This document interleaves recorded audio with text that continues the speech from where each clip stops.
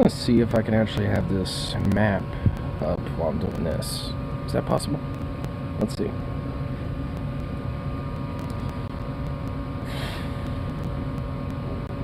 Yay! Well, not yay. There's loud explosions in Kiev as of 4 minutes ago. Fuck me. Where? Oh. Oh, that was the explosions I was just hearing on that stream just a second ago. Fuck, dude. Nuts. Nuts. SU-25. Harrison. Да, вот два самолета. Вот эти, поняла, светофорные.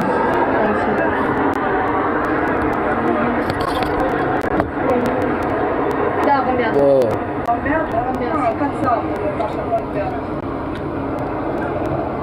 From Hate Watching Ben Shapiro. Well, now you get to watch the fucking war.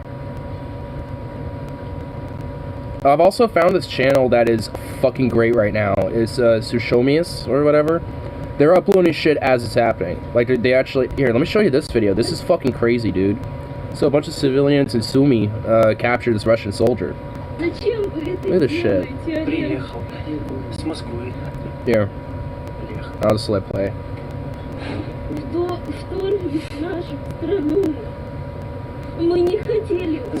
Зачем вам говорили, вы сюда едете? Людей мирных забрать? Людей. Мы не хотим войны, Олег. Сумы. А зачем ты тут? Центр города. Олег. So, at least what was said in translations, I was kind of letting it scroll down as it was, you know, as they were talking. I guess the soldier, Oleg, I guess his name is, he literally, like, from what it sounds like, I don't think these soldiers know what the fuck they're doing. It sounds like this dude just doesn't know what he's really doing. Because the translation, at least what was said, you know, what they could be caught was to take back the people. But that doesn't really mean much. I don't think some of these soldiers know what the fuck they're doing there, dude. This shit's fucking nuts. I also found out who this Ghost of Kiev is, which I found out is actually this fighter pilot, which is flying these old-ass MiG-21s, these MiG-29s, these old-ass MiGs, and, which are going up against Sukhoi 35s and 30 fighter jets. Barely trained boys, basically. I know, dude, it's fucking freaky. But this guy's an ace. He downed 3 aircraft in the first day and 1 unconfirmed, so he probably has 4. But he's flying fucking MiG-29s, like these old obsolete aircraft. I mean, it's fucking nuts. Here, actually, before I do this real quick. Also, I recommend getting this app if you want to keep real close tabs. It's like the live AU map, and it brings up all this shit, and it keeps things up to tab and shit, what's going on. So, here, I can actually expand this further a little bit. Here, I'll just press that. There we go. So that is Kiev right over there. And it can also give you an idea about where everything is. And also, there's a little lighthouse area that was captured by some border guards being captured, and right here, because they lost contact earlier hours ago. So there's been air raid signs in Odessa for the past hour, give or take, and there's reports of casualties and missile strikes over here near Zaporizhzhia, because they've captured a lot of these areas right here. And this is a line of the armor column that first initially came through and took the dam right here. So, Sumy is it's going to be a little ways over here. So, Kharkiv is right here, and Sumy is somewhere more up to the north. Yeah, right here. Here's Sumy. So there's a lot of firefighting and conflict and battles going on over here. What the fuck? What's this? Can I even see this? Destroyed armored vehicle near Sumy in Ukraine. Oh, that's 7 hours ago. That's old news. But here, police warned Ukrainians to destroy missile homing devices for Russian missiles. In Rivian, what? Where's this? Where is this all at? Right here. Let it load. See why this is so useful? Shit pops up as it's going on, and it kind of gives you an idea about where things are happening as it's, you know, going. And I got fucking no, fuck you. I don't want your copyright ad bullshit, you fucking degenerate. I just want. I need a. I'm not paying for that shit. I'd rather suffer for the ads just to skim through this bullshit. Will you load the map, please, though? Here. There we go. Just get it back. Not that I really need it, I guess, but. Does it want to load here? Okay, there we go. So Rivinya. Where's that at? According to everything. We'd be arming up to defend ourselves right now, otherwise. Yeah. I think. Oh, so... Okay, so it's near Lviv. Lviv is, where is it?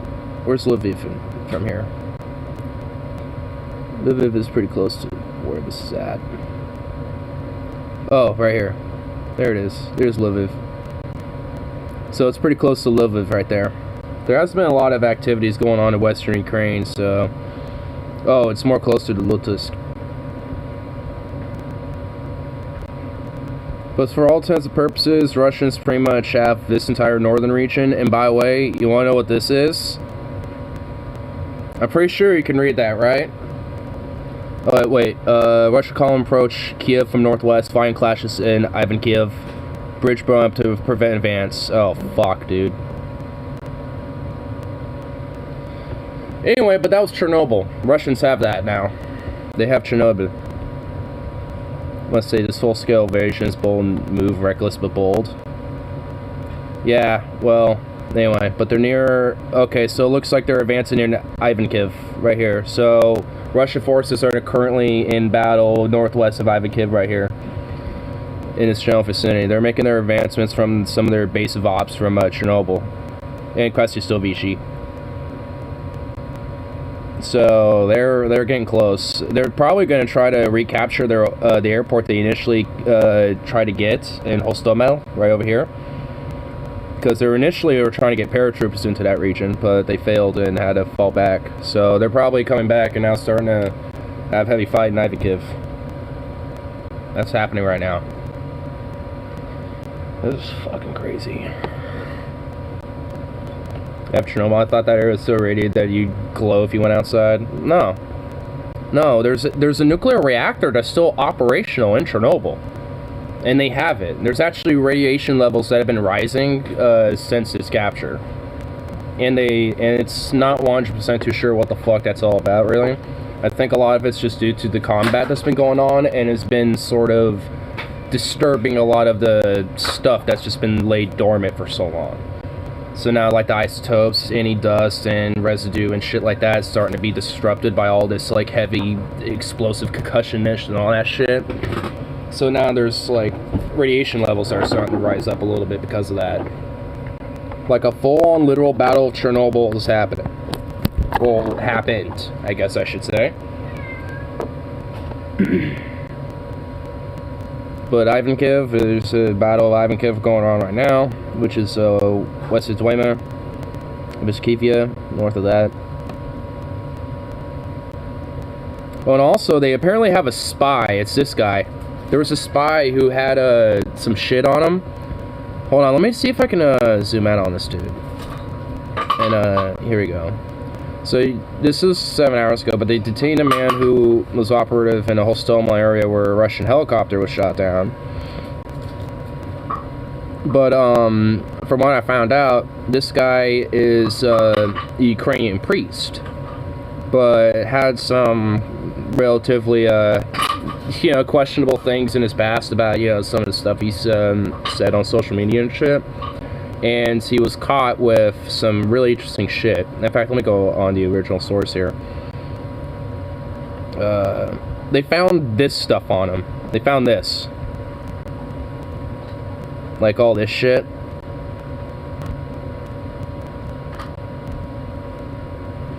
It's like, why do you have that, priest? Found this guy. He was a priest of Ukrainian Orthodox. Here's the full thing.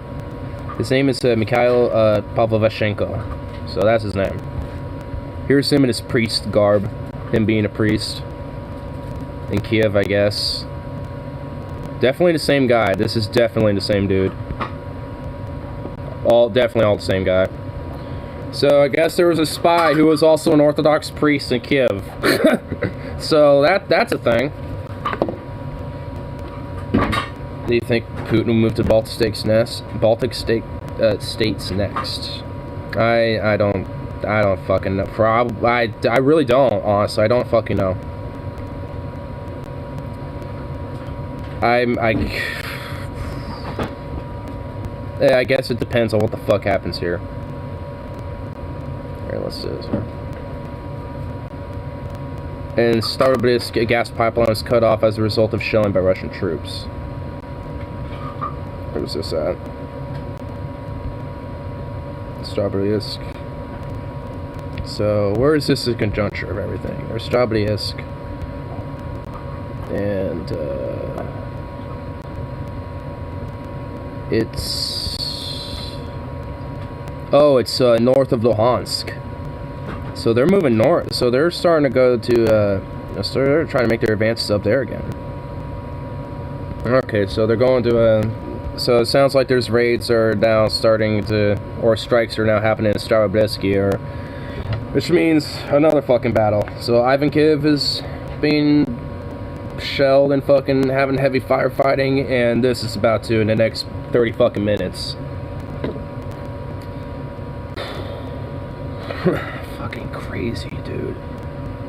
I feel like I'm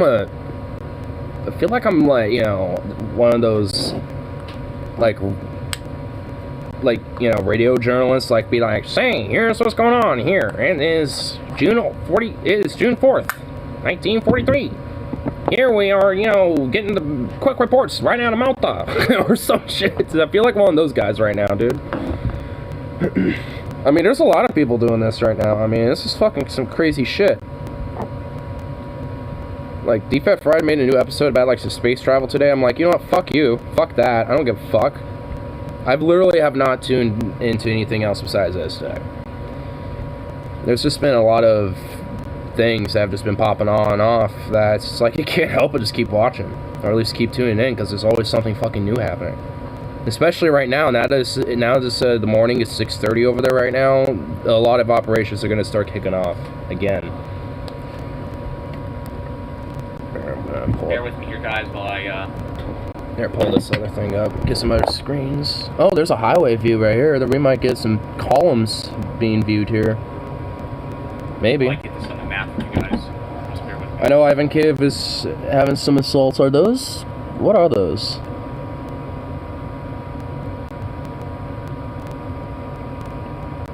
Oh, those are military trucks. Yeah, guys, these are missile those are Russians. That's missile launched artillery. For some reason, Google Maps is refusing to load right now, guys. Having a hard time. Dude, a fucking Russian columns moving down this fucking road. Yeah, for some reason, maps. Those are Russian fucking missile launchers and shit right there. Can you just confirm? Can somebody just is it in fact on the outskirts of Kiev? The other is about 1,000 down the road. Is on the top is that the outskirts of Kiev right there? On that map. Okay.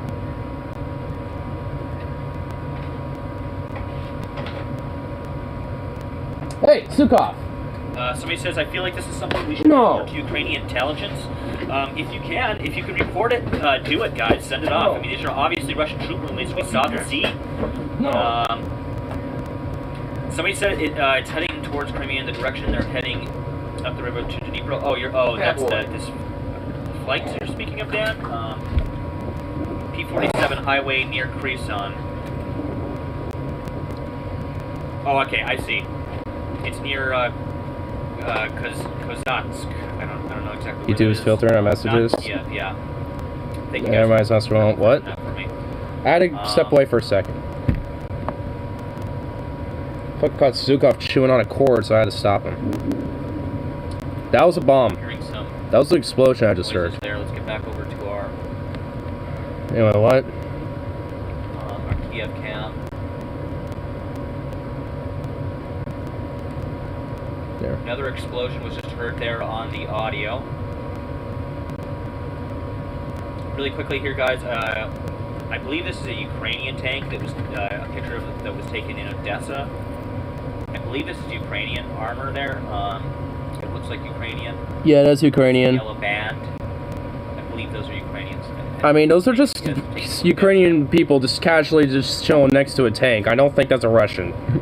Don't think that's a Russian tank. Plus, they look different than that. T-72s and T-64s look very different. Plus, T-64s are old. Way older. For, like, more older tech, I mean, Ukrainian is kicking some ass. Near to Crimea, that I guess just because they have the Javelin cheat code. With that missile. The St. Javelin cheat code, you know what I mean? I guess they have that going on for themselves. I believe those are Grad launchers. I'm not, as I said before, I'm not an expert on Russian military hardware, but from what I gathered, I'm pretty sure those are Russian mobile missile artillery launchers.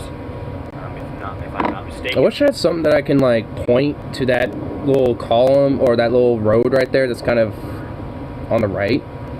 Because there were, like, some fucking Russian columns that were chilling. Wait, what's this? Russia has simple troops and more than 50 heavy equipment transporters in training area in Brest near Polish border. So they're just resupplying a lot of the shit that they used so far.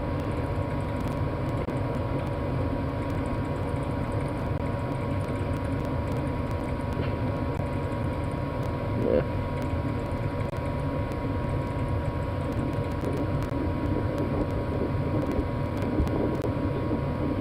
Okay, yep. Not too shocked. I know there's a lot of, there's a Ilyushin IL-76 Ukrainian Air Force aircraft that went into Poland. And I know they're going to get resupplied a fuckload by Polish arms and shit there. Well, not just Polish arms, but pretty much like anyone and everyone that's... I can't believe they'd be dumb enough to cross the NATO border. Oh, the Ukrainian aircraft? I mean, yeah, This plane going to Poland. Well, okay. Here, I could show you what I'm talking about. These Ukrainian Air Force planes, because they were having no qualms about not being hidden. And here's an image. Here, I got to go all the way towards the Polish border on this map. Kiev. All right, here. This. Ukrainian Air Force IL-76 is leaving from Lviv, or leaving Lviv. So yeah, here. This is just more proof about it. See? Here's Lviv and those planes. They had no qualms about not being hidden. So I don't know what the fuck you were doing. I want to say that was a smart move. Because it really wasn't. Like, because now you're just trying to embolden fucking Poland to, you know, probably, like, you know, get some shit going. Like, what if one of those fucking planes crashes in Poland? Because of Russia. Or vice versa. Like, a Russian intercepted missile hits one of those fucking aircraft and it crashes into Poland. Then, it's even worse. And there's already speculation about a Turkish freighter or a tanker in the Black Sea that was hit. But I couldn't really find any confirmation about that. So I'm wondering, is that going to be like, is that real or is that a false flag? Like, there's definitely some shit that I'm still, like, I'm not sure about. But there's definitely a lot of confirmation reports about some of the general gists of, you know, the front lines and shit. Trying to create false switch. So much for that. I mean, yeah. I mean, honestly, it all, like, I mean, all of these little escalatory aspects, you know, all build up to add a justification. I mean, it's all a cosy belly at the end of the day. I mean, I feel like, you know, some of these other things can help, you know, exacerbate even further to escalate this instead of making it regional. And that's what gets really freaky about it all. What happened to the CNN guy? They both disappeared. I actually didn't hear what they said at the end there.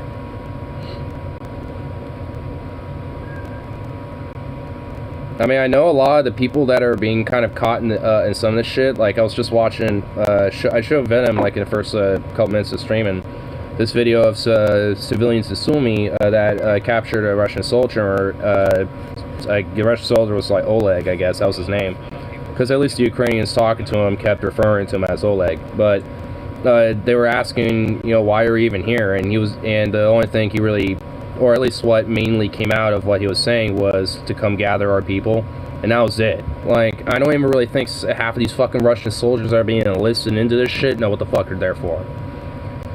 And honestly, a lot of it's just because it's exacerbated by a lot of, you know, garner for resources, geopolitical power, ethnic experiency bullshit that's probably more regional with the Luhansk and Donetsk, the separatist groups and shit. So it's a lot of variables, and they all come up to combine into a big old Kasi belly for this shit. And here we are. We're seeing it all play out now. And it's fucking crazy.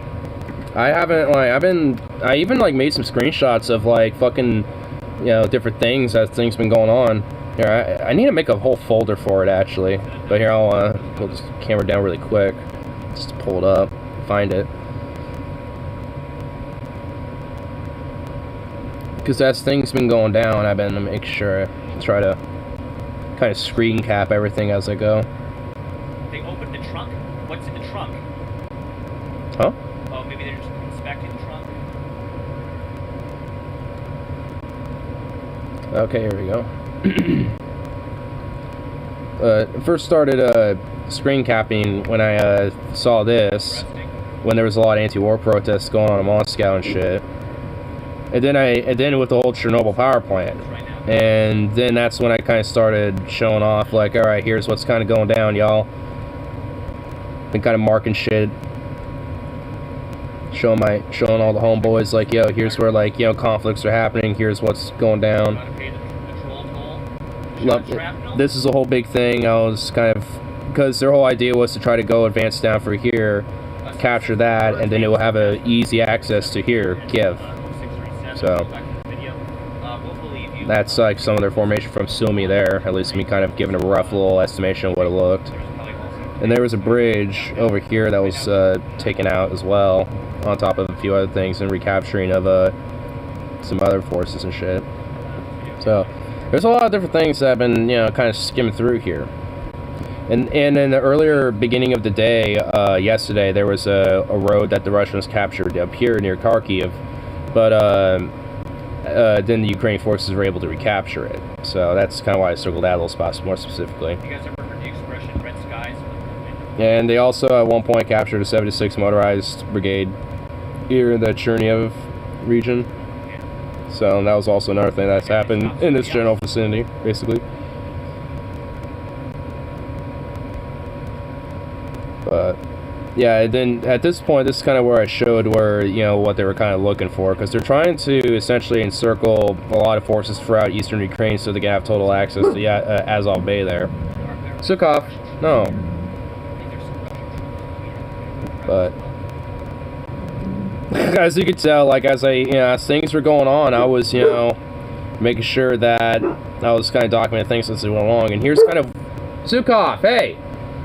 And here's kind of some of the you know, things I was showing. It's like, here's what they've kind of advanced through so far, and I'm sure some of these little advancements are still relatively the same. Like Kharkiv, I'm sure it's still like this. Like a lot of, you know, because all that's Russian occupied turf now at this point. Same with over here. Which honestly, if you really think about it, isn't that much.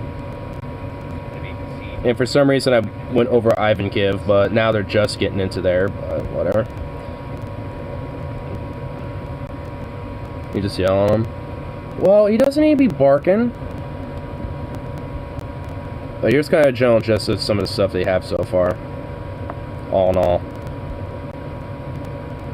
Oh, and an American drone was spotted, just kind of chilling. just kind of scouting things too. And then, you know, more about that dude. Hey guys, here's some aircraft. Oh shit, I'm here. Oh. Here, let's pull this up. I'm hearing some shit. Some planes. Those are birds, but I do hear aircraft. Birds and those birds there. I saw the aircraft up there, possibly. What's up, Dukes? Yeah, we definitely, and look at the birds, you guys. The birds know what's up. Yeah, dude, these birds are fucking dipping. Here, let's pull this on full screen so you can see them. Those birds are fucking dipping, bro. They're like, Definitely Russian planes, you guys. You can hear that, right? Are they Russian aircraft? I mean, we don't really know yet. They could be Ukrainian. 6:46 in the morning out Somebody's there. saying it's the ghost? Yeah, let's hope. The ghost of Kiev, dude. Let's hope he's up there in his MiG and he takes down some Ruskies. Dude, the ghost of Kiev, bro. Is he gonna fucking, you know, take down a MiG or Somebody two? says the crows make it even more eerie. I'm not gonna lie, guys. The hair on my Whoa, oops. neck is standing up right now. Dude, we're about to see a fucking battle take place in Kiev right now. My skin's crawling. I'm hearing explosions. Ignores world journalists. Bosch has been rating I'm really important from YouTube. How do you even do that? I don't even know. I don't know how you do it. I'm just on Streamlabs on mobile, so I don't have all the crazy fucking, you know, like dashboard shit like a PC, you know, would have and all that, you know, so. I'm sure there's a way for me to. Really quickly, we'll switch back over to, never mind, I spoke too soon.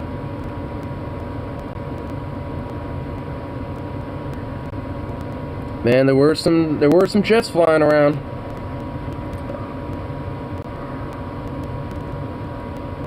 Man, it's so quiet in comparison to yesterday. When I was seeing all this shit earlier yesterday and shit, it was kind of more casual hustle bustle. Now it's fucking dead.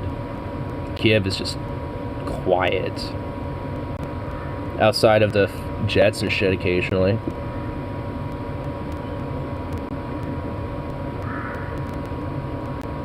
Just hearing the crow occasionally.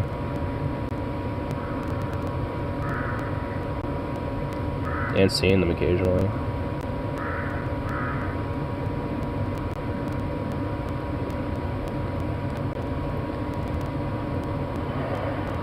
This is fucking like... This is eerie. Because we're just waiting for something to pop. Because Ivankiv is having severe firefighting right now. And honestly, those jets might be responding to the firefight in Ivankiv. So they're probably not over in Kiev at the moment. They're nearby so we can hear them, but they're probably responding to the northwest. That's probably what's going on right now.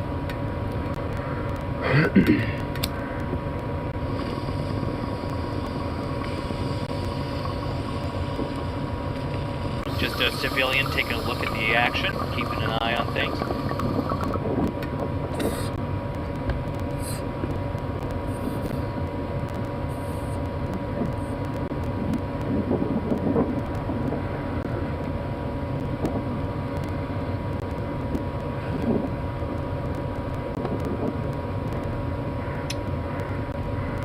I wonder how much cocaine Putin did this morning. Meet adrenochrome.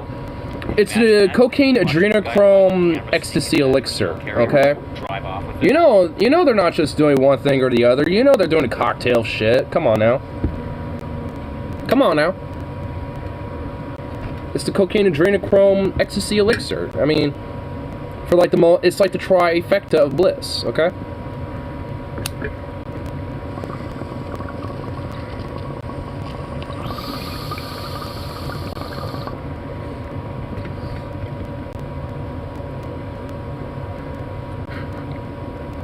You know he's got the best money can buy?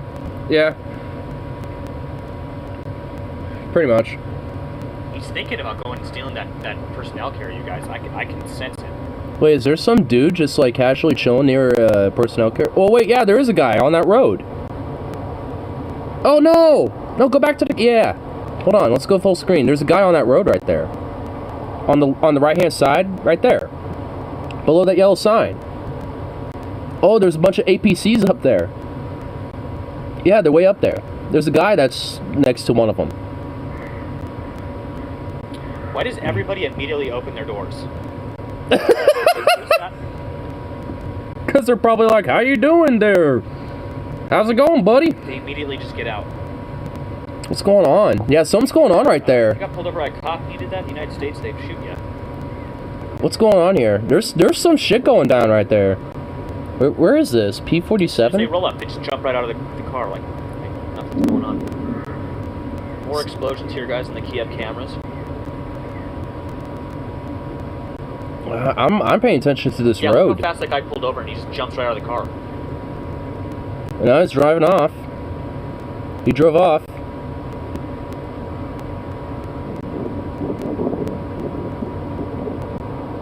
Weird. Something happened there. Probably just locals figuring out what the fuck's happening. But I don't know. That was definitely odd.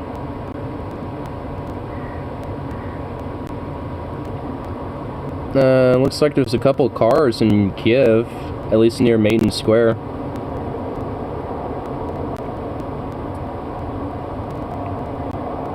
I'm hearing some jets.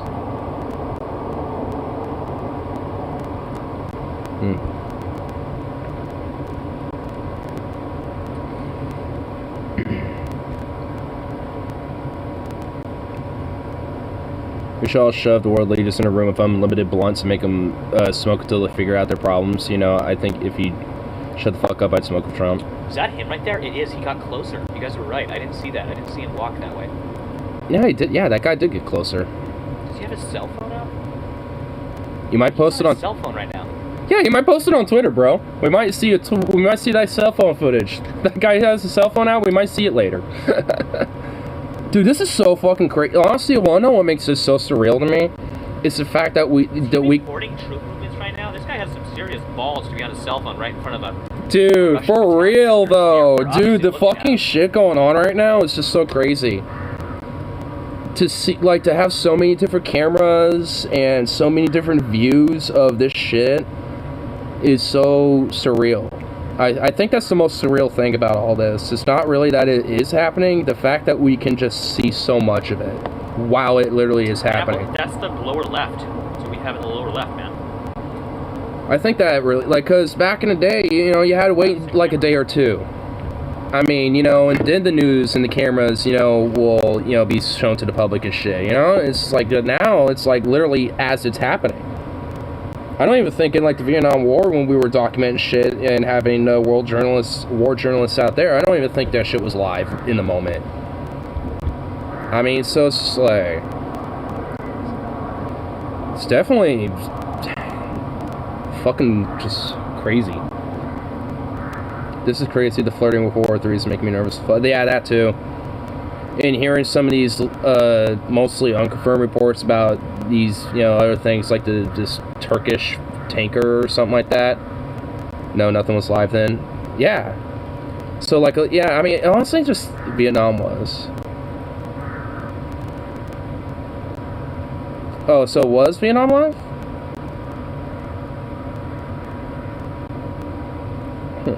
Well, if it is, or if it was, I mean, I wouldn't necessarily be shocked. Saying no, they're probably Russian sympathizers that are most likely a group of them yesterday were standing there waving. This is coming from somebody that's been watching this camp for some time. We must have watched. Oh, this is where Dan Rather made a name for himself. Those cams over the course of the last 20-something hours. Honestly, I feel like that's probably why they don't have live footage of wars usually anymore. Dan Rather, I'm familiar with him. So it looks like they changed the positioning on this camera here. He's a name that I recognize. I don't know like everything about the guy, but he's the one I recognize. Yeah, so it's now basically the same angle. It's a better angle than we have there. All right, bye-bye, Fox. We're just gonna stick with this angle here. This is an awesome angle. Here, I'm gonna go to that live AU map and see if there's been updates. Yeah, somebody screen captured this. What a beautiful sight here, right? Wait, let me see. Yeah, let me just look. Oh, wow, dude, look at that sun. Look at that sun right there, dude. That's beautiful. Oh, that is... You guys asking if that building's on fire? Nope, it's the sun. That's the sun, dude. That's... Okay, man, you know, like, as much as there's fucking crazy things of war, like, I mean, you gotta appreciate these moments like that. That sun right there, rising. Direct middle is Kiev, and like around 4:30 in the morning in Ukraine, there was a lot of songbirds that were chirping, and everything was just quiet besides the songbirds. I mean, it's so eerie, but at the same time, it's really strangely peaceful.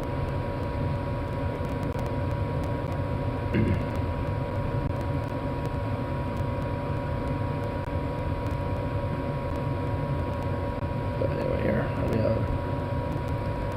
let's see if there's been some updates on this shit.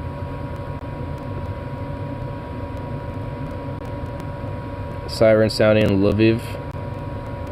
2 missiles targeted Ravinia Airport.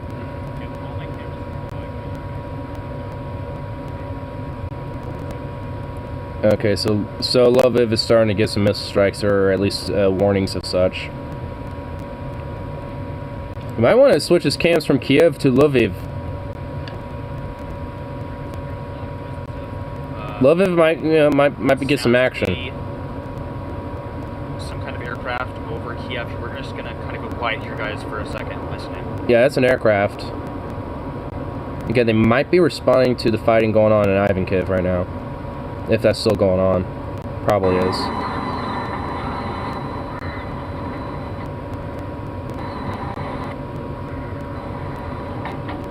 Oh, why you move the camera away from the sun? Such a beautiful shot. Yay! They moved it back. It's like you're gonna just move away from such an iconic view in the middle of hell. Like, come on now. You gotta soak in every little beautiful moment in the middle of the chaos. I mean, you know.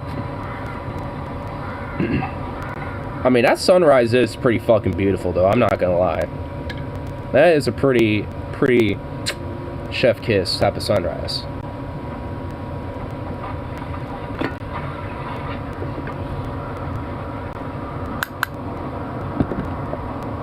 Sounds like aircraft are flying overhead again.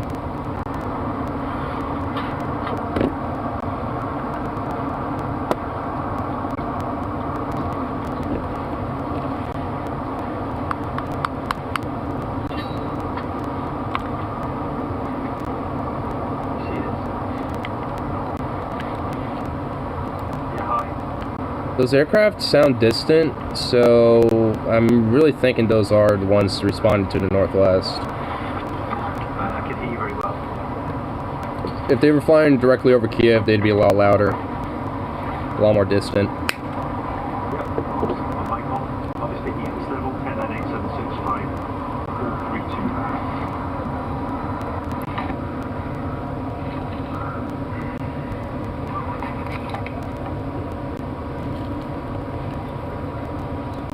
Where are they moving the camera?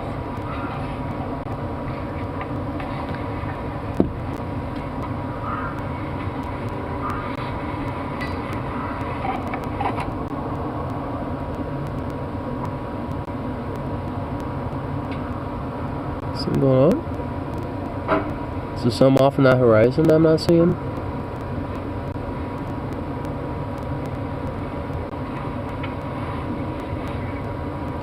It's one thing about these little cams, sometimes it's hard to kind of see what really is happening.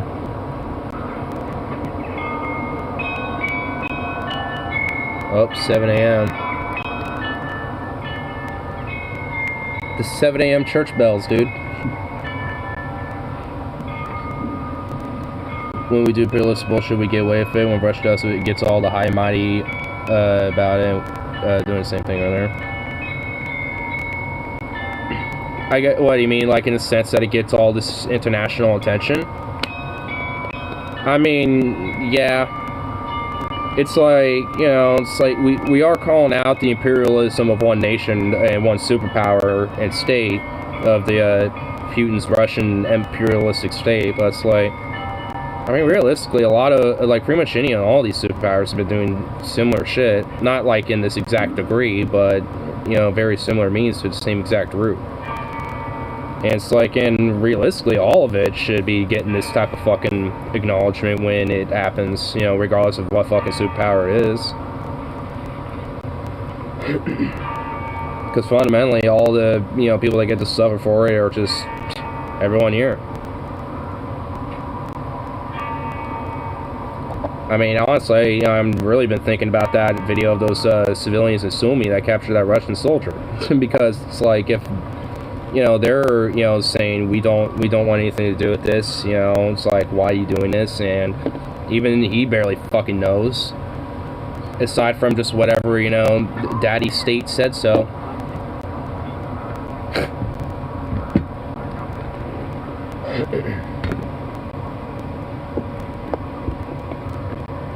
Unfortunately, it's just like, they ain't the only ones.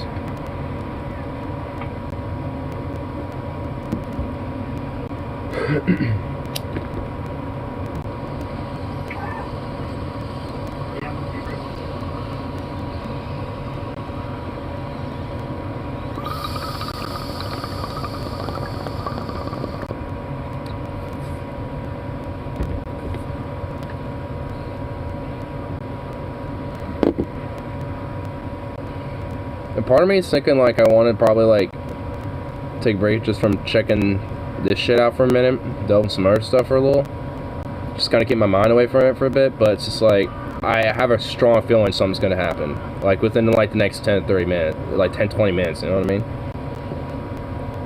Because it's 7 in the morning, there were just some recent strikes on Kiev and a few other places, and there's currently some firefighting happening in different little small villages as they're trying to make their advancements closer. So, Russia passed conscription for 1 year at 18. Something up right there. I'm not sure.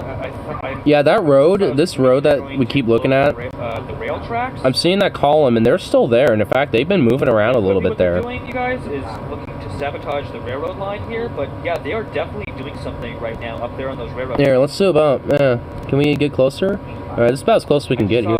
It looked like maybe they were putting like explosives. Yeah, dude. Yeah, there's a bunch of guys way down there. I don't think any of you can see, but I'm seeing like tiny little pixels of dudes on that rail line. They're gonna fuck that rail line up, dude. They're sabotaging the rail lines.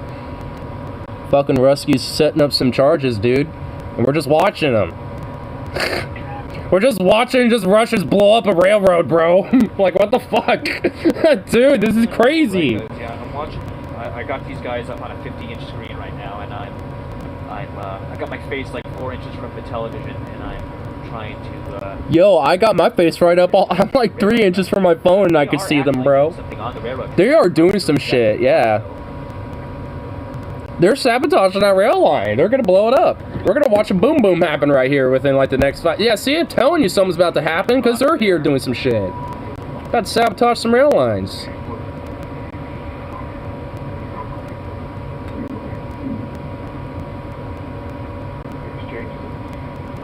Just a guy, dude, just casually walking around.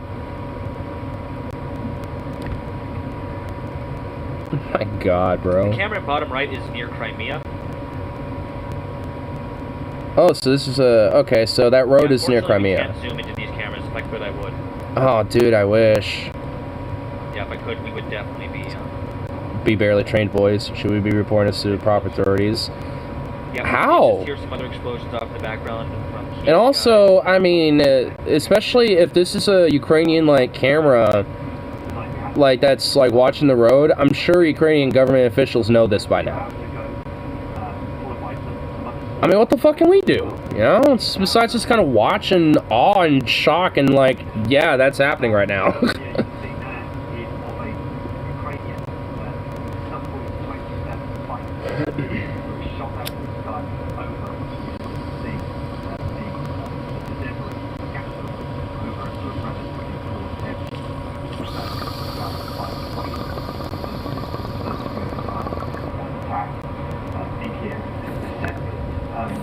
Incident, and also the suburb of Kiev, there was a Russian rocket attack on what is described as a residential area. I just realized the sun's gone. Now it's over the overcast. You might not be able to hear this now, Anderson, but right in the distance, when I'm speaking to you right now, I can hear a rumble of explosions. What could you do? You can sign up for the serve your country by dying for oil in Ukraine like a good American boy. Yeah, and what? Like, 20 miles outside the city. I mean, I wouldn't be fighting for any side at that point. Troops from Russia much closer to. I'd probably just like hide away in like some Ukrainian village and join like Ukrainian villagers, you know, and defending their homestead. Be like, hey, I don't want any part of this. I'll help, you know, tend to your lands and stuff like that as an extra, as an extra pair of working hands. And if Russians or people that you don't want near the property come by, I'll pick up a gun. How about that?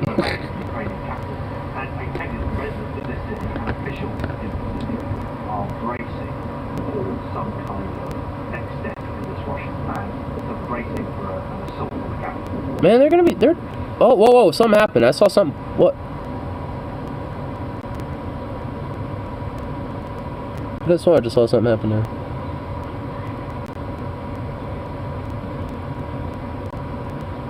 Oh, the column, I think, is moving.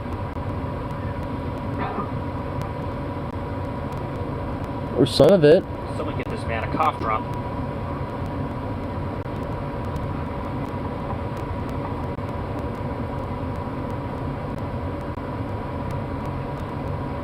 Well, I mean, there's definitely people trying to leave. I mean, for a good 24-hour period, there was a solid line of traffic taking the main highway to the west.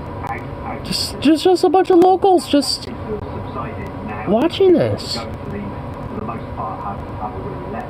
In terms of the defences of the city, we know that in the day. Oh, what's going on here? What's this car? Declaration of first aid strikes. What's going on here? What's happening? Yo. We also know that the Russians pounded those defences on the outskirts. What's going on? Is that Kiev?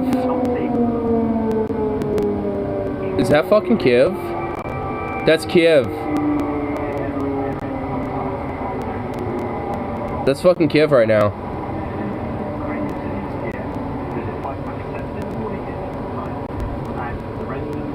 Man, shit's getting active now.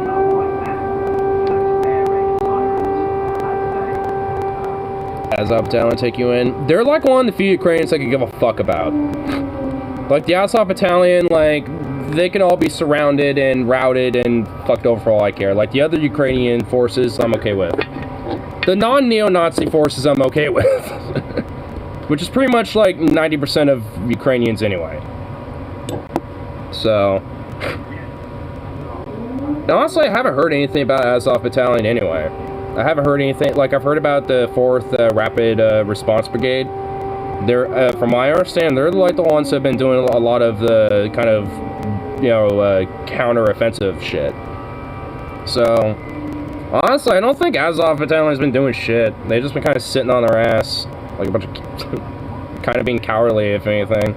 If that's the case. I haven't heard shit.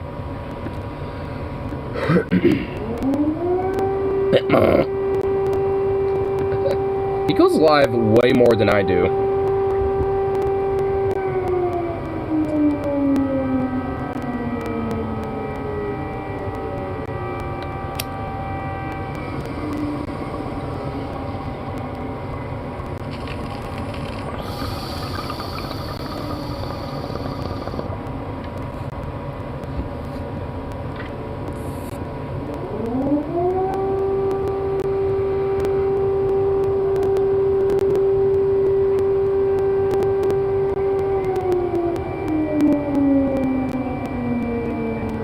Man, I still want to see what's going on with that railroad, but man, these fucking sirens, man, something's about to happen. I want to kind of full screen it a little bit here, hold on.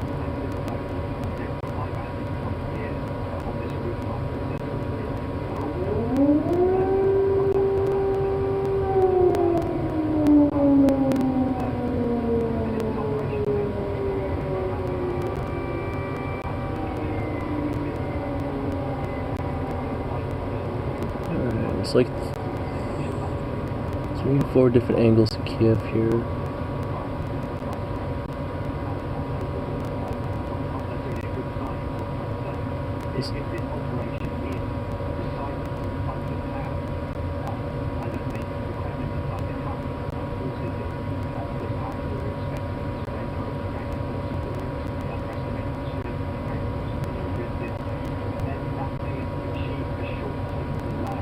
It's all quiet. Wait, what's that? You hear that?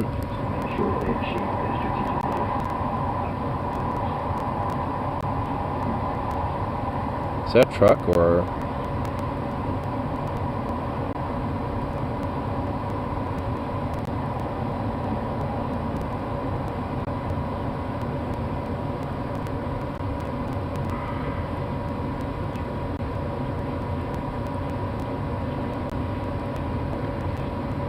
Just got real quiet. This is so fucking eerie, dude.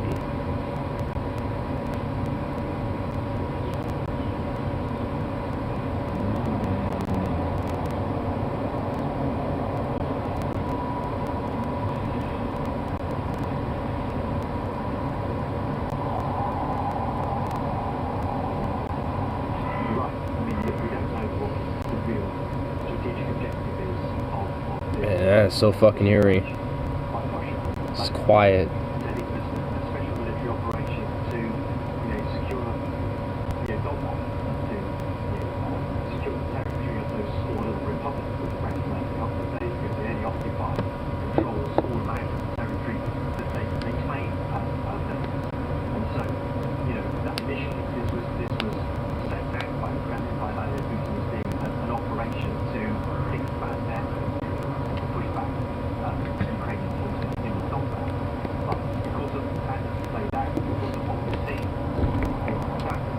I wonder who's talking in the background. Is that like some CNN correspondent guy, or?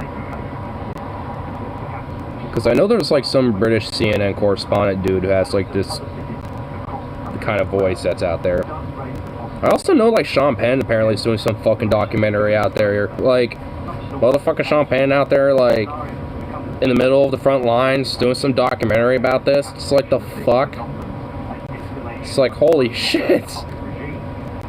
I mean, there's like, you know, been some crazy shit that's been kind of coming out of this a little bit. And already getting kind of like, you know, different lulls, so. I mean, it's just kind of crazy. It's just like, damn, you got like this dude out there who, you know, for all intents and purposes don't got no reason to be there, but it's just like, I'm documenting this shit, damn it. I'm gonna go out there. It's like, whoa.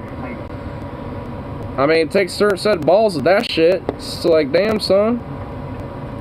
Isn't he pretty old too? Like, I mean, he's out there, you know, of age a little bit, and he's out there in fucking like Russia-Ukrainian front lines, fucking documenting things. Gonna see some crazy badass documentary he's gonna release here in probably a couple years from now. It's like, I mean, Matt, dude, seeing the shit from that would probably be insane. Not just probably, it would be, because you know he's probably got like some crazy fucking footage already. What's up, Rip City? You been keeping tabs? I guess whether you like it or not, I've been keeping updates on the group chat with pictures and, you know, things and the like. Yo, check this out. This this major fat, like, bottom right camera. There's Russian forces right here next to this fucking rail line, dude. I think they're gonna blow up this rail line and sabotage it. And air raid sirens just went off in Kiev, but now it's quiet. Honestly, the most activity right now on the cameras is this road, because there's Russian forces, I'm pretty sure, sabotaging this fucking railroad.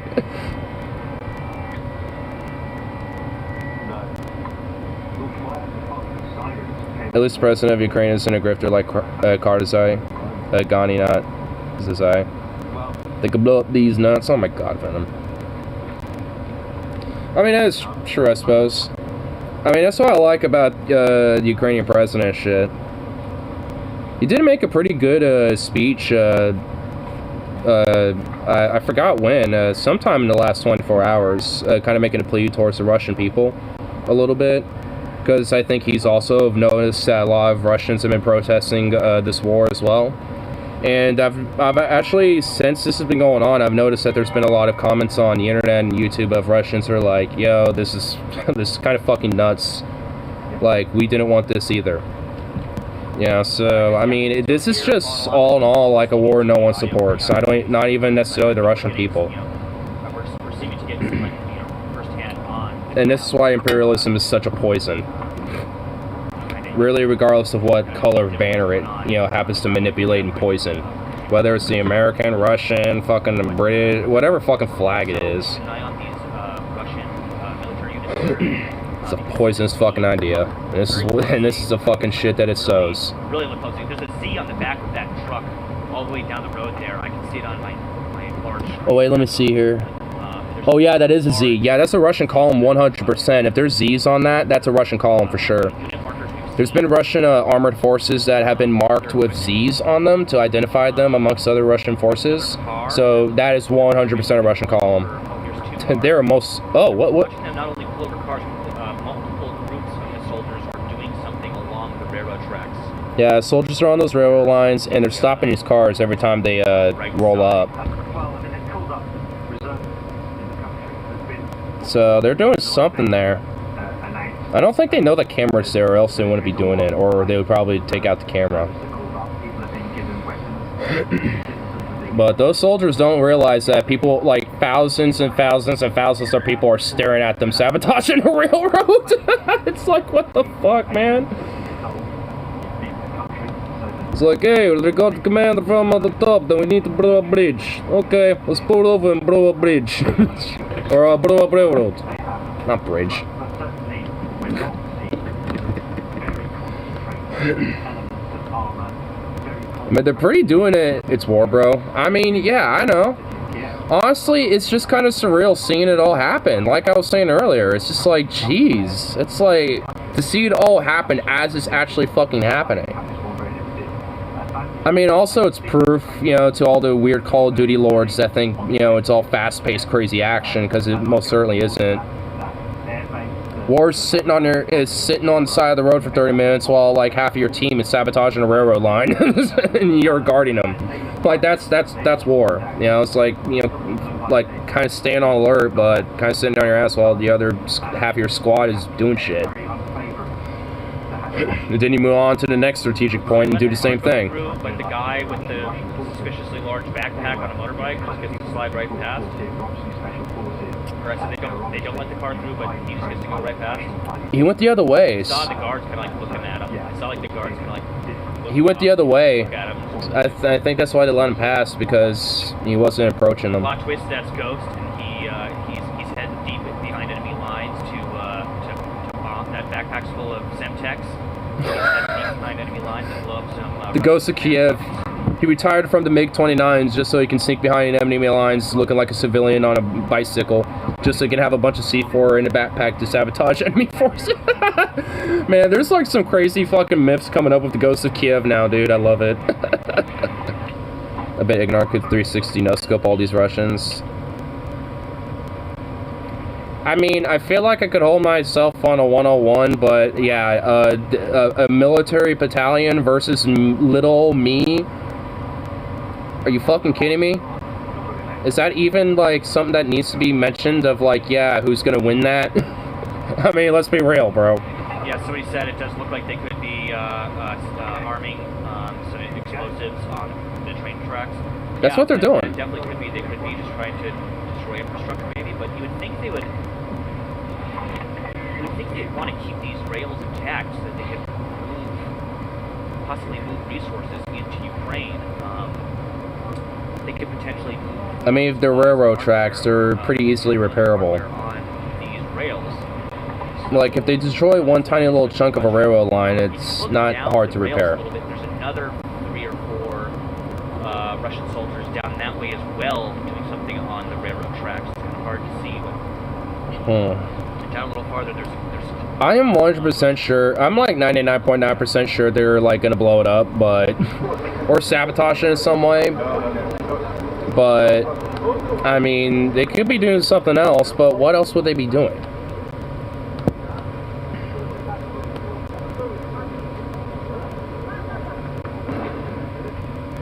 What was that?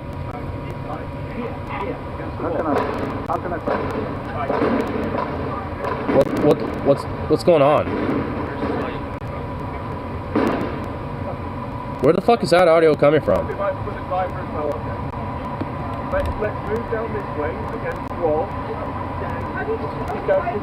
Oh, okay. It's okay. The Which audio? I think what we're hearing. Right, well that was a very dramatic outburst there. Gunfire at an enemy we didn't see.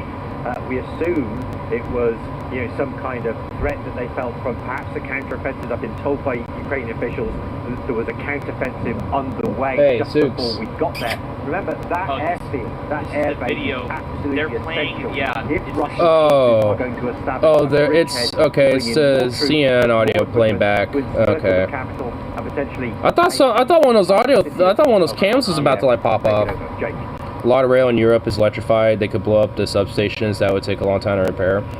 This is Ukraine. Anko just said, reporter on the stream is at... I mean, like, not to dog on Ukraine, but I don't think they have electric railroads. I think they have more traditional rail lines. I don't think they realize it, but... They're, like, I mean, their infrastructure isn't as modernized as it is indeed in Europe. Yeah, but also doesn't have the same infrastructure as a lot of Western Europe does, too. I mean, I'm sure some of it does, but they don't have, I guarantee they don't have the same rail lines, or at least like a lot of the same electrified rail that a lot of other European nations do. A lot of Eastern European countries have electrified rail. I'll look it up. Yeah, oh, well, to be fair, I don't know either. I mean, I'm not 100% sure, so, I don't want to talk too much out of my ass. I'm just kind of assuming, honestly, just like... Because... It wouldn't strike me that they would, but maybe they do. I don't know.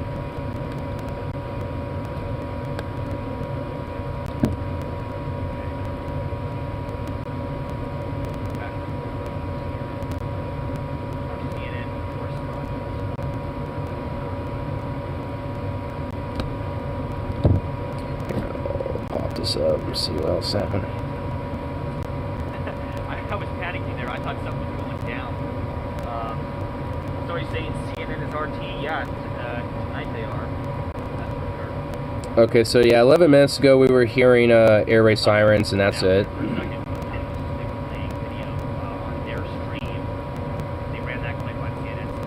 Russia targeted Ukrainian units near Kropyvnytsky with airstrike clashes are now in Dimir and Ivankiv and Kiev region.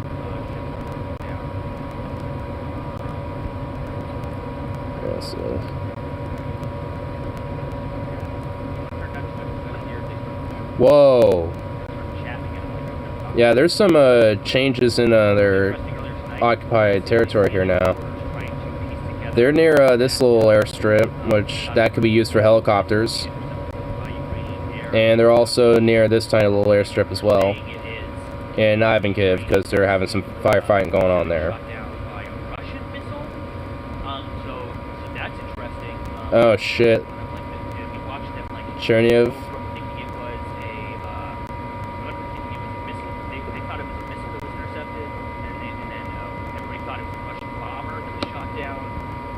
Whoa. Whoa. Going on top is fucking surrounded, dude. So one town is definitely going to be under siege.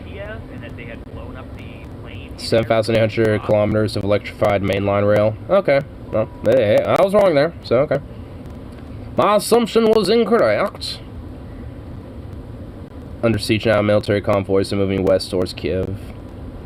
So yeah, so Konotop is under siege. Oh wait, there's another town over here. Hoktiev. But I guarantee it's the most important portion of the network. Oh yeah, it is. We know it's Russians because they all have a gigantic reflective IR painted Z on them on all sides. Yeah, all Russian vehicles so far that I've seen have that fucking Z on them. Those reflective IRZ, like reflective IR stickers that have the Z on it. Oh, bridge blown up in Romanivka, on New Airport Highway. Where's this at? Right here. And this is near Kiev. So it looks like Ukrainian forces are blowing up bridges to halt and slow down Russian advances. Which basically means if there's any Ukrainian forces on the other side of those fucking bridges, they're kind of on their own. You guys, there's a gigantic plume of smoke coming up in the background here. Wait, where? Right gonna try screen capping for you guys. What? And yeah, I'm gonna screen cap the situation, and then I'll bring up that photo so you guys can see it. Wait, or which camp? Is it the... Gigantic smoke back. Oh, there is! Right there! Yeah! I thought it was clouds. There's something going on over there. Yeah, dude, there's a fucking big smoke cloud. Something blew up over there. Or, really, it looks like just something on fire, but it must be big, because it looks... Yeah, that's huge, dude. What was that? Something big blew up over there. Room, if you guys want to take a look at it, but I'll put it on screen for you guys soon. Oh, dude, this needs to be the main camera. This is on YouTube, too.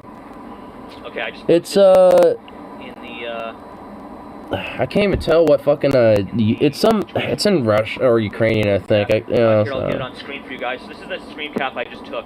Oh, yeah, look at that. Yeah, there's something blown up over there, bro. Okay, so look here. First of all, you got the gigantic white Z. Hold on. I need to bring this up. Man, dude, we're seeing this shit happen as it's happening, bro. It's so nuts. I still can't get over that. The fact that war happens, I mean, honestly, there's some weird shit about this that does fascinate me. Because I'm kind of a little bit of a war history buff aficionado type of guy, at least as a hobby. But it's just like, I mean, but, you know, to see it, like, actually go down, it's like, man, dude. Here we go. All right, so, here is the Z, okay? I don't know if you guys can see that on stream. You might have to squint, but there's the Z on the back. Just doom watching. I mean, I'm not really doom watching. I'm just. Troop movements. You got a I mean, I'm just watching this. Back to our regularly scheduled Fortnite. Are these the grad launchers we saw earlier? Did those I mean, I can't help the shit's happening as it's happening. I mean, I'll take a break from it eventually, but I mean. And look, you got one group. I'm just. I mean, I'm seeing like this shit on this road right here is what's keeping me glued. On the other side of The fact that this like camera that this guy's talking about with his screen cap he's showing, like, I mean, this is what's keeping me glued is seeing this shit. Like, seeing these Russians do this shit, it's just like, I can't believe I'm watching these motherfuckers. I'm just sitting here like, I can't believe I'm seeing them sabotage a fucking railroad. And then seeing that plume in the background, it's like, man, we're just seeing the front lines just as they're unfolding. More interesting than Ben Shapiro, at least. I mean, honestly, like, who can give a fuck about Ben Shapiro? He probably is, like, jerking off to this type of shit, like, oh yeah, war! Oh yeah! Oh, Biden, he needs to really, you know, just, you know, really, you know, step it up to Putin and really go to war, and yes, please. Yeah, look. Fuel my military industrial complex coffers. See? Got the troops doing some stuff over here. Should be Bolo. What river is this, by the way, guys? This is the Dnipro, is it? What river is this? Ben Shapiro won't find a war unless he was conscripted. And even then, he'd run away. Or find a way to try to, like, get out of it. Wait, you're right. Okay, the other day I saw them trucking tons of, yeah, you guys are right. I'm pretty sure this is a pipeline they're setting up. I saw trucks just like this loaded with... A pipeline? They're setting up fuel pipelines. They're setting up temporary fuel pipelines to pump fuel to what could be front lines for their military hardware. They need to get fuel as far in the Ukraine as they possibly can. Oh, that would explain some shit. Oh, that actually explains some shit there. Somebody said there's a car park just behind the sign. Seems there's the grad launchers. Yeah, actually, these could be the grad launchers back here. Now that I thought about that, we saw on the highway. Maybe they parked off here. Here, let me. You guys can see in the background though the gigantic. Oh yeah, he's right. Yeah, it looks. Yeah. Down there. Those don't look exactly like cat. The Russian soldiers there. Oh yeah, dude, there's a Russian APC behind that sign. It is heavily pro-Russian. That's just speculation on my part, though, from kind of what I've heard. But just in this area near Crimea. So I guess this is kind of a more pro-Russian region that this camera's set up in. I guess it's hence why everyone's so casual about everything. Yeah, there is, right there. Yeah, there are a couple plumes further in the distance. Oh yeah, there is. This is probably the most interesting camera we've run across. I know, dude. This is the best camera so far. I think this is the best cam I've seen so far. This entire conflict. This is so interesting. It's definitely been the most interesting one I've seen so far because we're actually seeing some dudes actually doing some shit. Flat, okay? There's already a mounting surface that you can mount it to, okay? Yeah. So it could be, that's what we're seeing here. They could be... they might be, yeah. They're probably putting down some fuel lines. Maybe starting to... and they're probably going to use this little area right here as like a little staging point. Because this spot right here looks really nice for a staging point, not gonna lie. Trucks, I saw it on live UI map, we watched it on shooting last night. They were moving trucks across... They could use that little building right there as kind of like a little command post or something too. I mean, this honestly isn't a bad spot all in all. I mean, the camera, if they don't notice it, would actually be kind of hilariously, you know, great for everybody else. So they would just like, hey, we could see your little command post. Hi. No, these are not clouds. This is a gigantic plume of smoke originating from that source. Oh, there's another one. Dude, that's a Russian vehicle right there. There, the Z's. Okay, those are the Z's, yep. You guys, okay, I have a feeling that we've already seen... Within like the first few hours when the Russian columns are first coming in, the first things that people noticed were those. So that's them. They're definitely doing something. Because they, for some reason, they painted gigantic reflective Z's all over their equipment. That makes it really... Miles away.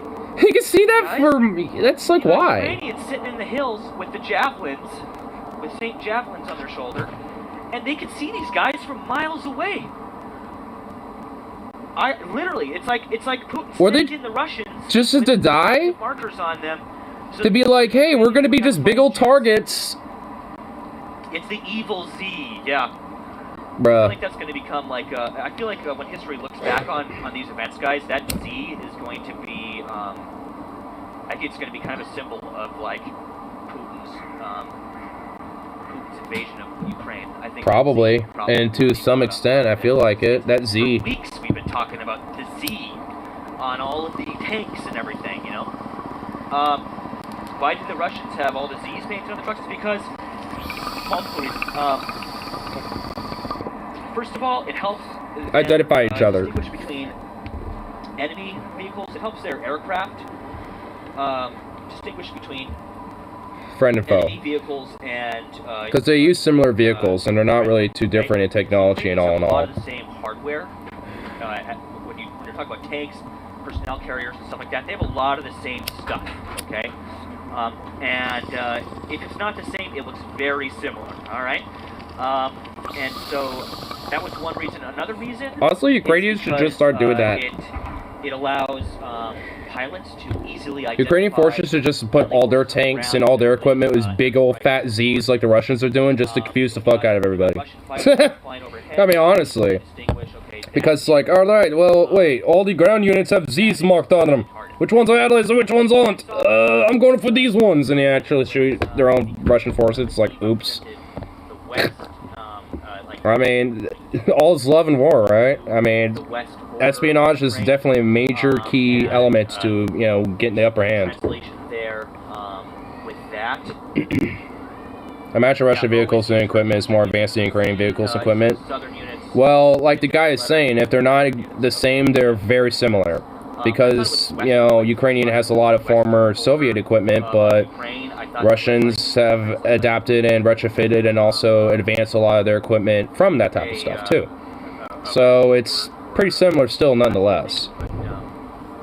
So to an aircraft that's, you know, doing some ground strikes and shit, they're not going to look at, you know, when they're looking on the, you know, cams and IRs and shit, you know. C is for cams. Yep, C is for cams. Yeah, it's not pods. They're just standing around. Oh, hey, some of them walked over here. Guys, can you see this, guys? Huh? Guys, some of them walked over. They went somewhere. Oh, yeah, there's a group over there, but they wandered away.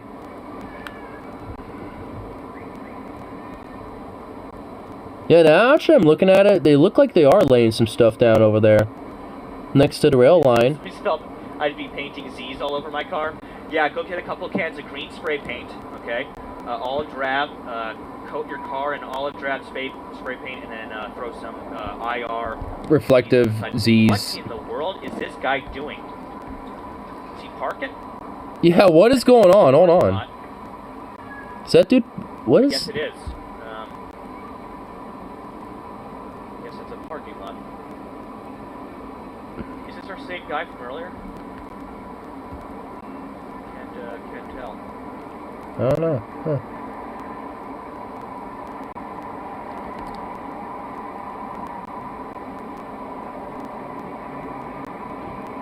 Yeah, what is that car doing, huh? Ah, dude, man, that camera is so interesting. What's that car doing? Somebody says send these coordinates to the Ghost. Yeah. We need Oh, dude, yeah, for real. The Ghost of Kiev, bro. The Ukrainian Air Force would probably love to get this geolocated. I mean, if they can get through Russian air defense systems, too. I'm sure they have them as well. It's Russia. They park wherever they want to. That's exactly. They park. I'm Russian, damn it. I go where I want to. I will park wherever I want. You suck a bleed. Fuck you. Clearly, is the parking lot of this structure and parked on the lawn.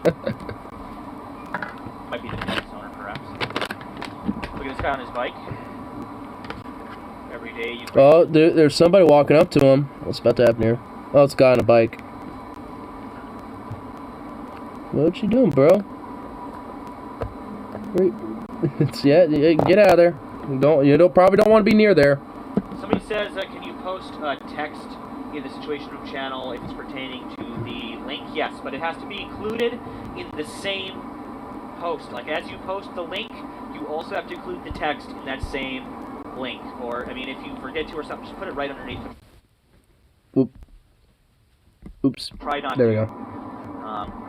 Yeah, fill up that Situation Room channel with a bunch of text. Try to keep that clear for the exchange of intel and links.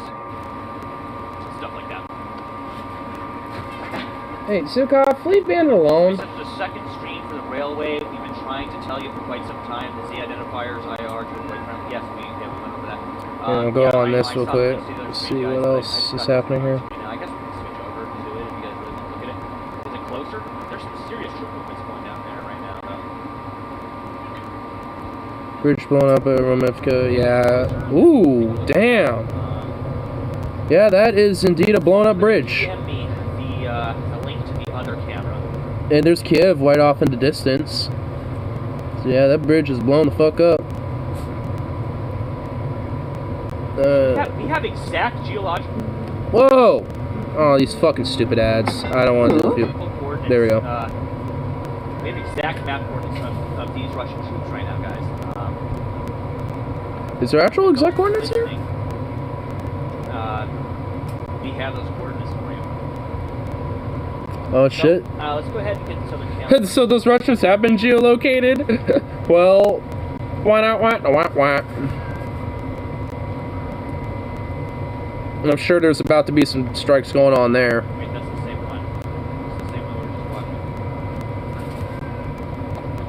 watching. Sukes, leave him alone. Hey, get over here. Somebody says very peaceful right there. Don't let the audio fool you. So this is the other one, and wait. Sit.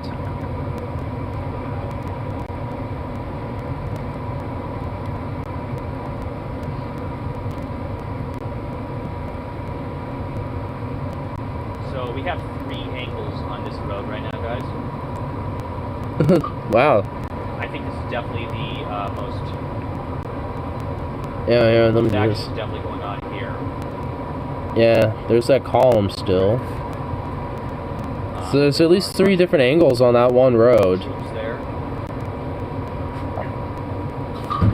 I mean, Ghost of Kiev is a modern hero in the making. Yeah, just like Saint Javelin, a modern saint in the making. I know with Crimea, that's kind of deep in occupied territory, so I mean, it would be hard for any actual, like, Ukrainian forces to get here. So with this, it would have to be like, you know, some sort of a strike that would be going on. 3 hours to find what you're trying to show me. So here, if you want to send me something, you have to get. But I don't know.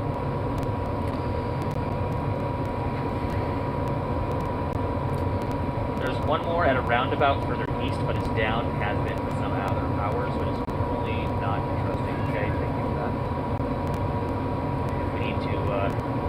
We need to follow some troops Nice. down the Yeah, road. but it looks like seems. Okay, here we go. Thank you, Dan, for this. Oh, cool. Okay, this is very interesting here. Oh. So what you guys are seeing on the map here is camera angle number 1, camera angle number 2. Oh, so this is near the dam.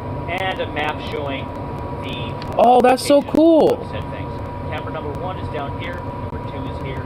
So those, so the Russian column is building something to the south of this dam. It's a hydroelectric dam. So that's Okay. a very interesting development. Huh.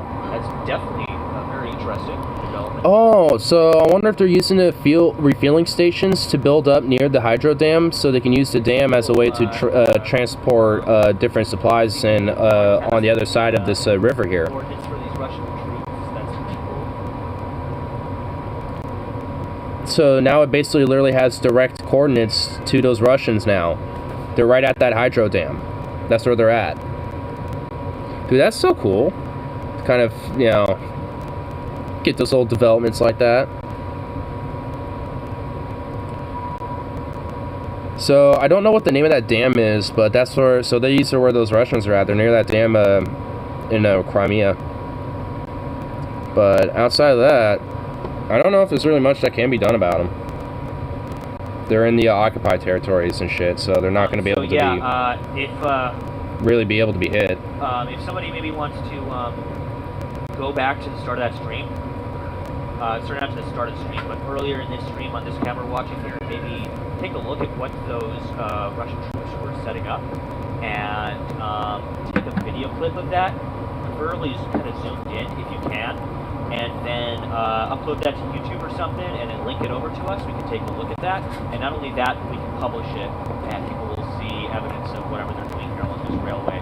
Man, that's. I can't believe the Russians are dumb enough not to take out these cameras. I don't know if they. I don't think they know about them.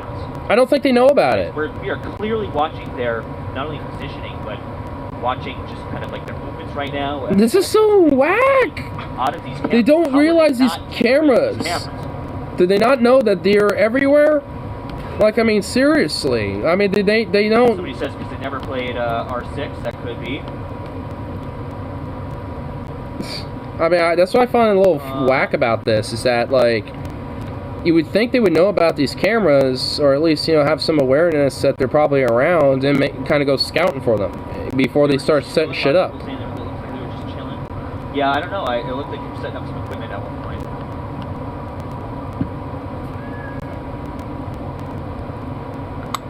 I gotta lip band it out real quick. It's being nuts.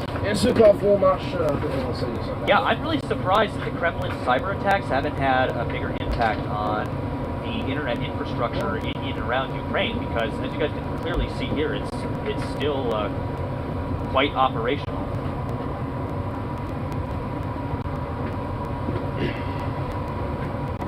Or that they're even active or care. I don't know. Like, I mean, you'd think they would care, because it just makes their, it just means that they're, you know, that their positions are just kind of blatantly out in the open. Like, just like out and about. Their decision to fight. Well, it gives, they fight. Well, it's not really about that. It's about that, you know, they can, you know, this information, if they are, you know, with them not knowing about it, could be used to, you know, strike against them. And you would think, if you're probably one of those dudes like, hey, aren't there probably cameras around? You should probably make sure we deal with those. There's some going to Camp 3? We're at Camp 3, guys. I repeat. What's going on? We have tanks. Oh shit, there's tanks! I repeat, we have tanks on camera.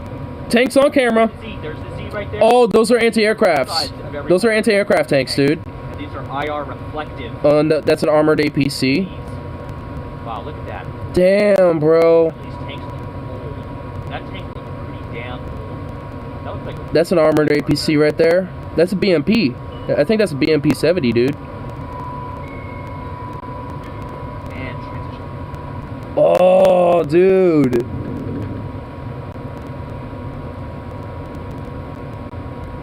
Tank movements, bro. Oh shit. They're moving about. I'm assuming they know they're on video. Yeah, they were. Yeah, they're light armored vehicles, not tanks. But when I first saw the video, I was halfway down the road.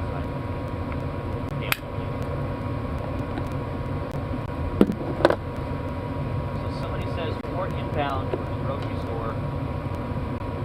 Why do you guys keep calling it the piss tree?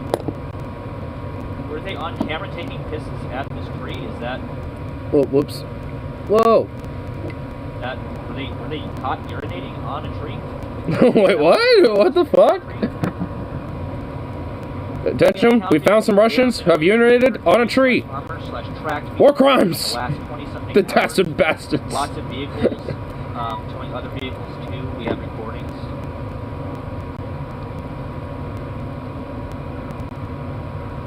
Interesting, we'll take a look at that.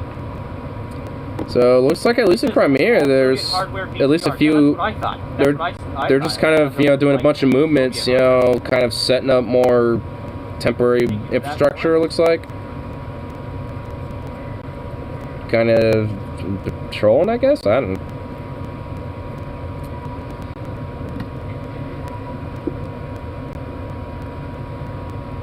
But they all got those reflective little IRZs. Somebody said it looks like they're just expending their hardware. That could be, actually.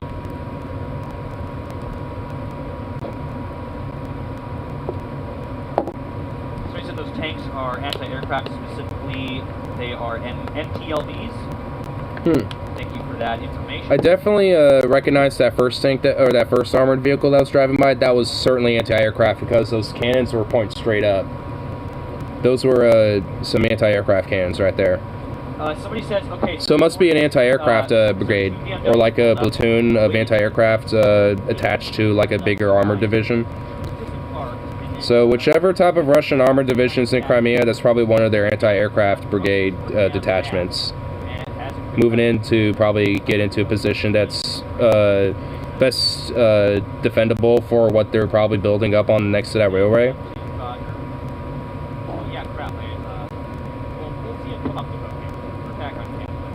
Yeah, they'll definitely come up the road. We'll see him here in a second again.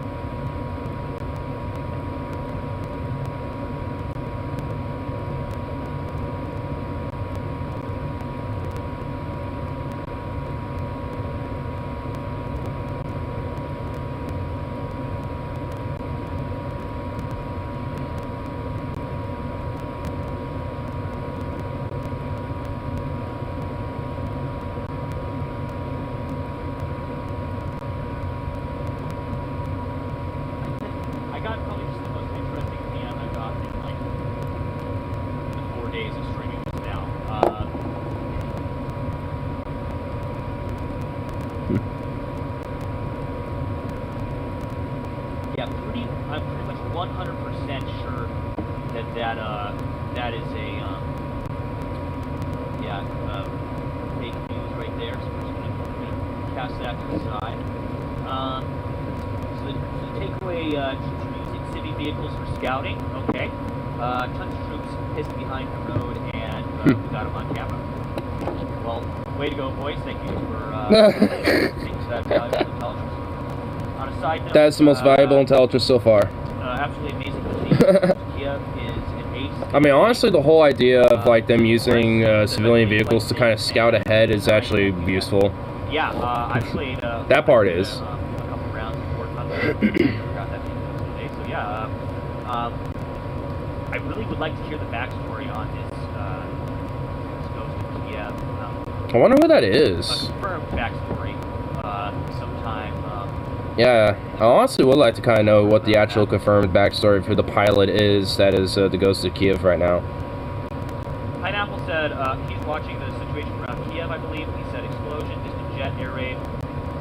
Because he's pretty much like flying a more obsolete MiG-29, fighting more advanced aircraft in a more advanced force and shit, and is holding out on his own, and in fact kind of did at least half the damage to at least 6 confirmed Russian aircraft that were taken down. He had to confirm 3 of them, so that's half. So it's just like half of the aircraft taken down were him. It's like, damn.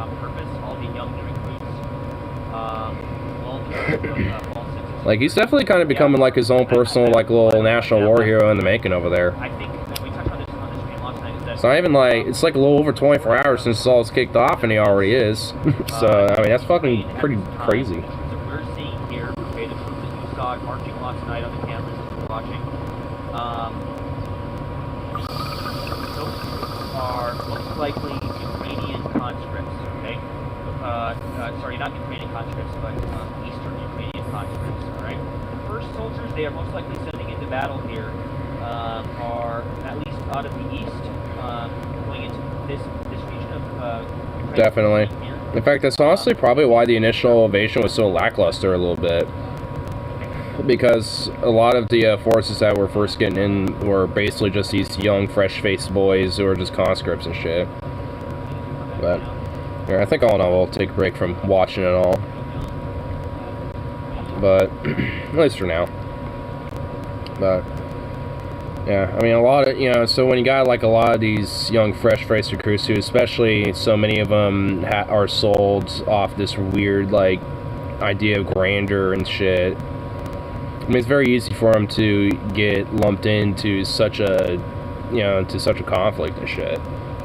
And then from that, not knowing what the fuck they really actually are doing, get put into a situation they realize are way, you know, out of the league to even be in the fucking first place. And all in all, are just basically being fucking cannon fodder, if you think about it.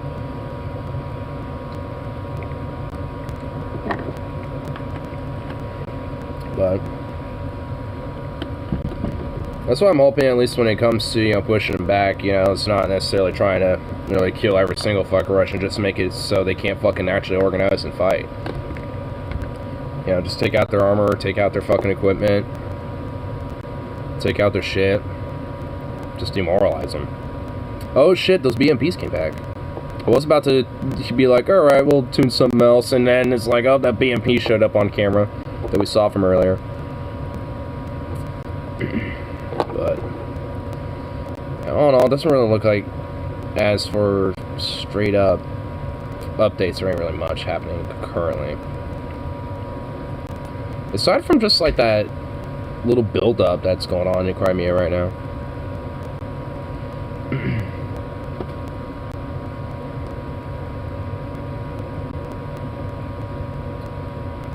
Man, oh man. Hey, Zoops. What's up, baby? What's up, baby?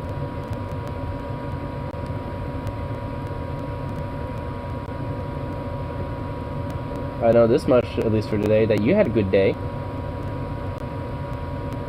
Hanging out with your brother. Being sweet little fluffy puppo. Oh, look at you. Why do you gotta just stare at me with those little eyeballs of his sweetness and ridiculousness?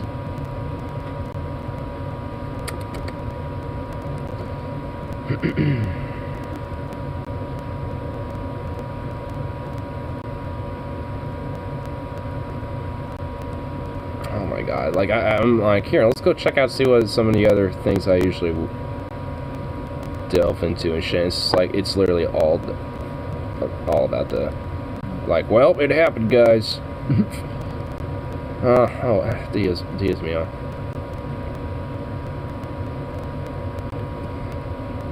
Diaz mío.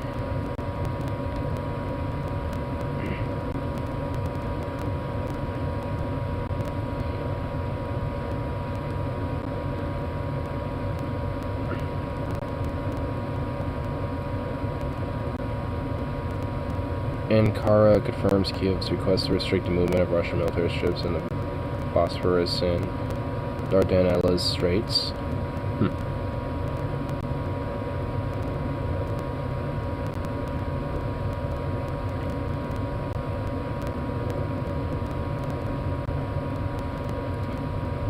Looks like it's just like a lot of announcements now at this point. Zelensky is saying Russia's gonna talk one way or another, those sons of bitches. On top of that, they're also saying like Istanbul and Turkey is gonna cooperate with Ukraine to restrict the movement of Russian military ships in the Bosphorus and Dardanelles Straits. Okay, that's a mouthful. Which, yeah.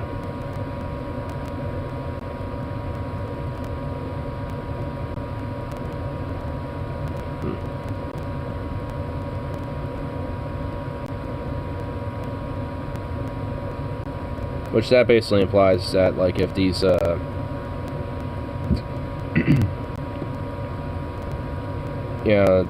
if they're able to uphold that, then Russian military ships can't necessarily be reinforced into the Black Sea, causing them to, well, be restricted, which would be good.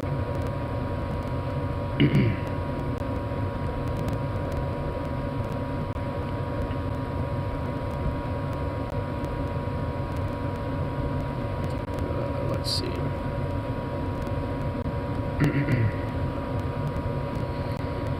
Let's see what else is happening that ain't the war news. Because at this point, I think we all are pretty quite aware of what's happening, and nothing much has been updated for some time, at least for now. Which I suppose, all in all, is a good thing. Rather things be quiet than exacerbating.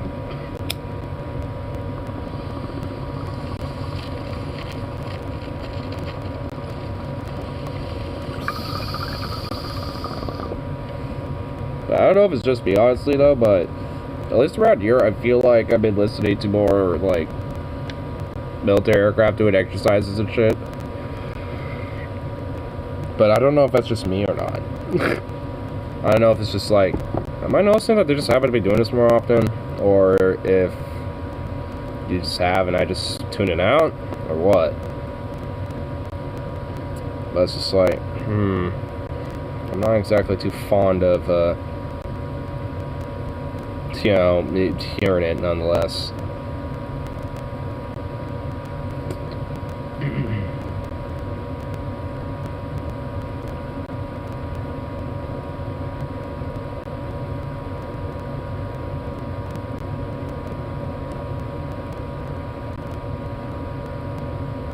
The 2021 Ukrainian 24-hour field ration review: pork, tushonka, and kasha and mari. Huh. I'm assuming those little 24-hour field rations are pretty much what a lot of Ukrainians are probably eating right now. I might order some. That sounds good. Pork, tushonka, and kasha. That sounds honestly pretty tasty. Huge proposal in Salem. What's this all about? Oregon Democrats proposed $400 million to tackle homelessness and housing statewide. Hey!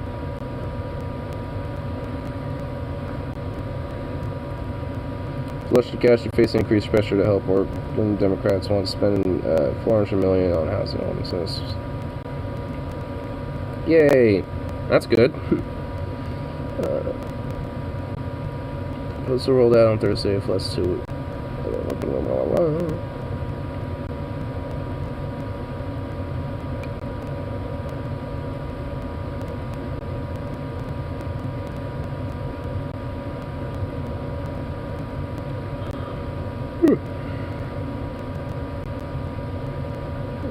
House Majority Leader Julie Fahey said the plan puts limits on how much the state money should be spent, but also gives cities, counties, and tribes flexibility.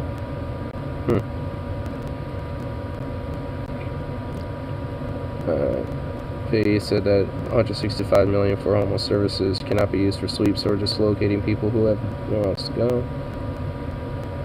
So what about the rest of it?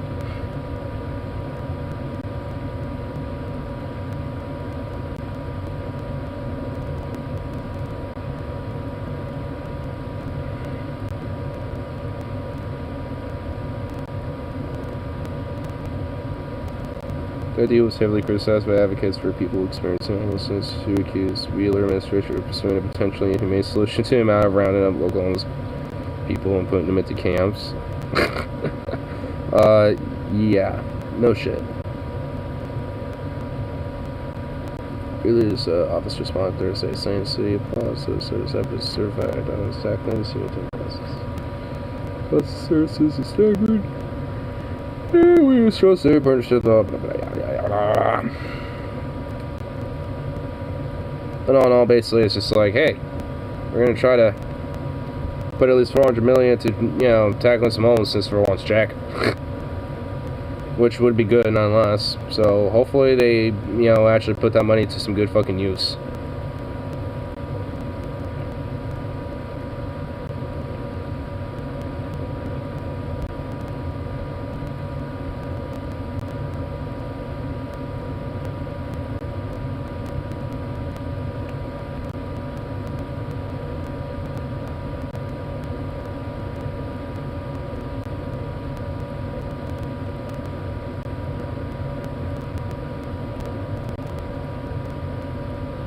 Oh damn, the Human reports tackling some stuff on anti-war protests erupt. Biden imposed new sanctions following Russia's full-scale attack. You know, those are some stuff I don't 100% know about. So I guess away from the front lines, let's go back to some of the reserve lines. You know, what's all these sanctions anyway, specifically? These are some things I don't 100% know about. I know about the frontline shit. I know about that. Like all of you, I'm trying to. But I don't know about, you know, some behind the scenes, like these sanctions and shit. I just know they have been enacted. So, let's see. Information, and I'm closely following reports from journalists on the ground, but all of this just feels so unreal. It feels like a fever dream, and if you live in Ukraine, it's got to feel like a complete nightmare that you wish you could wake up from, but this is real life. This actually happened. We're witnessing history unfold, and yeah. It's going to lead to catastrophic levels of death and destruction. And it's okay, laying it heavy on there, Mike. Information. By the time that I film this video and upload it to YouTube, what I'm saying will already be outdated. So keep all of that in mind. I just want to point out some things that I think are really noteworthy that I think you should pay attention to first and foremost. Attacks have been reported in all parts of Ukraine. This map at the time that I record is outdated, so who knows what that's going to look like by the time. Yeah, this is actually pretty heavily outdated at this point. You see this video, Ukraine Healthcare Minister Viktor Yashko is reporting that Russians are striking hospitals. Russia has captured the Chernobyl power plant. Russia has reportedly seized Snake Island, which is about 25 miles from Romania. And Romania, mind you, is a NATO state. Not good. Not good at all. So just to kind of show you what's happening here, there's a CNN that's a yikes. On the ground. So he was at the Snake Island. So hold on, where the fuck is that? Yeah, I can actually look it up on the. Okay, yeah, I know about the bullshit. I want to see where the actual, like, Snake Island would be on this fucking map. If it'll let me get out of this. You know what, here, there we go, yeah. Alright. So, zoom out here real quick. So. Alright, that's Bulgaria, so this is gonna be near Romania. Alright, so Snake Island, where the fuck is that? I mean, there's this tiny little island, but I don't think that's called Snake Island. It's like something else. This is... Oh, no, that is Snake Island. Oh. Oh, yeah, I know about that. Yeah, because, yeah, right, yeah, that is Romania right there, yeah.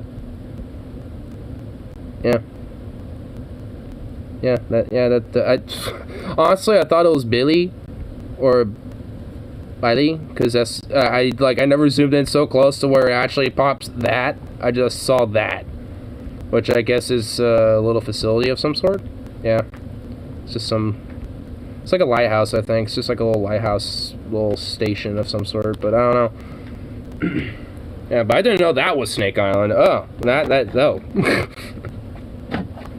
Reporting as Russian troops and Ukrainian forces are in the middle of battle. Take a look at this, just so you get a sense of how terrifying this is. Right in the middle of the fighting. Matthew, tell us what you're witnessing there. I've seen this. We may get... Jim, we've come out of the centre of the Ukrainian capital, Kiev, and we are here at the Antonov airport, which is about 25 kilometres, 15 miles or so out of the centre. These troops you can see over here, stand up, Lewis. These troops you can see over here, they are Russian airborne forces. They have taken this airport, they've allowed us to come in and be with them as they defend the perimeter of this air base here, where helicopter-borne troops, these troops, were landed in the early hours of this morning to take and to form an air bridge to allow for more troops to come. And you can see these are Russian forces. You can tell they're Russian. I've spoken to them already. You can tell they're Russian. They've got that orange and black band to identify them as Russian forces. I've spoken to the commander on the ground there within the past few minutes, and he said they are now in control. I like how these Russians are like, yeah, press, come over here. We'll talk to you. Have this. They were engaged in a firefight, presumably with the Ukrainian military, which says it is staging a counter-offensive. Presumably, I'm pretty sure it is. This airport. That reporter is a very brave person.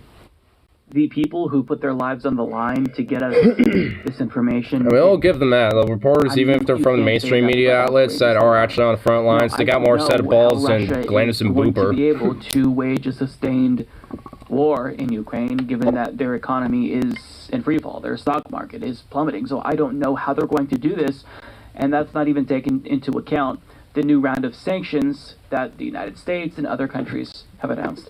Here's what President Biden said just a couple of hours before I recorded this video. We've now sanctioned Russian banks that together hold around $1 trillion in assets. We've cut off Russia's largest bank, a bank that holds more than 1/3 of Russia's banking assets by itself. Cut it off from the U.S. financial system. And today, we're also blocking 4 more major banks. That means every asset they have in America will be frozen. This includes VTB, the second largest bank in Russia, which has $250 billion in assets. As promised, we're also adding the names to the list of Russian elites and their family members that were sanctioned as well. Yeah. So things are escalating rapidly, and it's just, I don't even know what to say. I mean, why not their fossil industry too? I mean, is that also being sanctioned? Be a political commentator and provide you with political commentary, but like all of you, I'm just watching in horror at this situation, and I'm hoping that this all... I mean, I know a lot of the fossil fuel industry being hit with the sanctions would also be very heavily impactful, but maybe a lot of those banks and individuals probably have a lot of ties into it anyway, so they'll probably get their fucking, recompense in that sense. Bad, to be clear, much worse than they are currently, but before we start talking about that, I do want to give you a little bit of hopium, because there is a substantial amount of Russians on the ground in Russia who are speaking out against this imperialist war. Max Seddon reports some Russians are protesting Putin's attack on Ukraine despite a total ban on protesting and immediate heavy crackdowns from riot police. Here's a gathering of about 200 in St. Petersburg. Now, at the time that I record this video, about 1,000 Russians who are protesting this war have been arrested. Damn. And I just want to put this into perspective for you. Russia is a brutally repressive authoritarian regime, so they know that speaking out and being against this imperialist war is going to lead to them being punished harshly, but they're doing it anyway, and that really is commendable. So, I mean, damn. That's a lot of fucking people getting potentially just disappeared by the fucking Russian government, honestly. I mean, considering, how severe punishments, could possibly be for them in comparison, to someone else that, might be in, fucking America, for example. Let me show you a couple of videos that have gone viral of people in various cities in Russia protesting this.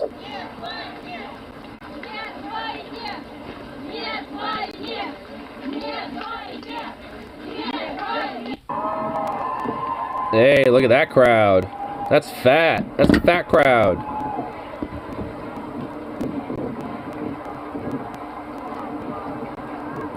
In St. Petersburg. That's 200? That's more than 200, bro.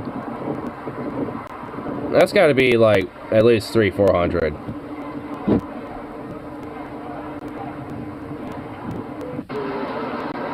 Pushkin Square.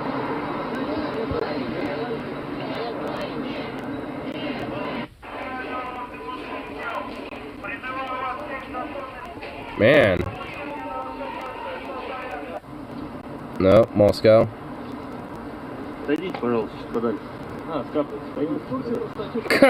Fucking pigs.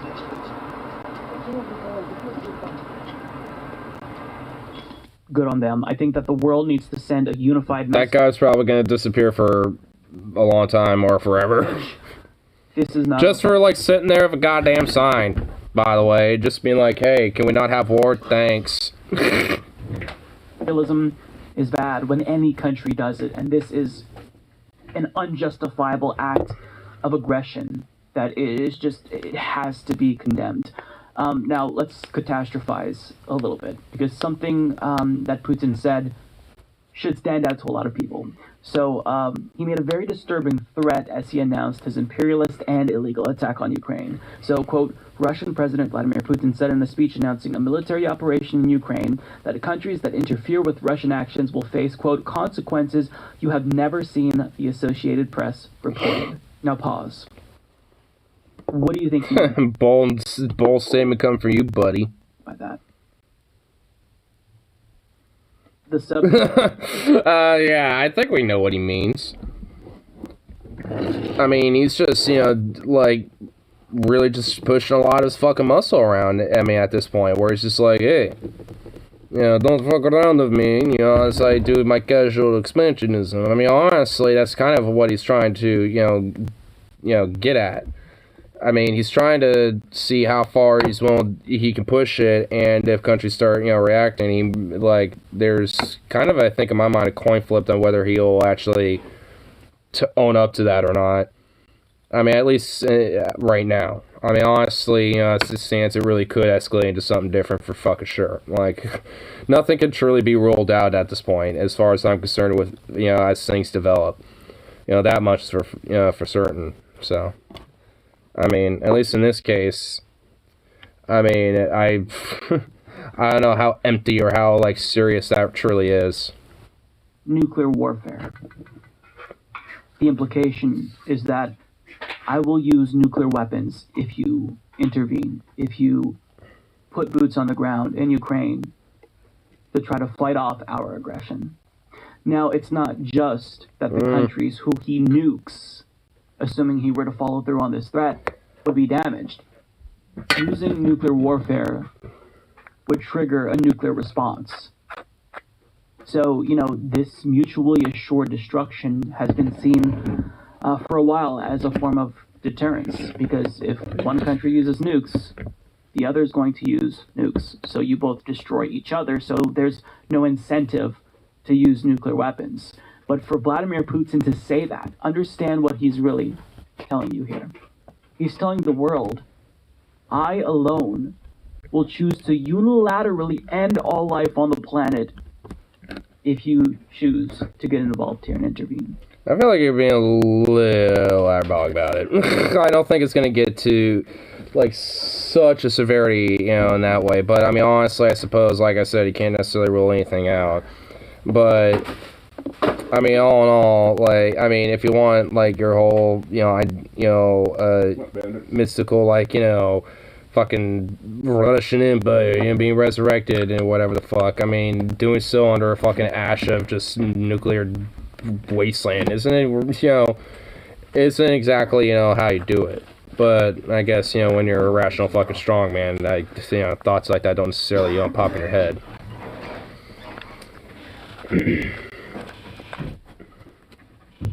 If nuclear war breaks out, that's not just going to be a war between two countries. That will ruin the planet. It's a very, very high likelihood that all life on Earth goes extinct, especially considering the way that nuclear weapons, have evolved. So when we used nuclear weapons on Japan, the nuclear bombs that we dropped on Hiroshima and Nagasaki were 15 and 21 kilotons respectively, and this was catastrophic.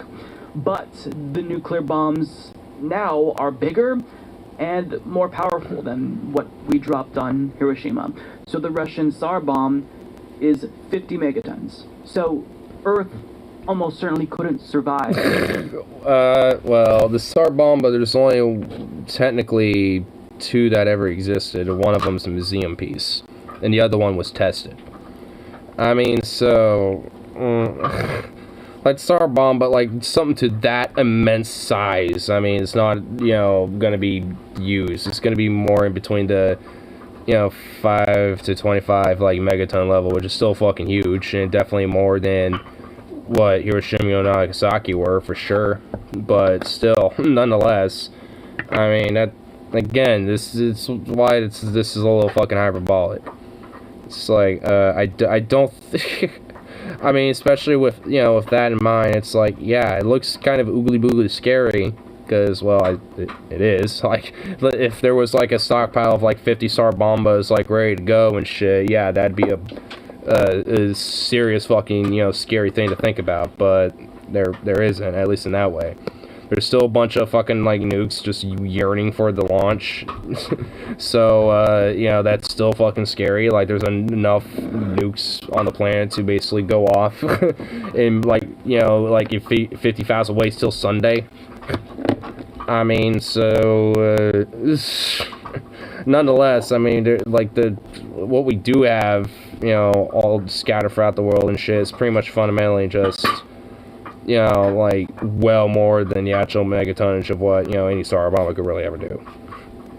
And that's, like, you know, even more, I think, you know, scary in my mind. Like, I mean, just having a couple Star Bombers, like, that's scary, but this, it's like, well, shit. But, again, I feel like it's a little hyperbolic.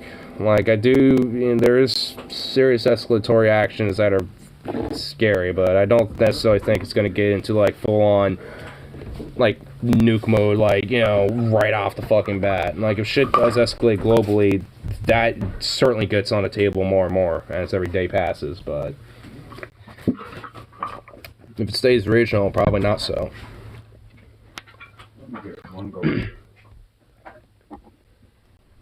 Honestly, I'm a little, yeah, I'm not 100% too sure if it would expand regionally, but that just kind of depends on how, you know, these other nations respond.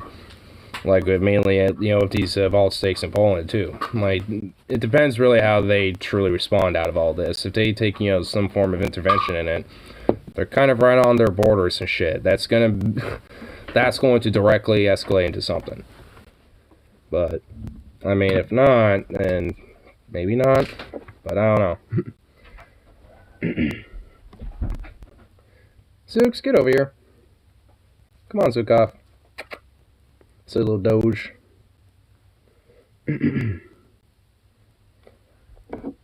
But I wonder if those anti-war protests out fucking Russia and shit are going to keep going. Because I know at least, you know, they started, but they were kind of immediately clapped. Just because of how oppressive the Russian state is, especially when it comes to any form of protesting for the most part. So I'm wondering if, you know, people are going to continuously be persistent about that, at least over Russia, because it just honestly, in my mind, proves that this is just straight out shit that nobody fucking wants. And even if this shit does escalate, like, I mean, considering how the Russian people are responding to this now, at least a good substantial amount of them, like, do you really think they're going to just continue to let it happen? And, you know, and just be like, oh, well, I guess we'll have to suffer and, you know, get fucked over even more because of this, you know, madman's actions. Like, no. Like, they're gonna, at the minimal, keep protesting it, and probably, if shit keeps escalating, probably legit start taking more revolutionary actions and shit. I mean, dead ass. I mean, who knows how they will fucking react to that. Because if they're willing to put their, you know, safety and their lives on the line now, considering how oppressive their shit is, I mean, if shit keeps escalating, it could even be more so. At least, you know, Russian people against their own fucking government in this way.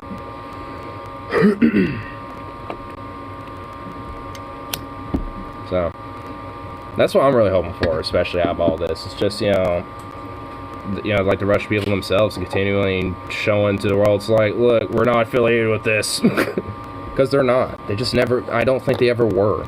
Aside from, like, these few, like, more far-right ethnic elements that, you know, from these more separatist states and sympathetic elements, you know, that are near these regions and shit. Outside of that, I don't think any real Russian has, like, an actual fucking, you know, dog in this fight or gives a fuck. They just don't want it at all.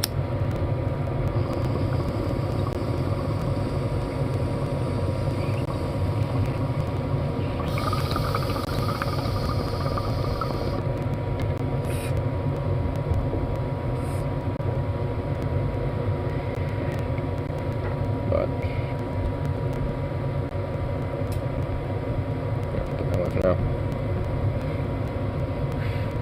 I feel like Mike is being a little hyperbolic with the whole like nuke war thing, because I mean, if like the Russian people do actually end up, you know, getting a little bit more aggressive with protesting or criticizing the government for what they're doing, I mean, it just kind of implies that, like, I mean, there's just going to be a lot of elements that are going to either embed or aid in, you know, potential forces that are going to be combating in, you know, like the western fronts of, you know, Russia or Belarus even.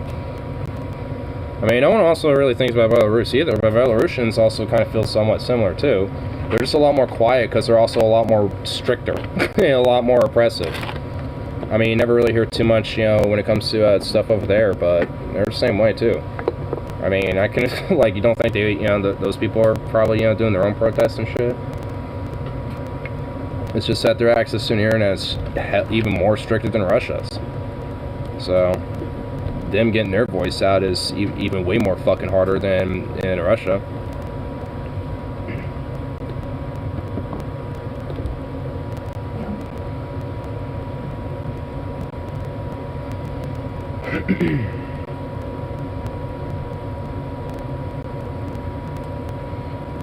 Man, my whole fucking YouTube fucking page is just filled with shit, man. Can I not? Can I not take a? Can I take a break from it? Like 30 minutes, at least? Something?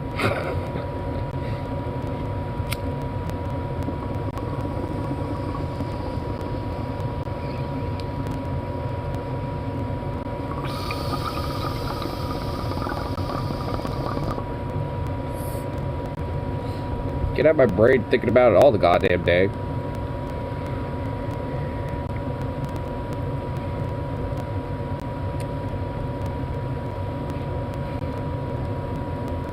Because honestly, I straight up have. Like, I've been keeping really, like, mainly heavy tabs on, like, a lot of the movements that have been going on and shit. That's been the primary thing I've been looking at. Like, the live UA map is what I've been primarily looking at, and that is, like, really, really cool, honestly, for an app. For being able to, like, check up on, you know, these different little things as they happen and as they get updated as they go on and shit. Oh my god. One thing I hate though is that unless you do like one of those $2 subscriptions, there's going to be endless ads. That's annoying. Oh, 8 minutes ago, a Russian attack in the Chernihiv region has been repelled.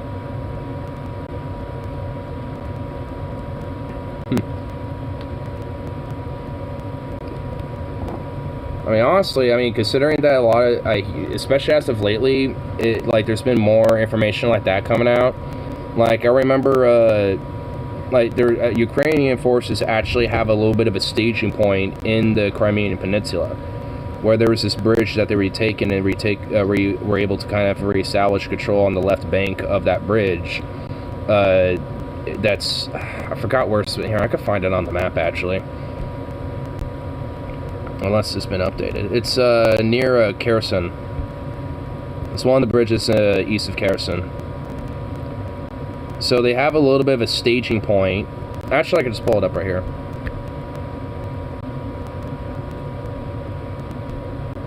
And it even shows it right here, even. You can see with the red right here being the Russian occupied territory and the non-red not being it. So they were able to recapture this, and this entire left bank of this region is under Ukrainian control. So they actually have a little bit of a staging ground towards the Crimean Peninsula, to where they can actually, with that footage that we're watching about like 30 minutes ago, where they're building up like some line, like pipelines or something like that over here. Like, they could actually advance over there and start pushing east. But then they can start really getting into the Crimean Peninsula from there. Well, I guess they're not necessarily in the peninsula, but, you know, in that general area. But this live UA map is fucking great, because it's got these updated positions. I mean, you can see where they are as of right now. Things as they update and shit, so... And this is where they've been able to repel some of the forces in that I got updates of, the Chernihiv area, and you can kind of see where they're actually coming from. They're coming from the north, from Rybki, and then in between, I'm not even gonna try, and Slovotivich. Honchaversky? Okay, well I tried and I might have butchered it, but whatever. But yeah, so they don't really have a lot. Chernobyl's over here, and they've, you know, and so they have the plant and all that shit. And I guess there's still fighting going on in Ivankiv because there isn't any updates on that either. So, but yeah, so I definitely recommend this app, you know, for checking out shit that's going on, especially as things are happening. Wait, something happened over near this place. What's this? 2 missiles targeted within the arrow. Oh yeah, that happened not too long ago. But yeah, but as reports come in, then it gets kind of collected, mostly from Twitter. It looks like, because usually a lot of sources, when I click on them, come from there. It shows a lot of different pictures and threads of information. So. But definitely a lot of interesting, you know, stuff. I mean, when it comes to just hearing about the repellings and stuff, because knowing that there, like, a lot of the advancements that were made were kind of more of like Pyrrhic victories, more so than like decisive ones, and they're now getting repelled. I mean, it doesn't exactly, you know, seem like they're doing too good for themselves. Like, Putin's got, you know, madman ambitions, you know, so to speak, when it comes to trying to revive this whole fucking, you know, Russian Empire fucking mentality and shit. But no one said it was gonna work. That's kind of the thing about imperialism. It's like, it's a poison, but it's a poison that kills even the host. I mean, the host, you know, gets killed by it too, not just everything else around it. I mean, hence why it's more of a poison than a venom.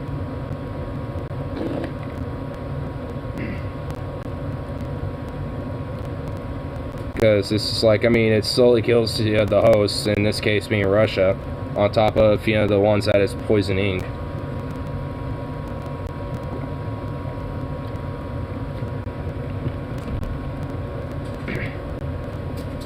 Zukov, what are you doing? What's doing, brother? One little stick. One little bit of a little stick. Oh shit, whiskey. No. I mean, I have a beef stick. For Zukov.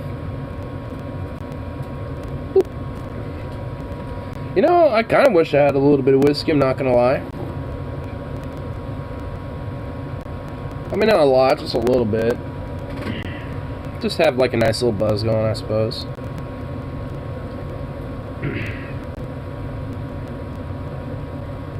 Wait, I got something from 3 hours ago. Ukrainian lost Russian medical team asks for directions. Wait, hold on. It's Russian forces. Yeah, for sure, because look at this. This is from 3 hours ago. This must have been from yesterday. Look at this. So you got the Z's marked on them. So yeah, that, and they have the medical stickers on them. Oh my god. Look at this. Hey, comrade, come over here. Oh, well, that guy's just, you know, bulldozing his way through. He's like, comrade, come here. We need directions. We need to know where the fuck we're going. We don't know this place. Oh, we go that way? Okay, we'll just kind of make our way there. What type of fucking van is that? That looks like a hippie van that's been, like, reconfigured into, like, some military truck, dude. Like, oh my god. Look at these things.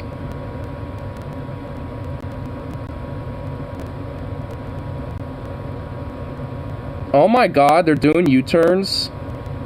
Oh my sweet baby rays. What is this? What a clusterfuck. Oh my god, bro. Wow. No wonder their invasion was so haphazardly bad. Anything's a military truck if you're brave enough? I guess. Oh my god. Fucking clumsy, klutzy motherfuckers. What a bunch of chuckle fucks. Alright, comrade, I guess we took a wrong turn. Dude, this guy bulldozing his way through. He had, like, he really had to wait. He's like, okay, comrade, I guess we go this way. Aaron, did you upload anything? Explosions in Kiev, air raid sirens in Lviv, jet shot down over Ukraine. Yeah, so, I mean, there's been some stuff here, I guess. Fleeing APC crushes a car? What? Oh, shit. Yeah, I did.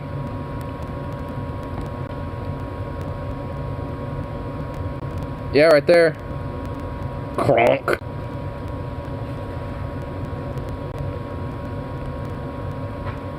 Man, I'm liking this channel right here. Such Omimus or whatever. I don't know. I can't. I'm not even gonna bother trying to pronounce that channel name, but I love this channel so far because of a lot of this. I don't know if this person is in Ukraine or has connections to people in it, but they're uploading a lot of stuff, and I like it. Just wait until Putin rides in shirtless on a horse and challenges Zelensky to a duel. Honestly, I feel like that, like, maybe we need to bring old, like, duels back. I'm actually not even kidding, unironically. Because, honestly, like, that's how a lot of shit was legitimately settled. Like, if there's a beef between two people, like, they straight up would fucking, like, have a duel. You know, and if there was other people that could have potentially been involved in a conflict, I mean, then whatever. Like, I mean, those two people outside of whatever fucking bullshit will fucking be like, all right, you know, we're gonna have our duel, and whoever wins settles the beef, and they're the victor. You know, so it's just like, and you can't fucking be like, oh, well, nah, you know, whatever. It's just like, I mean, because it's like the whole gentleman's bet fucking thing, you know what I mean? Like, so maybe we need to do that. Bring back, you know, the fucking flintlock pistols and shit, you know, get them loaded up and be like, alright, guys. Alright, you know, it's like, you all know how to load them? No. What about you? No. Well, too bad. Here, figure it out. Go 10 paces in either direction. And then on the count of 3, you'll turn around and fire, and whoever wins, wins. So, like, I mean, honestly, like, I feel like that'd probably legit, like, be a better resolution than this, than what's going on now. Nothing else open midnight. Oh, Waffle House. Did you see, like, a fist fight happen or something in the Waffle House? Because apparently that's where a lot of the human despair happens. Boca Noodles Dos, Taco Bell and Waffle House? Oh god, that's a horrible combination. I mean, I like that. Ugh.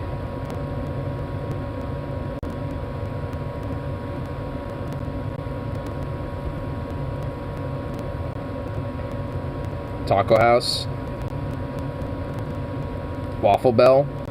You know what's weird? Those actually sound like places that would exist. Taco House definitely sounds like a little taco joint, like a little hole-in-the-wall, like tiny little like townhome reconfigured into like a little taco house, little kitchen, you know, thing. Oh hell yeah! And a Waffle Bell. I mean, yeah, you know, like you know, the bell in the morning to wake everyone up, you know, because breakfast ready and shit. That makes sense, you know. So I can see like a little Waffle Bell, you know, like. Kind of rural, kind of country-like aesthetic going on. You know, it's a little breakfast area and shit. I mean, I guess Waffle House kind of does that a little. I mean, so I mean, both of those names actually, funny enough, work. I saw the waitress cuss out her baby daddy on the phone. Oh my god. Well, yeah, I guess that just shows there's always something interesting happening at a Waffle House. I mean, honestly. Ding dong mofos, breakfast is served. It definitely is.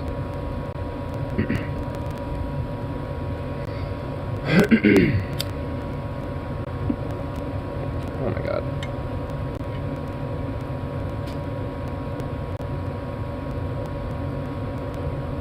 I need to not pack these so damn tight.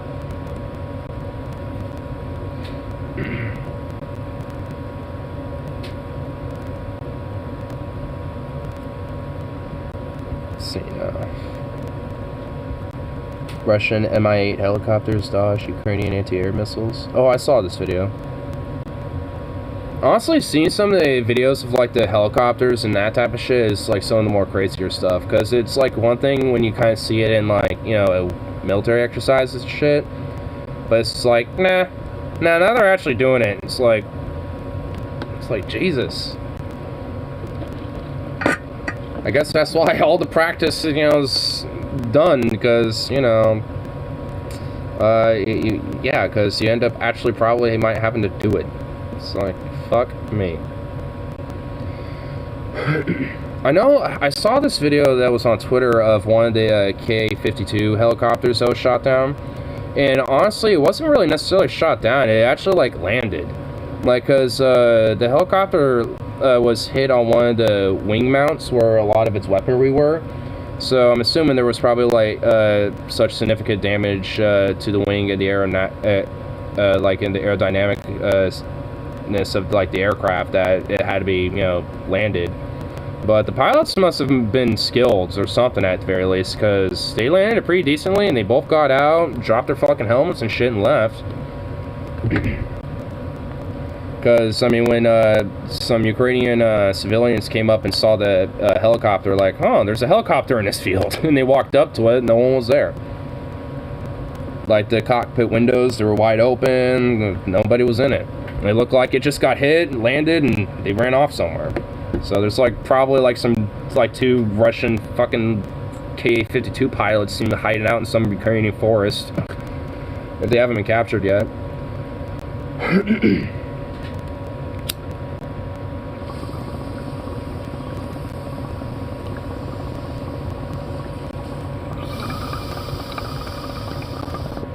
It was actually northwest of Kiev. So it was near the airport that some of the Russian forces sent in a bunch of attack helicopters to try to capture. To set up a staging point. Which is southwest of Ivankiv, which is where a lot of firefighting is happening right now. Which honestly, if I had to bet, that's probably where those helicopter pilots are at. And they're probably, you know, probably made their way northwest a little bit because they knew there was a staging area that they were probably setting up. And they're like, alright, we could probably find some of our buddies over there and start making their way, you know, trying to find some signs or some shit, maybe on the road, without trying to get caught. And then from there, you know, and start hearing some of the firefighting happen as they probably hit up near the forests around it, and probably regroup with them at this point. I wouldn't be surprised if they're probably, you know, joining in with them on the fight now at this point.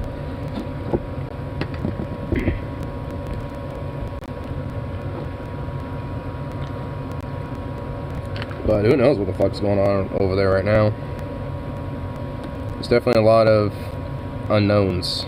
And there hasn't really been too many updates. I've been kind of keeping tabs occasionally.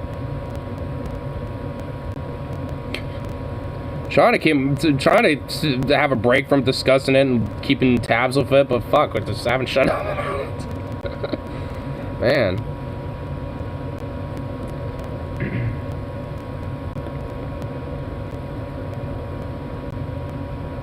But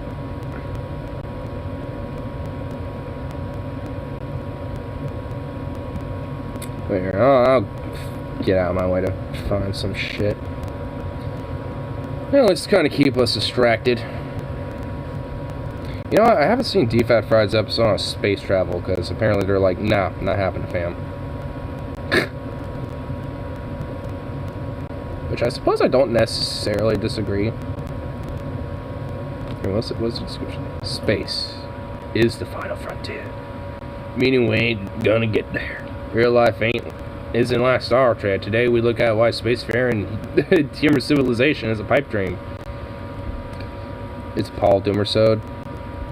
Well, I figured it was a Paul episode, but I mean a Doomersode? Bro, the Russia-Ukraine war is going on right now, and you're gonna call this Doomer?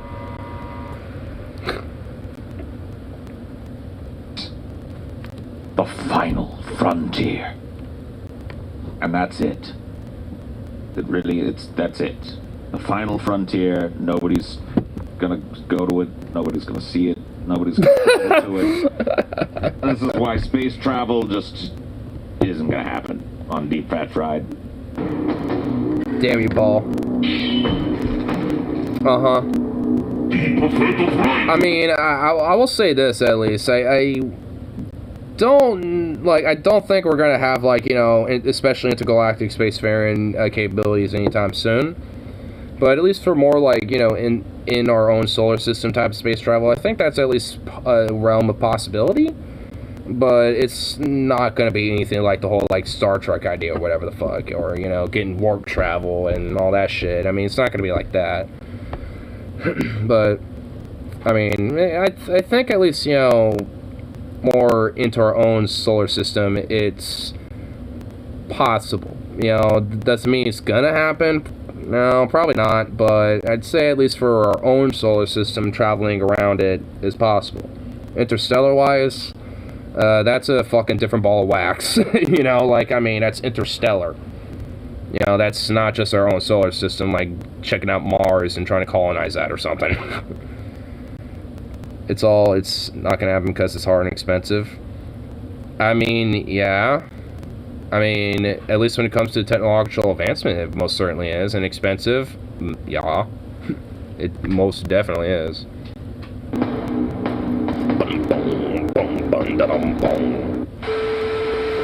No.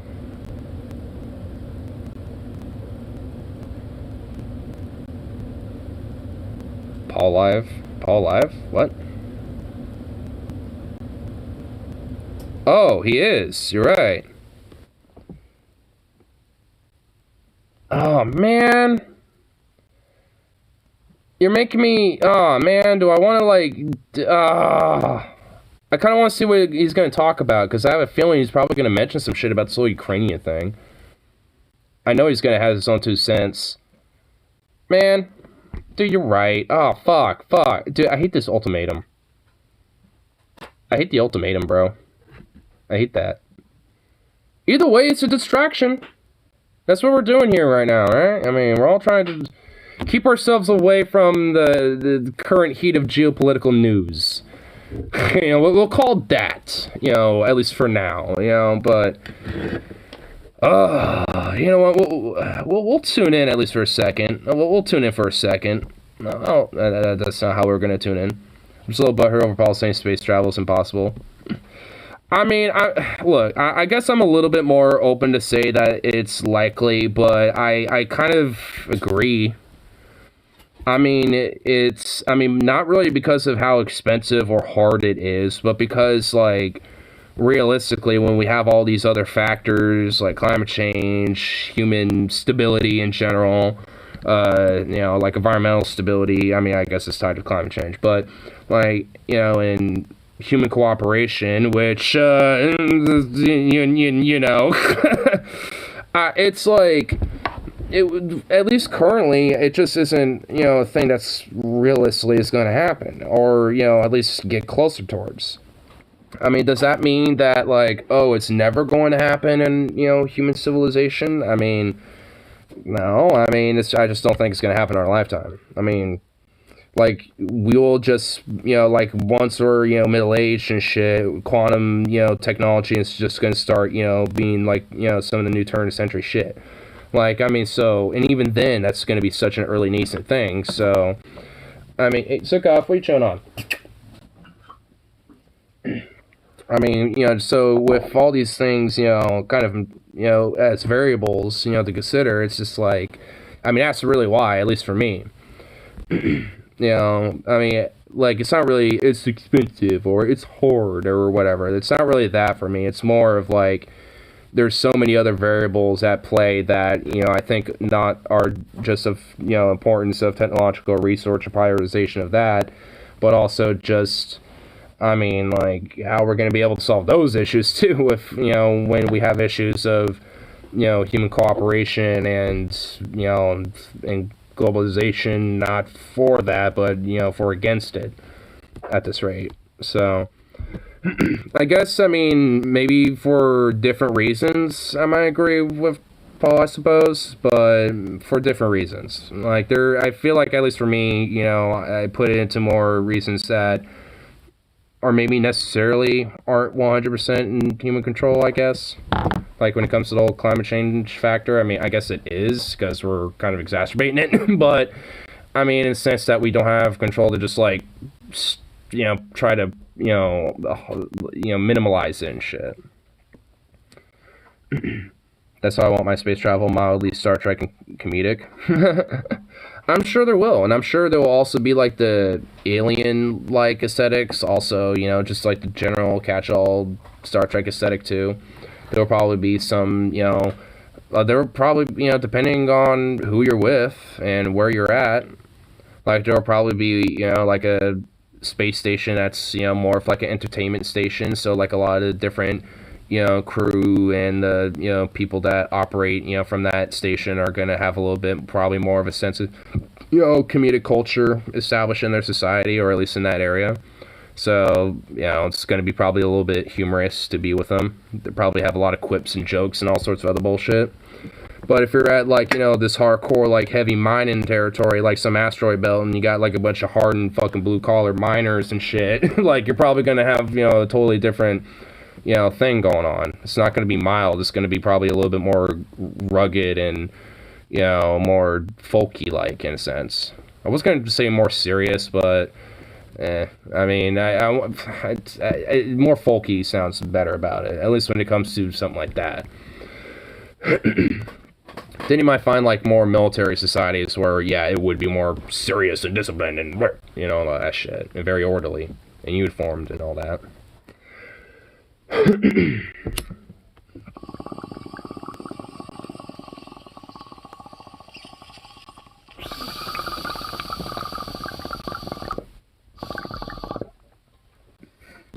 But here, I guess we can see what Ball's up to.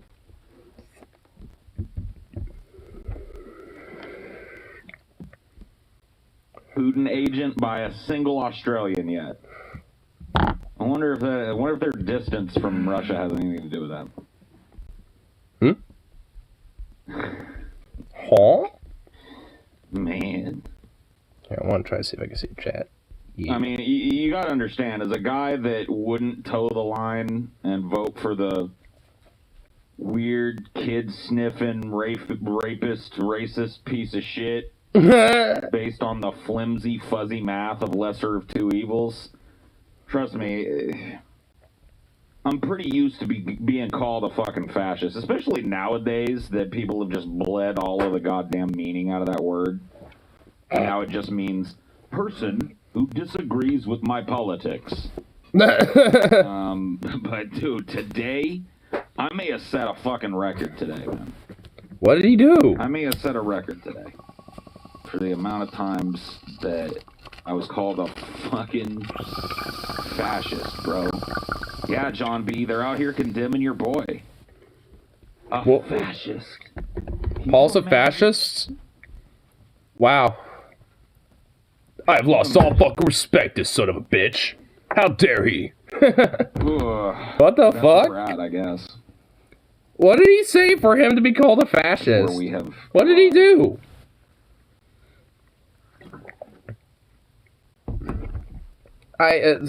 What up, close off?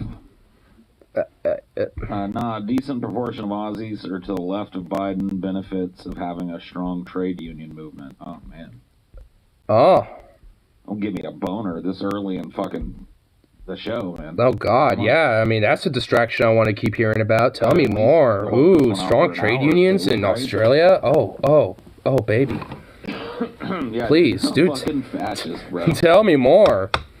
Why also get, while I guess also being called a fascist? Or fascist. Can you believe it, y'all? Holy fuck. Well, honestly, if it's because he's anti-war, I don't even understand.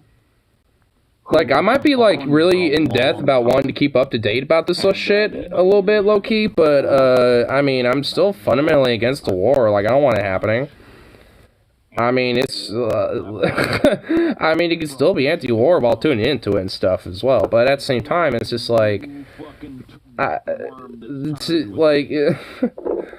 mean, to say, like, oh, I don't want this happening, and there shouldn't be a war, and we shouldn't have this escalate further, and, there needs to be the maximization of, attempts towards peace, it's like, yeah, that should be a no shit. Of course, when you got a motherfucker like, Putin, as well, it's just like, I mean, there's you know this very touchy back and forth and shit. I mean, there's a fucking tightrope, and that's the kind of fucked thing of it all.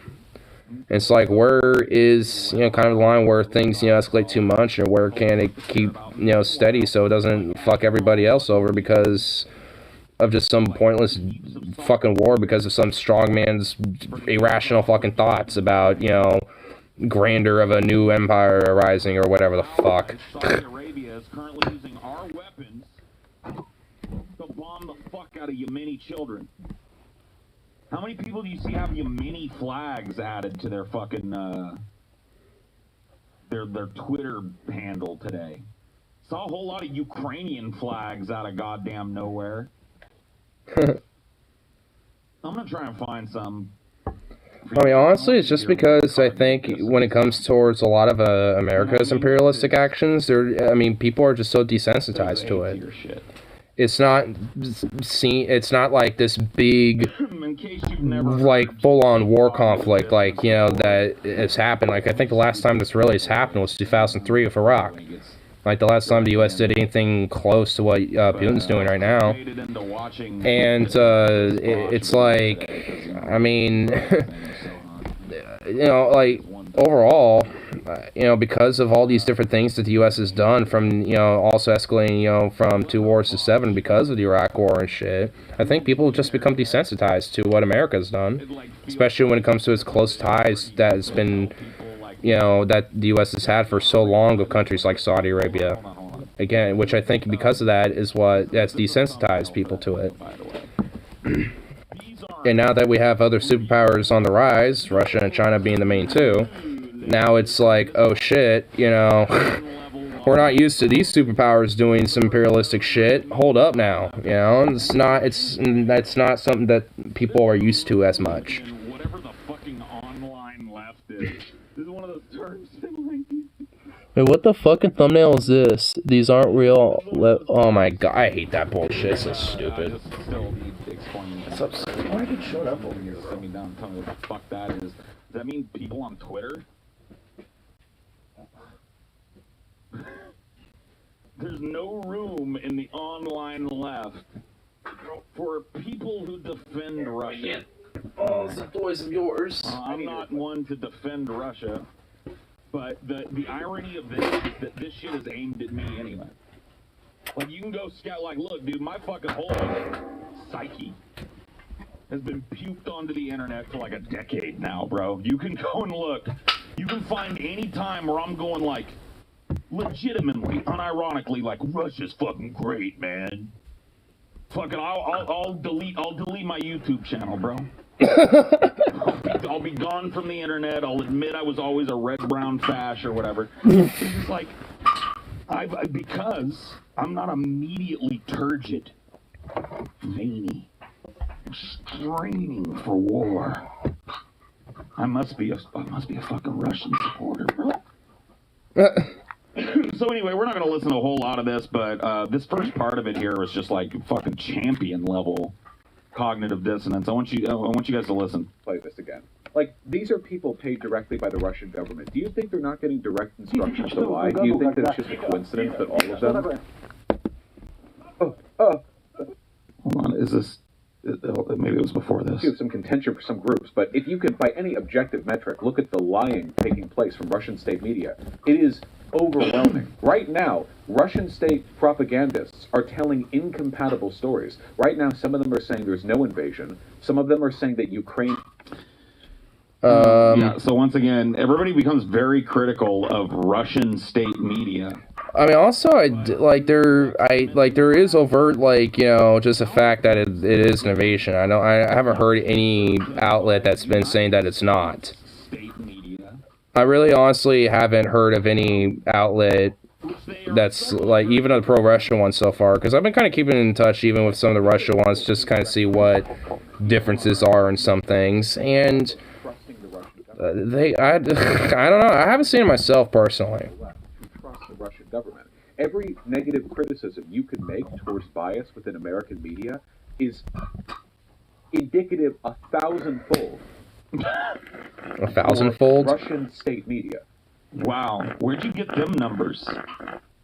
So wait a minute, the line It's kind of hyperbolic. ass collaborating United States media is 1,000-fold better than the Russian media? Isn't this just like America-centric thinking? Like, look, dude, I know our media is a shithole of nothing but lies and propaganda, but I mean, it's 1,000 or it's a million times worse. I mean, it's like like I've heard these things from my dad too, where it's just like, oh hey, you know, yeah, like, you know, things over in those countries aren't you know, great, and things aren't great here, but we're better than those countries because we're doing better than them. I mean, it's just like, what type of weird, like, American-centric thinking is that, honestly? I mean, it's just like, it is really weird to me. It's like, I mean, honestly, I don't, like, I mean, Russian state media is, at least to me, just as bad as the fucking, you know, American state media by a lot of ways. You know, but you know, like, when it comes to their overall state being, you know, more impressive and shit, at least more explicitly, and doing things more explicitly, yes. I mean, there was on that front, but, like, American media is a lot more implicitly about it. They're a lot more covert with this type of shit, to try to have this guise of being independent or free and fair or whatever the fuck. I want to get to this part where I'm saying is new. If you're a leftist, and you genuinely believe that the Russian government's motivations should be taken straightforwardly, that their intentions should be interpreted straightforwardly and in good faith, I have no idea what you're doing, okay? Listen, I don't know how else to phrase this, okay? Believing, understanding that America is bad does not make you a leftist. That's like tier 0 political analysis. It's nothing. It's so meaningless.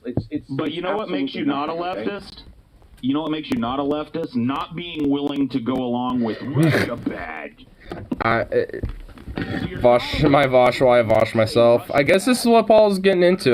Something triggered him today, I guess. I'm fine with it. I'll let him, you know, go along with it, I guess. Because honestly, I will say this, like, just because of all going on, I don't want the U.S., you know, getting, you know, more involved than it should. Like, these sanctions and embargoes, sure.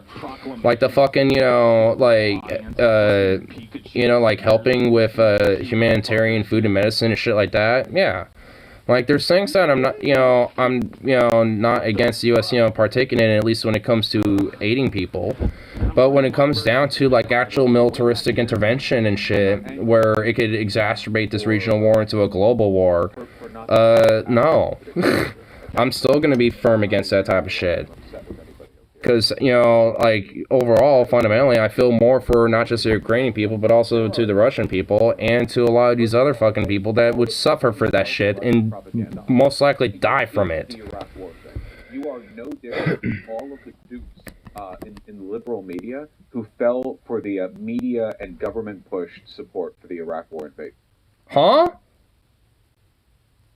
Wait, what did he... Wait. That is some cognitive dissonance, a little bit. The most unfortunate example that this dude could use right now. Serious, what? So he's saying, he's using an example where both American political and military power and the media colluded in order to lie to the American people to get them to support interventionism overseas. As an example for why we should be believing that very same political class and media now, that it's both in the best interests of Ukrainians and Americans for us to intercede in the Ukraine. Despite the majority of people not wanting this. American, Ukrainian, Russian, or otherwise. What's going on in the world today? And I'm telling you, dude, you will find this kind of cognitive dissonance and this kind of, like, self-refuting take all over the fucking internet right now. Dude, I'll read you a couple from the fucking subreddit if you want to hear them. Everybody loves that. I know the subreddit will love it, too. Oh, my goodness. Let me exciting. Read some of the cognitive dissonance that comes pouring out of people at this time. I mean, well, man, I have seen a lot of that a little bit. So... I mean, As I've told you before, like, honestly, just because I haven't really been following those type of voices, I've just been mainly keeping in tabs of, like, more of the on-the-ground type of stuff. Leftist, and have been forever and a day. So Paul's posting fascist apology on Twitter, time to jump ship. Russian aggression. And then it's, you know, a picture of all this American aggression all over the fucking planet, including, and not to be ignored, literally surrounding the state of Russia. And this is what the subreddit called it. Paul posting fascist apologia on Twitter. Time to jump ship.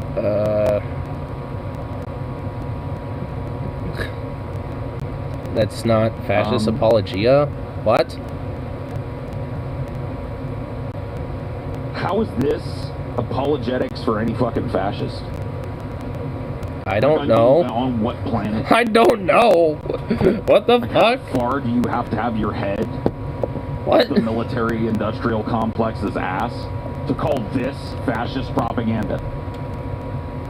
An actual list of American military bases all over the globe and a representation of America's involvement in military conflicts current up through 2005. How the fuck is this fascist propaganda, like, at all? If anything, is calling out the American imperialistic fascism and shit that has happened globally. And also, I think what people have been desensitized to globally. Man. This fucking thread, bro. Like, cause honestly, there's, you know, that's how I think, you know, is, you know, part of it, you know, in a lot of ways.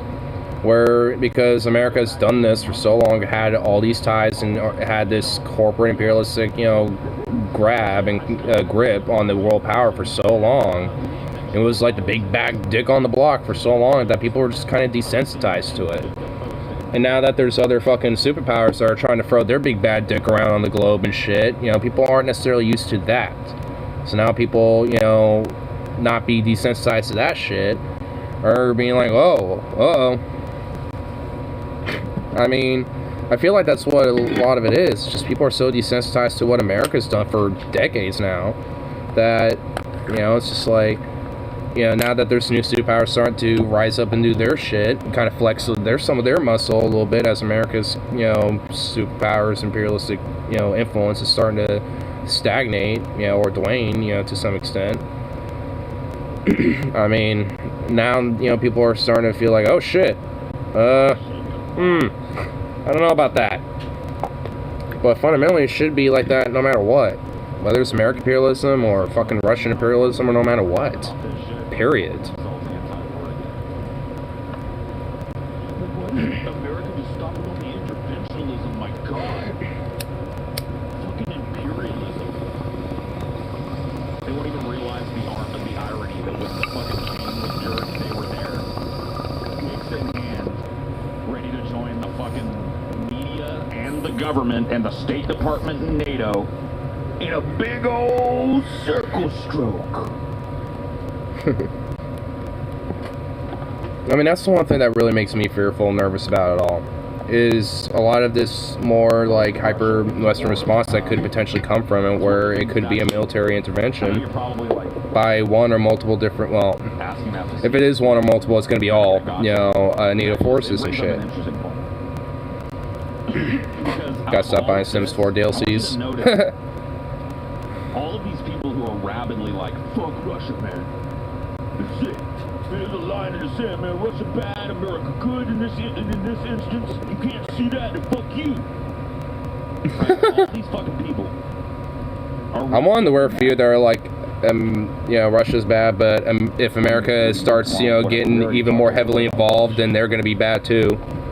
I mean, they already are if they continue to escalate things, yeah, on their end. None of these because no matter what, like, imperialism, no matter who's doing it, is bad. I'm talking about motherfucking. And using Russia's imperialism to justify America, you know, America's, you know, own personal advancements too, because they do have, you know, a lot of corporate and corrupt ties in, you know, Ukraine as well.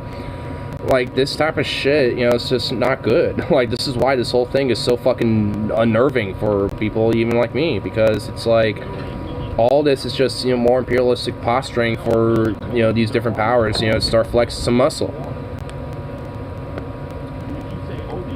because Ukraine's just now not just a proxy war, but it's now becoming kind of the starting point. Put yourself in a pair of Russian boots for a second. I just want you to... Some people, you know, probably are thinking, oh, it's going to be like the Middle East or Israel or blah, blah, blah. But it's like, I guess not. I guess Ukraine's where it starts. Like a Russian. So let's say, for argument's sake, What's he going? that Russia and a coalition of nations that all hate us have created a bunch of military bases and lined the Canadian and Mexican borders with a bunch of missiles pointed right at every American city, teeming with American military personnel and material. Or, sorry, Russian. Sorry, I'm mixing my metaphors here. He's trying to get to the point. Yeah.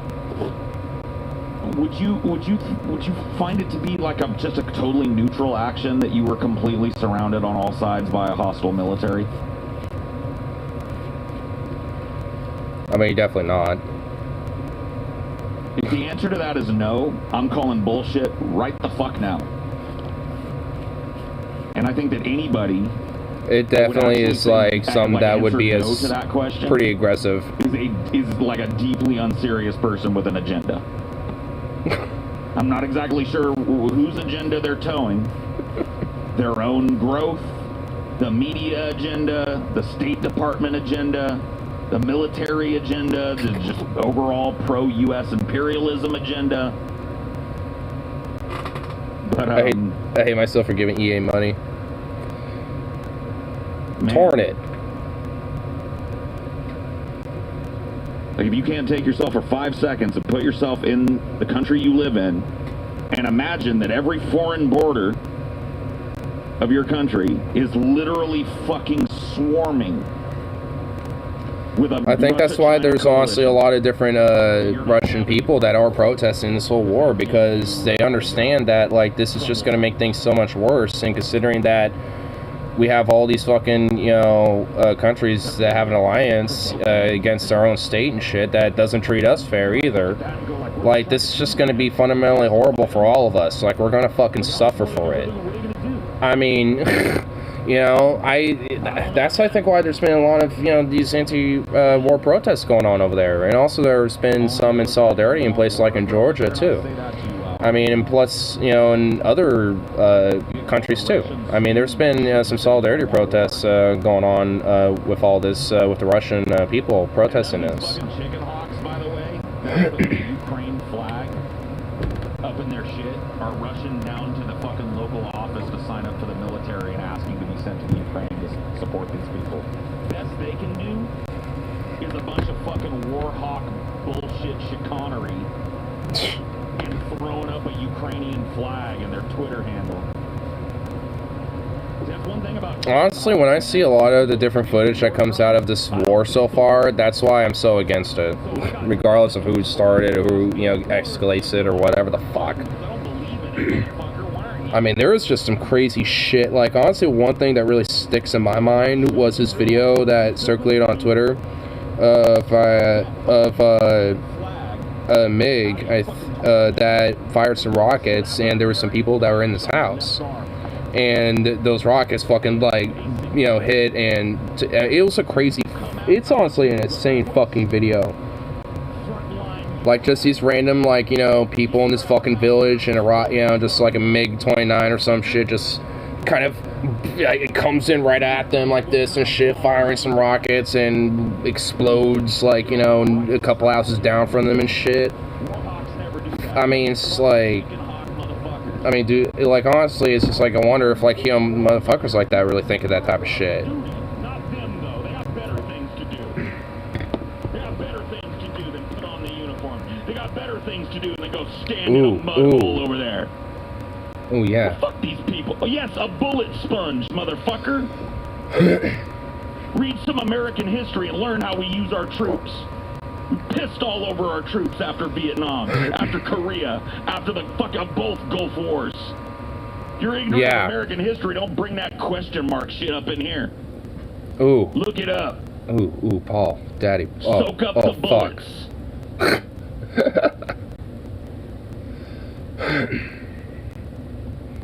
Because no more people need to fucking die for this shit. Oh, this is meaningless. What is this rant supposed to do? You are one of the most annoying types of fucking human beings on the planet. I'm fucking gonna ban you for forever the next time I get that vibe off of you. Wait, who was that? You are literally sitting in a show where you have every impetus to click the motherfuck off of it and go watch somebody that's fucking simping your line. Who said it? And you got the fucking time-wasting gall Just in to time. insinuate that I'm wasting my time by putting on the show that people are watching? Go fuck your motherfucking Considering it's on the current events right now. On this ultra cold 2000 twat. And I tell you what, dude, if he comes back and you even get a whiff of stupidity, nuke it. Oh damn, Paul is not in the mood today. Fly right, punk bitch. Ooh. Oh man. Anyway, where were we? Damn.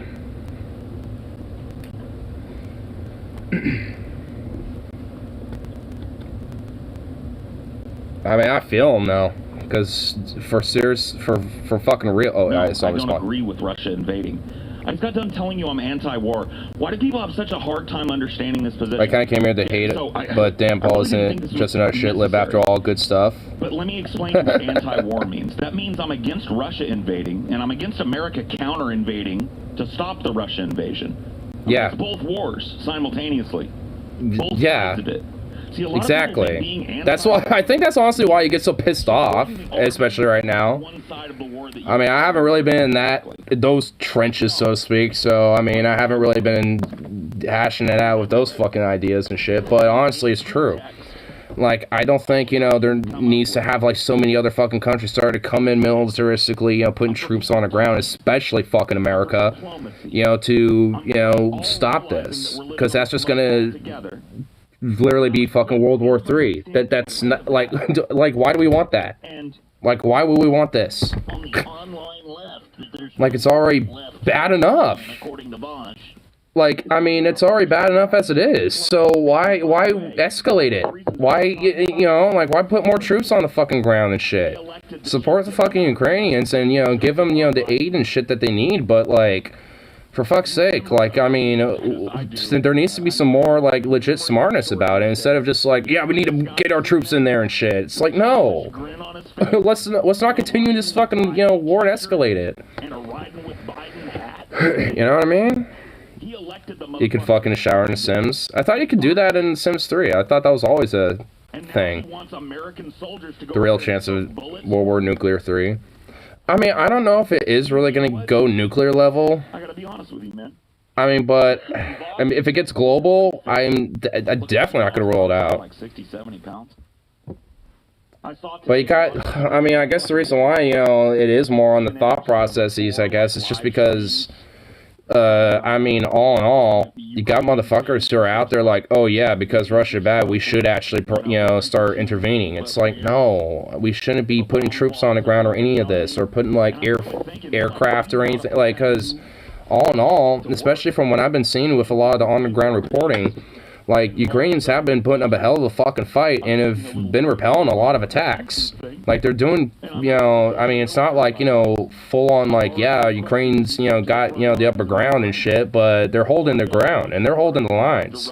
They're doing what, all in all, like, they're holding firm. I mean, it's just like, you continue to give them the supplies and equipment they need and shit. I'm, at this point, I'm not against that now. Like, if you want to send them some javelins and shit, sure, but, like, I mean, because, at that point, yeah, they need some to take out some T-72s, and there has been successes of that. Like, there was an armored column earlier in the first 24 hours, or the first 12 hours of the invasion, where they held some roads northeast of Kharkiv, and because a lot of these javelins that they were sent over, they took out a lot of those type of things to regain those roads, and were able to regain a lot of ground around the outskirts of Kharkiv. Now, there's still battles going on over there, especially right now, I guarantee it, but nonetheless, they're holding their fucking lines. So why should we have fucking American troops there? Who are basically going to potentially also be sent to places like fucking Alaska, Poland, all these other places and shit, and they already are. Like, there's Biden sent an armored division, like 1,000 armored units and shit over to Poland, or like 1,000 armored tanks or something like that. It's just like there already are. Like, we're already prepping to escalate, and it's like, what? No, like that's not good. Flag waving, virtue signaling Ukraine in my fucking profile shit. Unless you're putting your fucking butthole in the meat grinder, I don't even want to hear from you, motherfucker. Who do you think might win? Not gonna lie, I think Ukraine might be screwed. Well, yeah. I mean, honestly, yeah, like, at the end of the day, you know, Ukraine's probably gonna not fare well. But, I mean, do we want World War III? Because I don't. I don't think, you know, it's worth fucking, you know, putting all these fucking troops on the ground for this shit. I mean, you know, I definitely, you know, have my, you know, I will say this, I definitely still stand in solidarity with, you know, majority of the Ukrainian people and shit. Outside the few neo-Nazi paramilitaries like the Azov Battalion and shit, outside of those few people and few groups and shit, like, I definitely stand with them. Because this shouldn't be fucking happening, and, you know, the Russian invasion is abhorrently fucked. And I guarantee you there's going to be war crimes, and there probably already have been. But at the same time, you know, there's been a lot of, you know, Russians who have basically kind of routed, and some have even been captured. Like, there's an entire battalion, the 74th Armored Brigade, that got captured. So, I mean, there's not even much of a incentive or morale from the Russians to even, or at least the ones that are there right now, to even really fight. Full of blithering bullshit artists. Ain't got the courage about NATO territory. Yeah. Happily leave that motherfucker. You gotta kick me out. I'll walk. Online left. If things go well for Putin, he will probably go for the Baltic States next, and that's for real World War III. The chat. Yeah. Fucking, probably. Fortnite lobby. I mean, the Russian people, I think, this is where, you know, I think, you know, a lot of, especially a lot of these leftists really should stand with. It's because they're the ones who, I think, have the most amount of power to truly, you know, put some pressure on the fucking Russian state. They might have arrested, you know, 1,000 or so of them, you know, for these protests and shit, but what, do you think it's going to stop people? Love you later, Paul. Don't announce your fucking departures.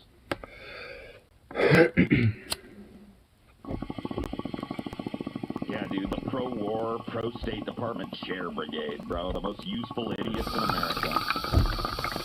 Brian Stelter and Fox News, everybody by all these fucking institutions that have done nothing but lie their fucking faces and asses off to you for the last fucking at least 30 years. Hey, what makes them different now? Lockstep. Just cannot wait to suck their dicks when war's on the line. Oh man, yeah. If you don't toe that line, you don't be pro-Russia. I mean, also, isn't, like... Pro-human being. I mean, I remember, like, back when Trump was president, when he did some strikes against empty Russian targets in Syria, where there was, like, supposedly, like, you know, it was an Air Force base that had some Russian aircraft there, but literally none of the targets were hit. Literally nothing.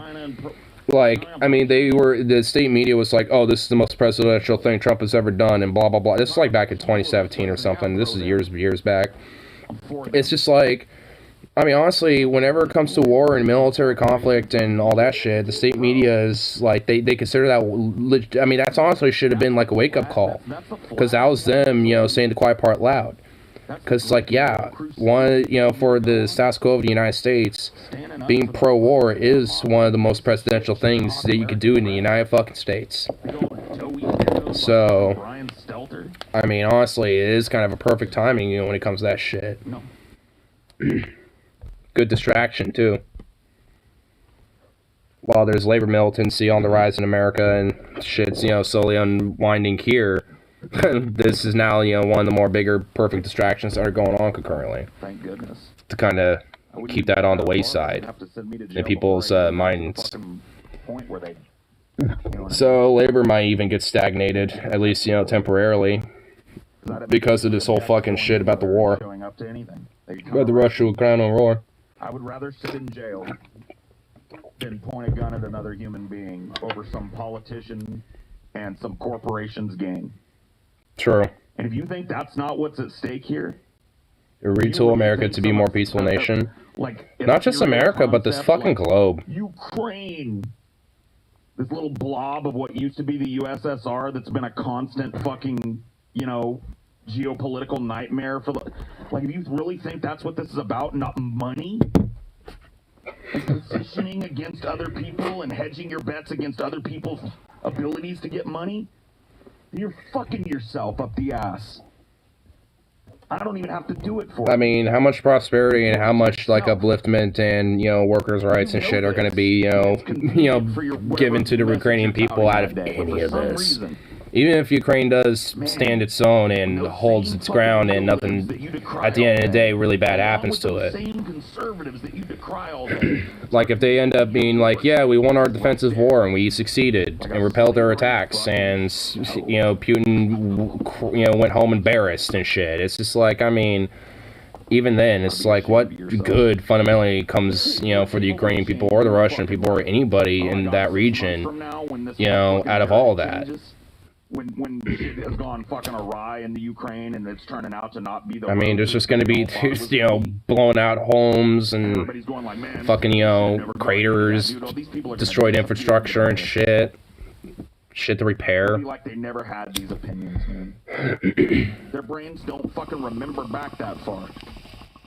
They're broken.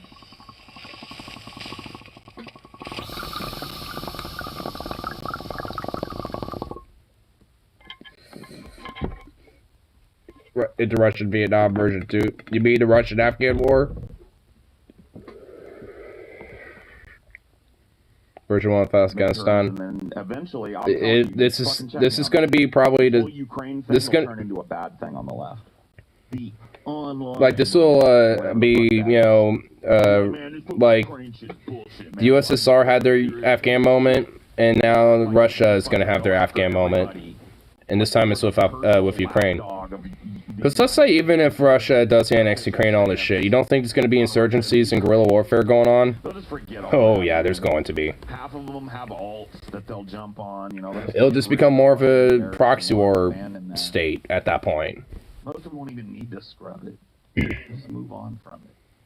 Try and recontextualize it. They'll go back, oh, my dude, what I was actually saying... I like this person here just in time. Was Vosh old enough to digest the Iraq War? My little kid brain absorbed it like a sponge, and I did too.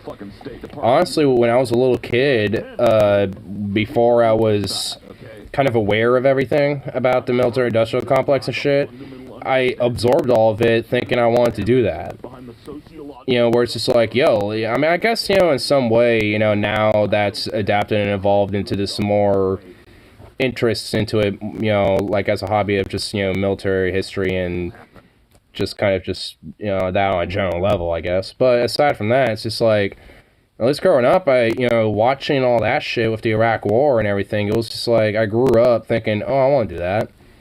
Because, oh, yeah, America, yeah, you know, all this bullshit. I mean, and honestly, Vosh is older than me. So, if I've absorbed all that shit, you know, he fucking did. So, it's like... I mean, do you not see the parallels with that, man? I mean, seriously. And this makes Ukraine hate Russia even more. If anything, this will drive them more into the West arms if he doesn't annex the whole state. Not just that, but also, I mean, there's just even more, you know, Ukrainian people who are just like, I mean, it's more or less like they just are going to hate the Russian state. Like, because honestly, so far from what I've seen, like, a lot of the Ukrainian people are like, you know, we hate the fact that, you know, Russians have to be forced into this bullshit because we don't want this. And we could see a lot of Russians protesting against this, too.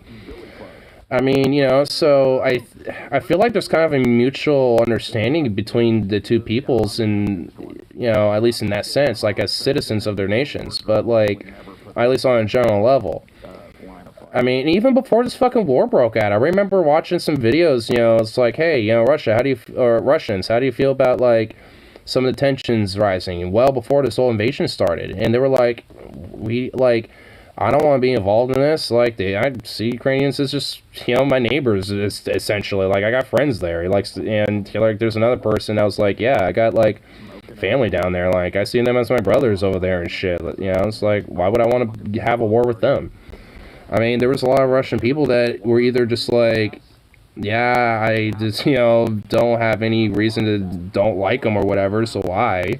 And a lot of them are just either overtly against it. Like, even before this all was going on. So it's like, I mean, that's just the poison of fucking imperialism, fundamentally, no matter what its angle is. I mean, because those are the people that end up fucking suffering for it. Not just them, but all of us.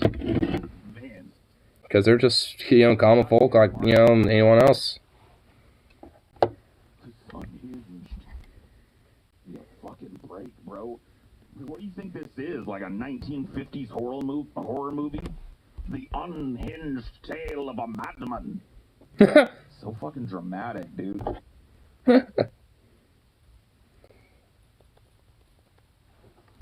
Honestly, thinking about it, I'm kind of wondering what the situation of Chernobyl is right now. Oh my god, dude, it's called putting on a show.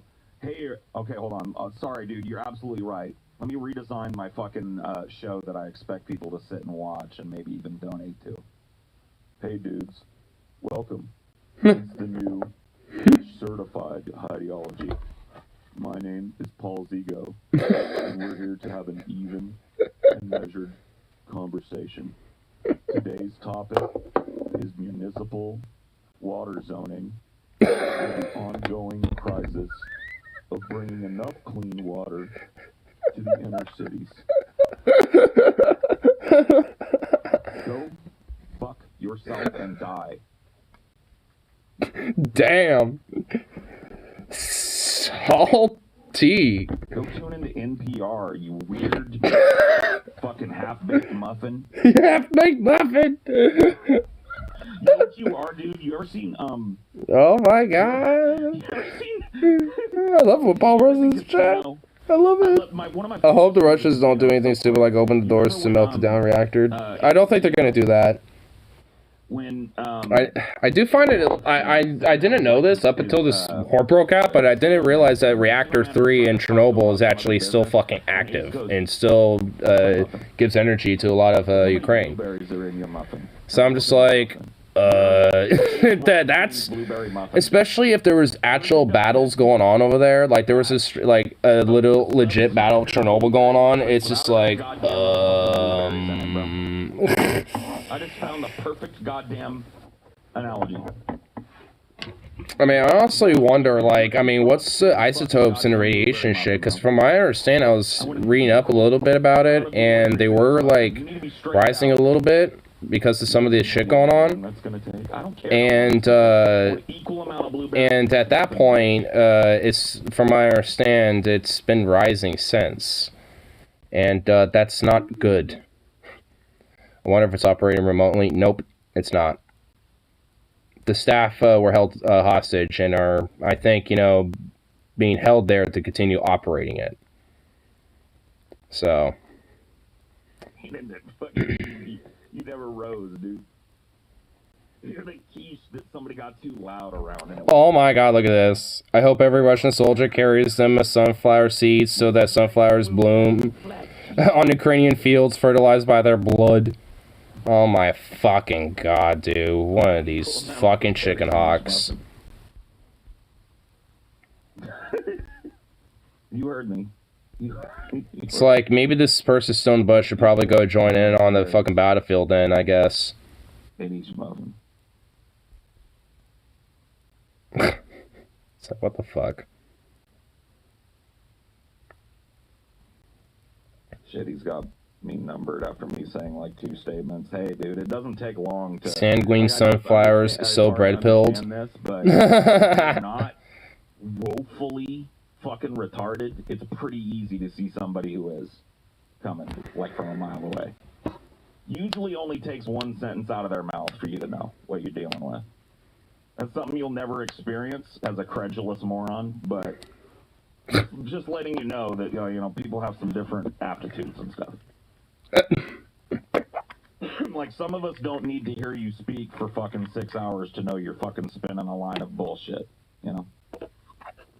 Crazy, I know. But we're out Really? here. I never knew that.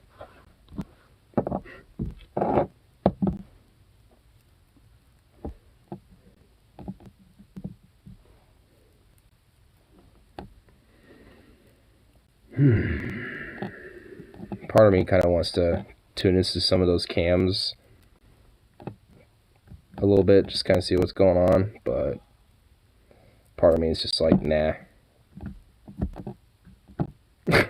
Any dissent equals retarded. Gotcha. No, just yours. I mean, at least just... I mean, at least, you know, it's still a distraction. Not any dissent is retarded, but the dissent that you proffered above was retarded from the jump. Oh, one time you told the story about how you passed out and all you could say was, before you were unconscious. What happened?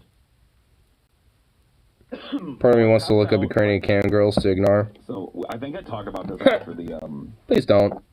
The, History of Going Insane episode of DFF where we should look up. In the middle of the show. We should look for Catboys. And, so I have. I don't need to get get struck down on by YouTube. This can be. I will do this, so I will actually do this really quick and check this out. What the fuck? Okay, ads, I guess. Be indicative of a heart defect. When I was diagnosed with vasovagal syncope, I had well, he's kind of. And I've had one semi-recently as well. Like last year, shit. I had a full tooth-strut. My heart is fine. Oh. My ticker is fine. I don't have any valve defects. I'm not suffering from any kind of clogs or any kind of thing. Oh. You know, that can sometimes. Shit. Like a weak ticker can be a contributing factor.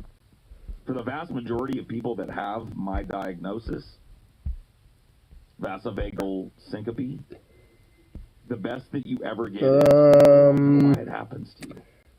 From the sounds of it, sources look like are saying that Russian forces may have entered Kiev here from the north. Around a specialist, man. I'm talking like around here. 2 different styles of general practitioner right here. Doctor. Went to a neurologist, a cardiologist, did a sleep study as a result of that. That is not good. You know what I mean? Like, they put me through the ringer, and at the end of it, that's what they told me. Huh? We don't know. Their department plan residents believe it was Russian missile shot down. Could be related to your diagnosed panic disorder. Could be related to your, you know, heart in some way that we can't measure. Could be genetic. Northwest Lugansk. It's a fire dress to attack Ukrainian troops near Kherson. Like syncope is John B. put it. Russian destroy military vehicles near Kharkiv. Sounds hard, but it really isn't. And they seized 2 trucks of Ukrainian military and entered Kiev. Syncope is S-Y-N-C-O-P. It looks like Syncope. Russian tanks filmed at Kharkiv territory, so Taruka. So, yeah. Russian troops in Myatopol. Oh, I see him there, yeah. Look it up. But anyway, that's what Spoke city near Hostomel.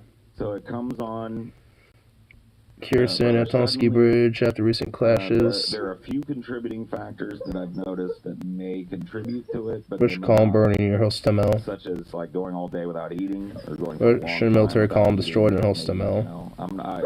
So they're trying to they're pushing hard, but they're getting knocked the fuck up. Diabetic or pre-diabetic ever. But he's dreaming. You know, they check that shit. Get him, boy. I'm not experiencing some kind of blood sugar. Get him, boy. I'm not. Ooh, he's dreaming and growling at something. So I've noticed that maybe, you know, on days that I don't eat anything. Video of Russian attack on ZME yesterday. It's probably more likely to happen. It's more likely to happen if when I start to get symptoms, I stand up abruptly.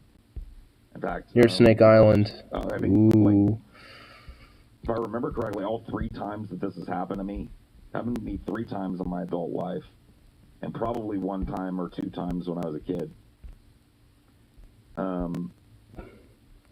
So the Ukrainian forces are up there. Let's go there.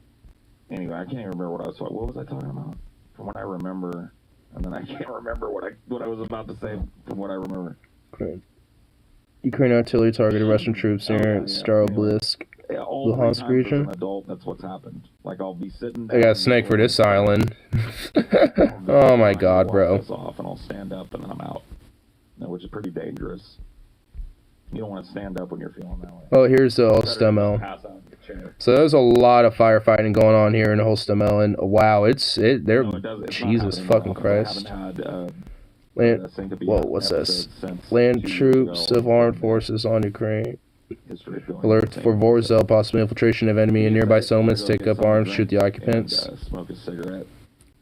Land troops of armed forces of Ukraine. Alert for Vorzel, possibly. Oh, so they possibly occupied these regions overnight. In Hostomel, near there's a lot of fires and shit. So northwest Ukraine, or yeah, about northwest of Kiev, there's a lot of firefighting going on. A lot of firefighting. Oops. Oops. What the fuck? It's a little hard to navigate like that. But... Oh man, another app. No. Okay, there we go. Okay, there we go. Kind of zoom in closer here. Alright, yeah, I already saw that. I wonder if I wonder if somebody's gonna make a mod for Arma 3 where they're gonna have like like Ukraine as a map that you can download, and people just start mimicking these fucking battles or some shit. Honestly, deadass, I wouldn't be surprised.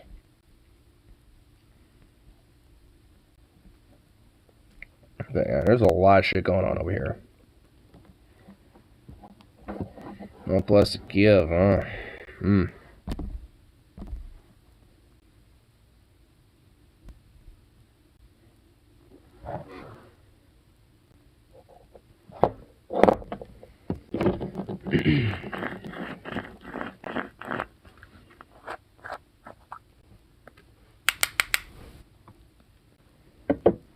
Still playing the Fallout Arma 3 mod. Well, I bet that's fun.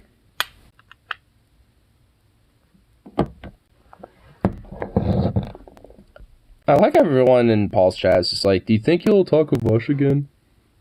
The laser rifle's really well done. Oh, really? Stop being bad, Cynic. You're a bad boy. I love Cynic.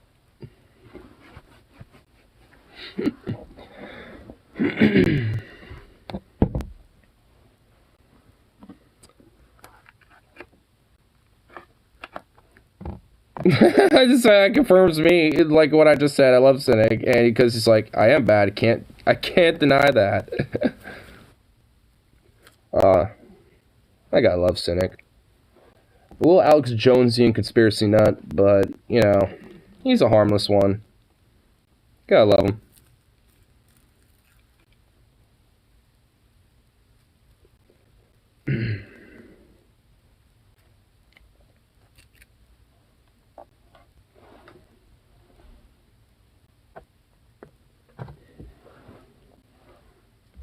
Yeah, it seems like there's been a lot of progress that's happened, or I guess a lot of updates has happened since, you know, we've last tuned in. But just a lot more, you know, skirmishes and battles taking place and shit. Oh, Sukov, you're awake. Who were you growling at earlier, buddy? Some people. Were you knocking some bad boys out? Some people can't hang in there. I didn't even smoke a whole cigarette either, dude. I had like 2 little puffs, 2 good drags, and I was like, you know what? They don't deserve to wait for a whole cigarette, and I'm cool with that. A couple of drags is all I needed anyway. Stubbed it out. I'll finish that bad boy later. Bada bing, bada boom.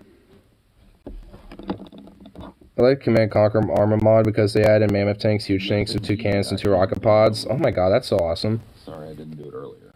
There you go. Rules are pinned. Now there's no excuses, and I'll tell them. I know there's like a Star Wars mod for Arma 3. There's a lot of mods for Arma 3, honestly.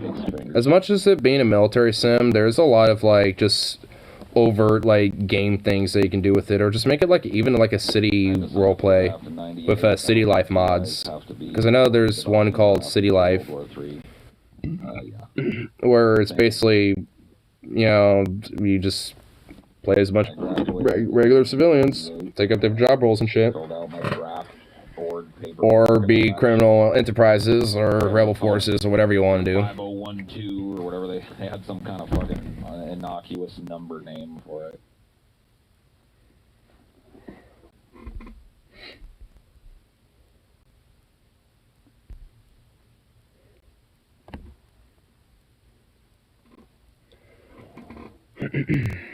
Here,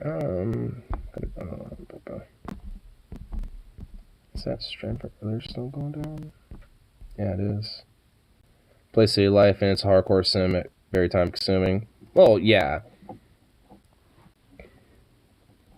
Alright, so let's see what's going on in this real quick here. Because I know if there's like some troops in Kiev, maybe some of these Kiev cams might have something. Just gonna, I won't stay with this for too long. Got put in jail, never logged back in to serve my sentence. What we get for sharing our sources with you. How long was the sentence in the game? You guys, there's no noise suppression that I can use right now to fix this garbage audio that we're getting from this stream. It's 9:41 in Ukraine. What you guys are hearing is like wind noise, alright? It's all wind noise, and then the static is just kind of like crosstalk happening on this camera. Some kind of interference. More military tracks turning up at the tracks. More military tanks turning up at the tracks. We'll take a look at that here. Oh my like God, 3 days right. for selling his dude's card. New column of armor, and there's a dog. Oh, it's a little dog. There's Puppo. Here, look at this. A puppy. There's a puppy on cam over there. Jeez, they're moving more hardware in? Man, there is more hardware coming in, dude. Yeah, there's a pupper right there. A little Russian pupper. Or Ukrainian pupper. A little Ukrainian puppo. Somebody says save the dog, yeah. Yeah, someone make sure that dog doesn't get run over. He's right there. You guys can't see him. He's slightly off screen for you, but I can see him. Oh, there's a person. Oh, somebody's talking to him. Somebody's talking to this doggo. Aww. And then they walked away. But the doggo's following. Yeah, doggo follow the person. Somebody says that dog speaks Russian and Ukrainian. Take the dog, leave the cannons. Yeah, take the dog and leave the guns, bro.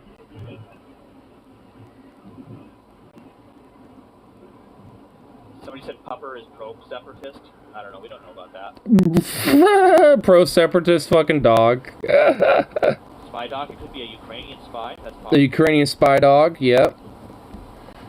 Got the Elon Musk Neuralinks in there to do some spying activities for the Ukrainians. The dogs with cameras. Yep. And then... I like how this dude's chat's kind of memeing it up a little bit. I mean, you gotta have a couple memes here and there. Yeah, yeah. Yeah, scout dog. Yeah.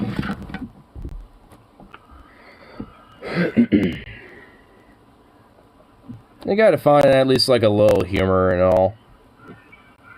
5G dogs. 5G dogs, yeah, the Neuralink 5G dogs, dude. Ghost of Kiev? Wouldn't that be a plot twist?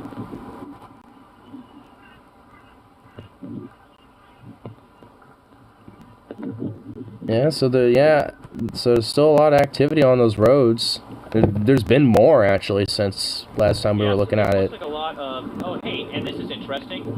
Some kind of vehicle with some lights on it coming to the front of the convoy, and it drove what looked like it was around through the woods.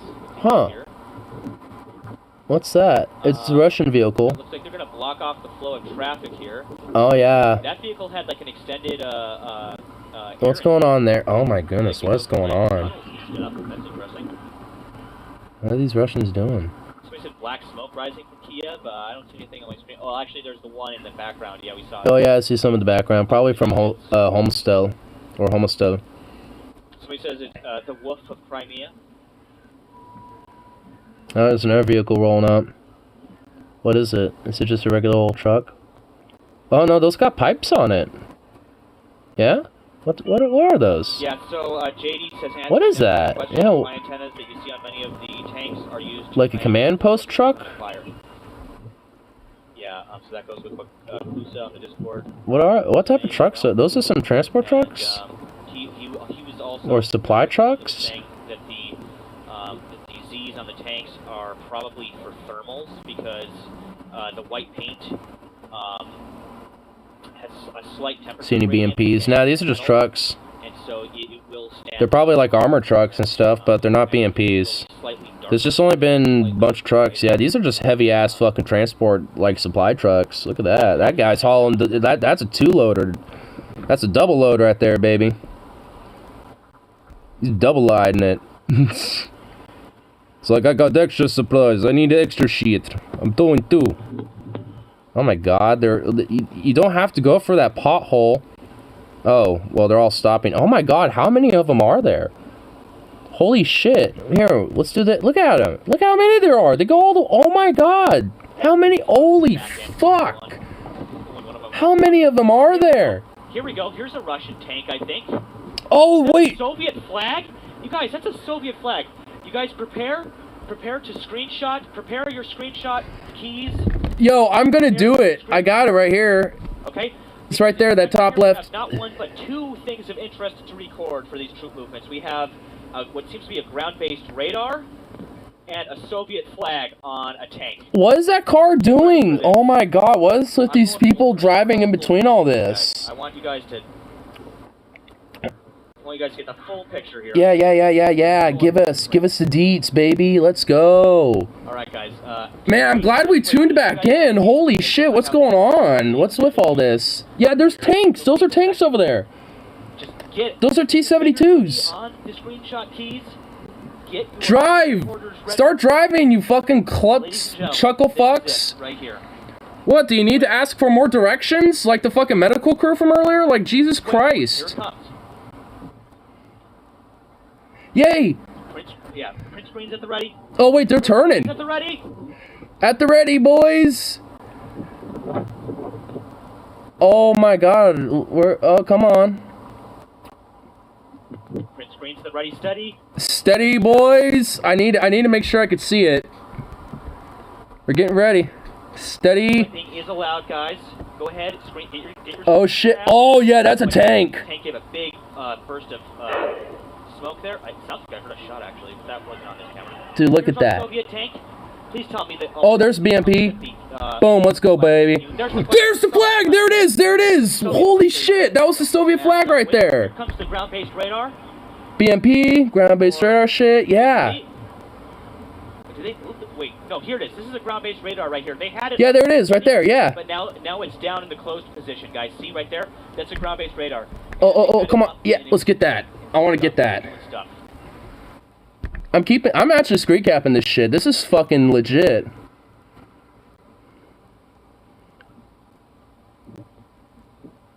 That fucking tank had a Soviet flag on top of it, dude. I'm pretty sure it was a Soviet flag, but yes, it might have been a Chinese flag. What? No, I doubt it. There's no way. That would imply that there's like Chinese forces in this. Either way, it's a Soviet flag, guys.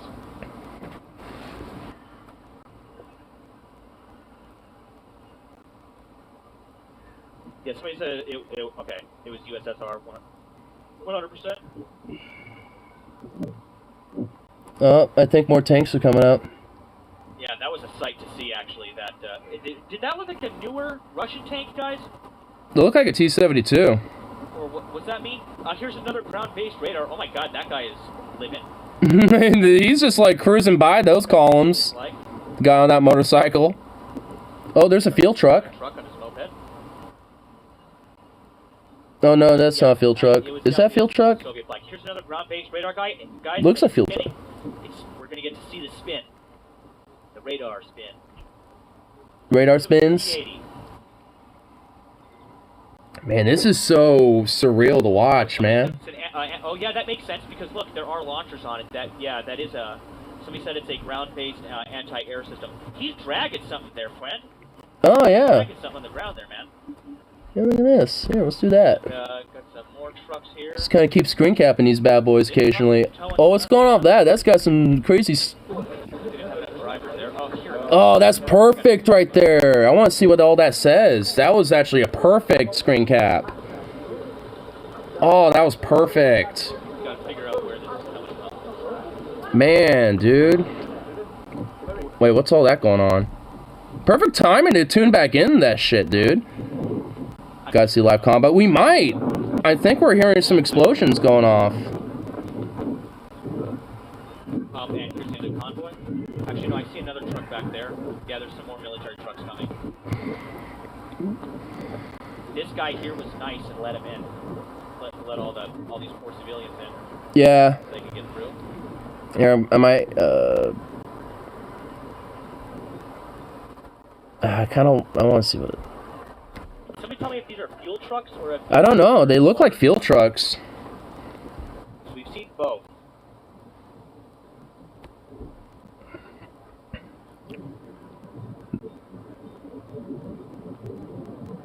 Yeah, I wasn't able to... Oh, yeah, I guess you're right. I could have probably used... What's this? What's going on right here? Oh, yeah, those are fuel trucks right there. That's a fuel truck. Fuel trucks. Everybody's saying fuel. Oh, yeah, I guess they... Did they have, like, yellow on them? Did I see some, like, yellow and red on them? What's... Here's another truck towing a truck. Yep. Because they didn't have enough drivers. Yeah, they don't have enough drivers. Towing a truck. We don't have enough drivers, so we're gonna tow a truck with a truck. Man, this is a little bit of a clusterfuck of a operation. I will admit that. There is, like, I mean, directions being asked, like, just all kind of sitting around, but now they're actually kind of moving, and some trucks are being towed by trucks. It's like, jeez, this is a little clusterfucky. Man, they just go on. Is there an end?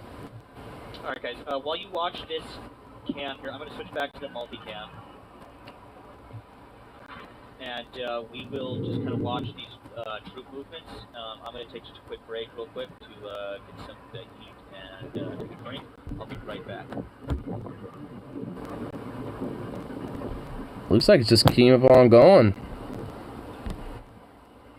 I got to get that other TS cam on. Where'd that go? In Putin, the Russia truck those truck. The guy's press show up overnight for you because he did 20 cents here.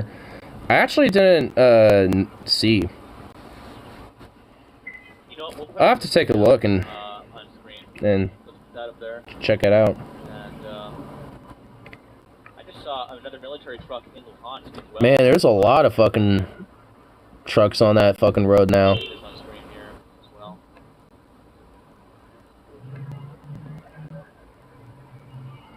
Man, so this is near that hydro dam, so there's a lot of Russian forces on that hydro dam. There's a lot of force build up there. This is a massive convoy of military. And some of these trucks are probably convoy trucks as well for like troop movements. There's more, so they put that IR striping on them as well. They had like big stripes on that one I saw. We've been talking about the Z. It's basically unit identification. There's a couple different reasons why they have them on there. Guys, actually, I was just informed that we just passed 20,000 subscribers. Wow, guys. This guy definitely deserves the support. Crazy. Thank you guys so much. I'm subscribed to him. Tuning in right now. And, I mean, especially for this shit alone, like, he definitely deserves it. He's also been impartial. He doesn't have, like, a, like, yeah, we should all get in there, fuck him up. He's just here wanting to check it out, you know what I mean? He just wants to see what's all happening. A lot of civilian traffic for a war zone. I know! That's what makes it so real to me. It's just like, it's war, but you have these civilians just having basic commerce and shit while these convoys are happening. It's just like, what in the fuck? Like, the civilians are like, alright, I still need to get to work. Get the fuck out of my way, military truck. It's just like, okay. I mean, it's just, it's weird. Like, see? Like, you just, like, yep, I'm going to work. Or whatever they're doing. I'm going to my friend's house. Or I'm getting the fuck out of here or something. Like, every on. I mean, that's what makes it so, like, damn. We showed you guys articles from. We guys have showed you videos from every source. We get stuff from on the ground. We've got people tracking radar and aircraft and marine. What's this? Movements in the Black Sea, like naval movements. More than 150 senior Russian officials sign open letter condemning Putin's invasion of Ukraine as an unprecedented atrocity and warns of catastrophic consequences while urging citizens not to participate. I would like to say we're probably the largest open source intelligence gathering operation on all of YouTube at this point. I'd like to say that.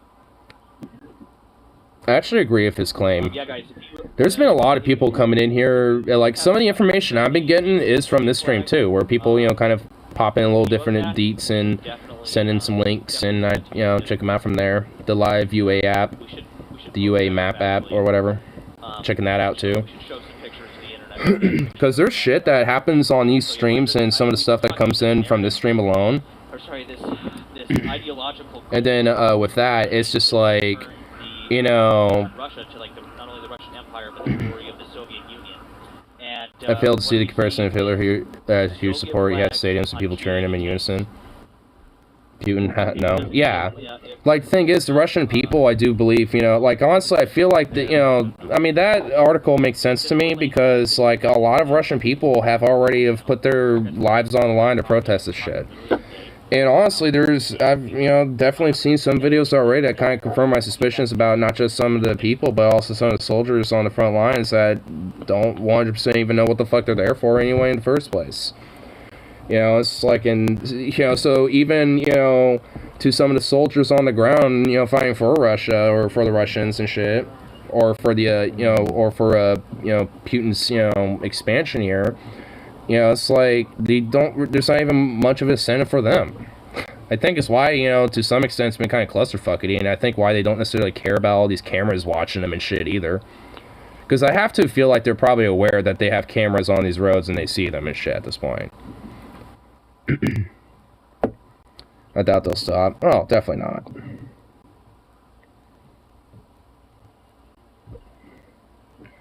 To express dissent. Well, I mean, 1,700 arrested in one day, and plus, you know, these anti-war protests, you know, more than likely going to continue, especially as this exacerbates. Yeah.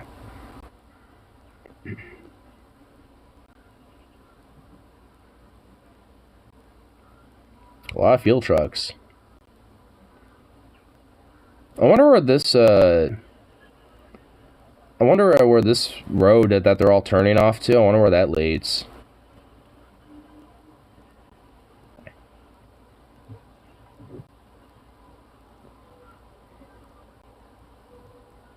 Oh, I guess it's where that camera goes to eventually.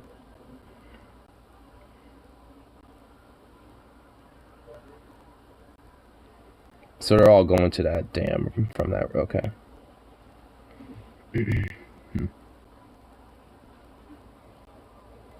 Beautiful overcast for some of the cameras on the left side.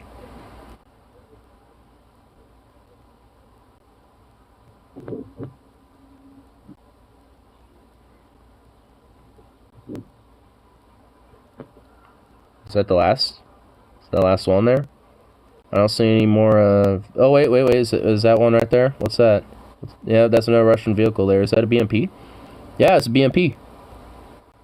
Yep, that's a BMP, alright.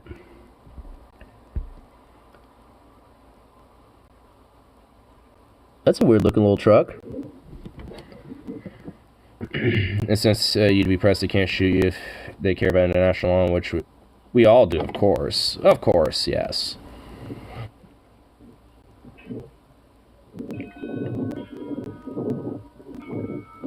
I mean, honestly, I figured I'd probably make a pretty decent journalist on the ground and shit like this.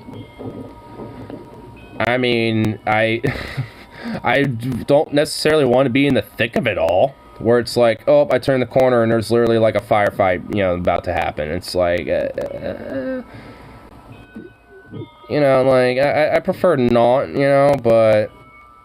Oh, there's another radar truck there, mobile radar station. Or mobile anti-air.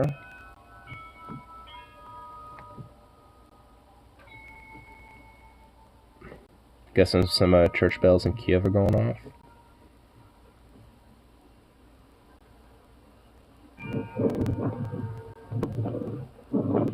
It's 10 o'clock and the bell just started going off, yeah. Yeah, I think that's all the military vehicles there. It doesn't look like there's any other, any others. Rides a golden wind. Ignorancy rides a golden wind, bringing social revolution to the masses of his brigade of furry socialists. Oh my god. I like above the St. Javelin picture in Luhansk. Well, it just changed, but there's just a bunch of people casually wandering around, just kind of taking the day in. While probably a few miles away, there's literally a war going on.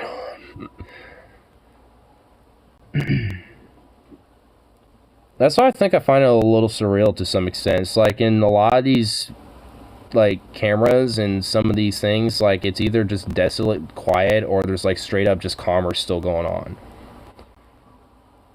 Or these troop movements that are happening, which has been the most active cameras so far. And it's just like outside of those, it's either one or the other. And it's just like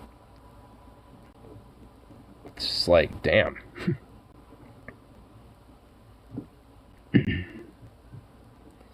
Yeah, looks like outside of those last little trucks, stragglers, you know, moving up there, and it doesn't really look like there's much else now at this point. Though that was a really perfect timing, you know, come tuning back in with, especially that fucking T-72 with the fucking Soviet flag on it. I want to see if I actually got that. Did I get that little? Did I get it with the flag? Because it had it. It had it going up on there. Here.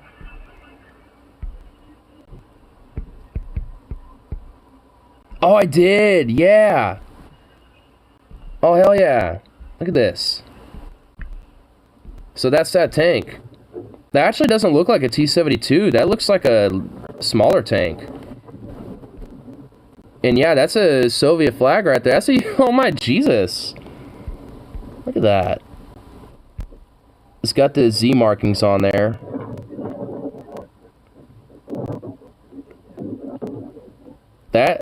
Is that T-64? That doesn't... I don't know if that's a T-72. The chassis doesn't look like a T-72. Might be T-64. Of course, it's Russian. Well, duh. I mean, the most exceptional indicator are those Z's, like these for the identification. I'm just wondering what type of specific tank it is. That's all. Yeah.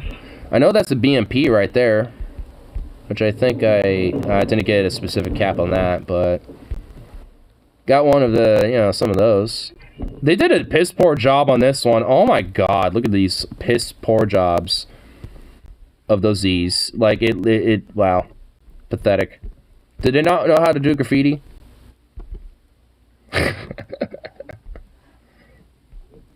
They did not know how to do graffiti. But yeah, the Z's are kind of like their identification when it comes to their, you know, forces on the ground and shit. Because hardware-wise, they have somewhat similar hardware to Ukrainian forces, so that's a way for them to identify each other.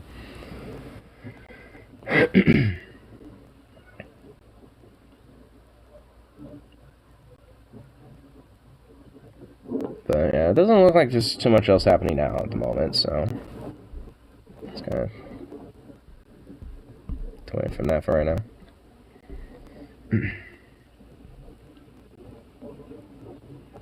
That makes sense. Yeah. From what I know, it's like IR paint as well, so when aircraft are flying overhead and they're doing like ground attacks and shit, that's a way for them to also ID from the air, also from the ground. So that's what I was saying from earlier. They should Ukrainian armored vehicles should start painting those Z's on their vehicles as well, so they can start confusing their Russian aircraft. And then just have Ukrainian air forces just strictly do air-to-air combat versus air-to-ground, so they don't risk taking out their own forces. While the Russian air forces accidentally start taking theirs out by accident and shit. Because if it ends up they're like, hey, comrade, is that ZR's? Why is that cannon pointed at I don't think that's us. You know, it's just like, you know, to throw off the confusion a little bit until they start realizing it. But by the time they start realizing it, they're going to have to start painting all those Z's on their fucking equipment. And then it's going to look totally different. But by that point, it would probably be a little too late by the time the damage is done. You know what I mean? So, I mean, depending on how well their, you know, like, espionage and, like, you know, information gathering it is, they probably won't realize that. I just put up on screen here on the bottom right. I believe. To see if they can get some friendly fire. Well, that's what I mean. Like, if they want to put a little bit more damage to where there's, like, you know, some, I guess, in this case, red-on-red fire. Is that right, guys? It's time to come execute Order Furry 69.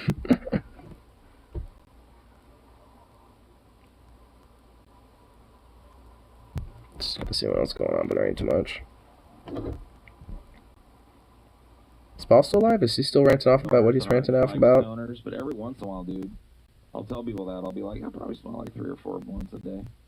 3 or 4 blunts a day. That's a good distraction. Dude. I mean, I'm not trying to flex or anything, but like, that's like my morning. You know what I mean? Like, while you're drinking your coffee, I got 4 blunts going. 4 blunts going, baby. Let's go. Like, oh, alright, bro. Before I went to grab my paycheck, me and my homeboy, we wrapped. I wasn't trying to flex. We rolled up two joints, and of course, dude, that's like the typical procedure. You gotta roll 2 joints. Roll 2 joints in the morning. Roll 2 joints at night. Roll 2 joints in the afternoon. Everything's alright. Simultaneously, and then held the smoke in my lungs until it turned clear. DP did a 5-hour show for their 1000th episode. Oh, that's cool. Times a second, dog. People are like harvesting the buds. They're like, oh man, this is gonna be a good batch. Oh no, man. Oh no. He took another hit. Oh well. Oh. Damn. Here. We'll pull up our nice little phone distraction.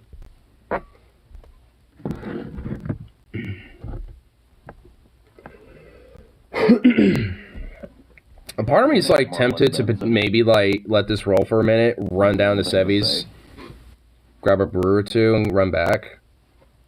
Because I am kind of, I'm feeling it a little bit, but at the same time I don't want to like stop this. So I could just like let this just chill while I run over there, because it wouldn't take, it would take like maximum like 20 minutes, maximum. But yeah, I'm not gonna do that. Yeah, man. I'm kind of plopped where I'm at. Plus, it's like after midnight, so. Dude, you know what is real weird? A lot of times people will flex on, like, yeah, dude, I can barbecue. But they can't.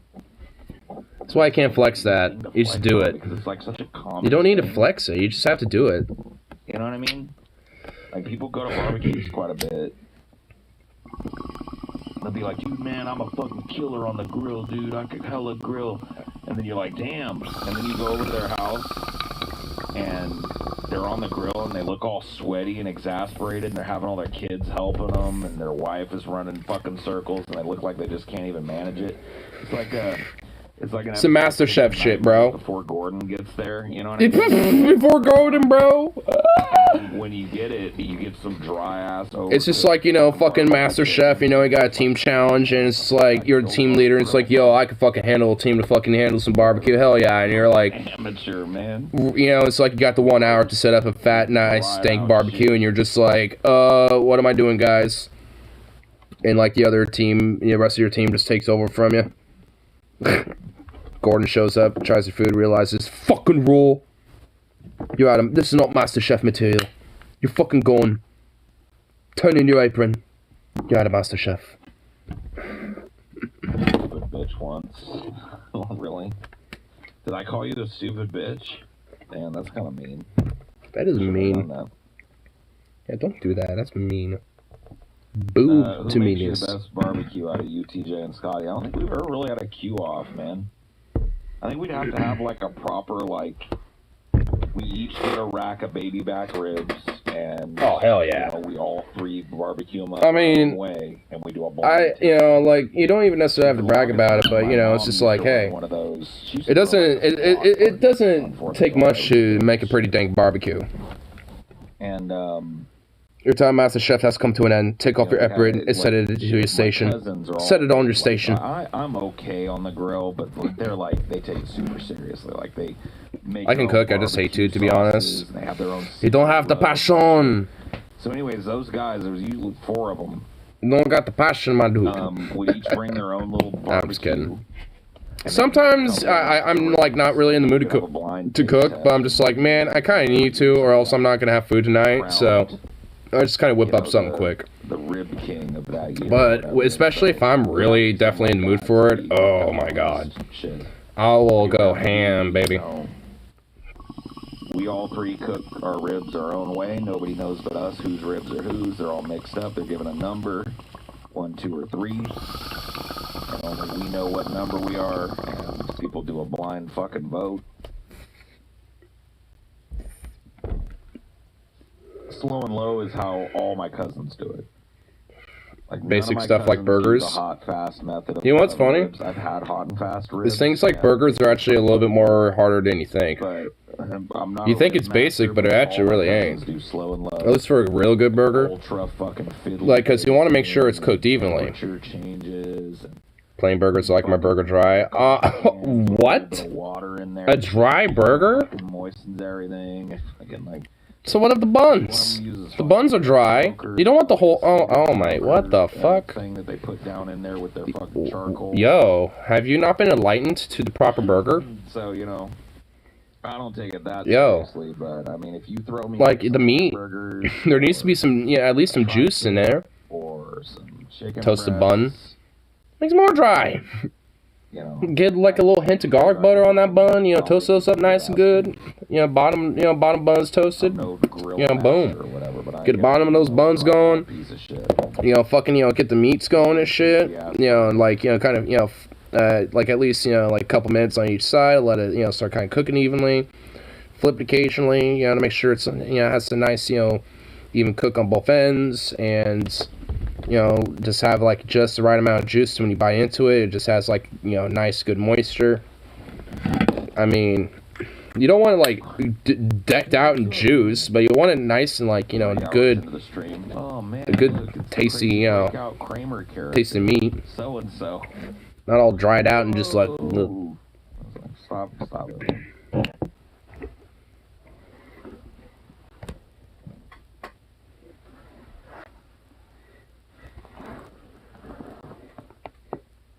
Ooh, sure. That felt good. And I'll be Omaha Steaks burger patties. I don't think I've had those. Optimistic for once and say, yeah, man. I mean, honestly, the shit goes back to normal. Everybody kind of gets settled in their own place, and I'd be totally down to start talking about doing a meetup. It's becoming easier and easier to require like vaccine approval or whatever to get into a venue, and I think that would be a smart thing to do. We'll do a meetup in Portland. Portland. Scan your fucking Vax card or whatever, however they do it. My guy, come to Portland. And yeah. Meet up in Portland. New York would be awesome, and we've always talked about one. That's not Portland. Running out of steam. Pretty tired. Oh, stretchy boy. Go ahead and end this. Thanks for hanging out with me tonight. I'll see you guys when I see you. Oh. Peace. Stream meat, you buy online, then ship it to you. Oh, that's why I haven't heard of it. Alabama meetup. I mean, I see. That's just as far away as New York for me. I mean, at least it'll work for you, but not so much for me. It's just like, oh.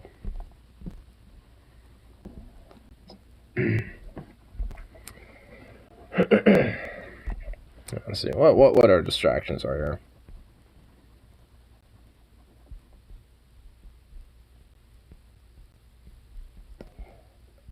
Oh, my sweet baby rays.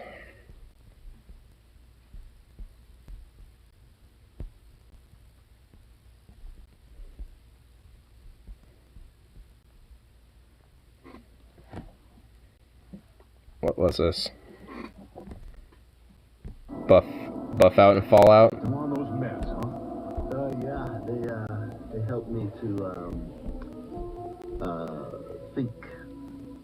Okay, time for an eyes open nap. God, look what those pills are doing to you. Putting you on that stuff was a huge mistake. This is not what buff out does. Inviting a turtle to a cocktail party. Focus, huh? Okay, well, Stewie, these babies can help the garbage disposal focus, because that's where they're going. No need to follow me, because I just said what I was gonna do. Gunshots into what the fuck? God, I can't stop. The words are just pouring out of me. I have more energy than I got. This is like Mentats, not buff out. Okay, hold on. Folks are like buff out, bruh. Yeah, see, yeah, people are already crossed between Jet and Mentats. Yeah, a little bit.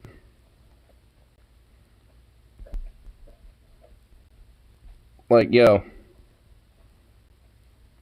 It should have made it about Mentats, would have made more sense. Mentats would be more accurate. This guy can play Fallout. Yep, credibility's starting to be questioned here. That's some questionable credibility there. That's more like Mentats and shit going on. Like, yeah. I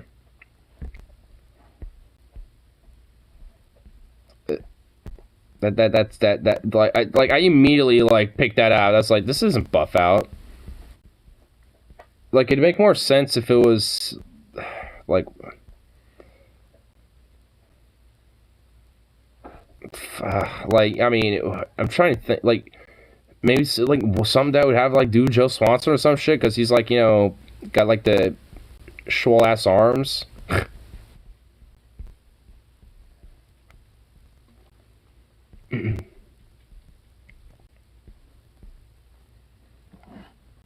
Better one. Zero perception of Fallout. Hey, you still awake, Lois, honey? Yeah, that's right. Sukov, hey. Hey. Hey. Sukov. Hey. Sukov. Hey, what? What are you boofing about? Holy crap, it's Sukov. I don't think he approved of that. Sukov. What's up, bro? What's up, bro? Come here. Come here, bro. Sukov, come here. Come here. Oh, you sweet baby. Look at you. Oh, come here.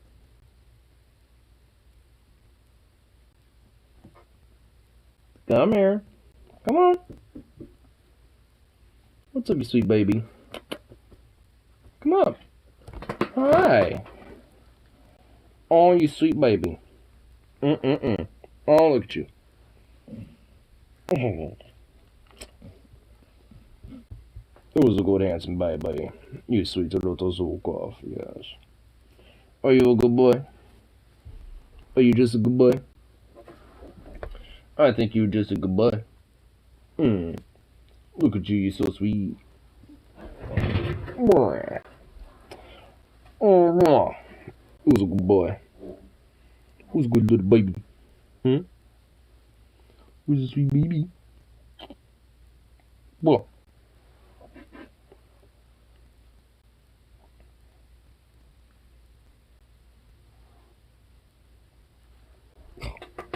Oh.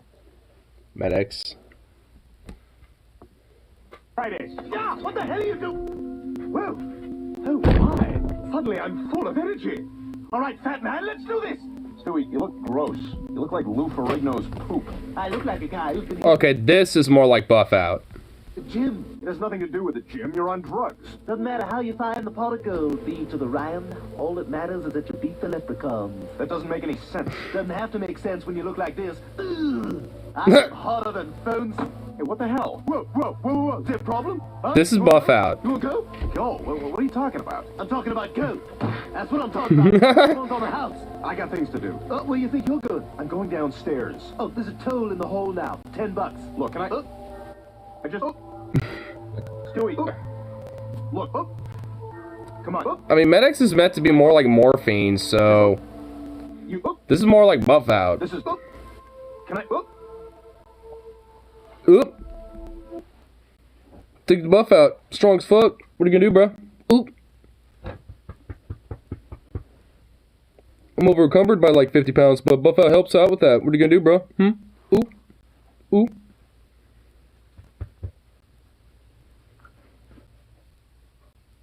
Baby.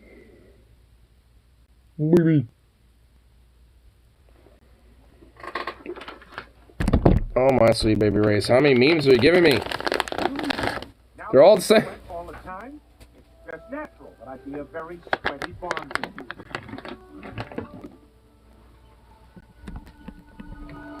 Steady. You can do this. All you gotta do is remember the song you learned in barber school. Green is good, and green is good, and red is good, and yellow is good, and clip whatever you want.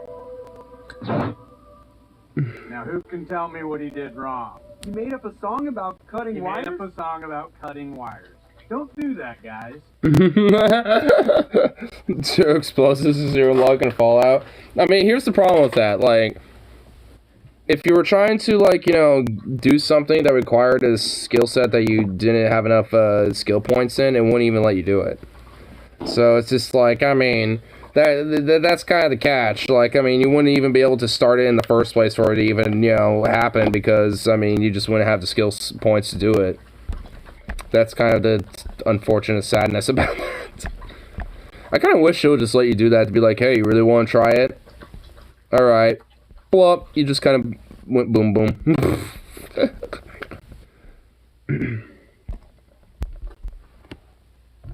Or if you had, like, you know, a certain amount of skill points, you know, like, below it, it's actually more like, you know, a probability chance, like, you have, like, a 20% success, or 40, 60, so on and shit. Last one, I swear, oh my god. 10 luck, 0 ammunition, oh, sweet baby fucking race. Aha! I get you now, Griffin. Ah! Not so fast, buddy. Who are you? DNCR! Officer T.J. Hooker. Sheriff Officer T.J. Hooker. And this is my deputy, McMillan and Wife. Well, I hated T.J. Hooker, and I never actually saw McMillan and Wife, although I was aware of it. Anyway, you're dead! Ha! You're mine now, fella.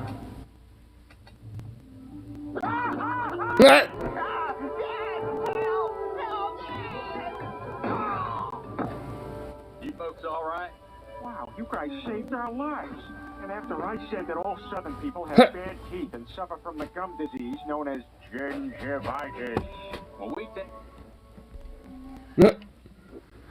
I guess that was the 10 luck and is yeah, that makes sense. Some of these look like they're hit and misses. Like, some of these memes are actually pretty good, but some of them are like, eh. Like, they don't look like, you know, doing it as, you know, they're a little, like, mistitled more than anything. At the very least.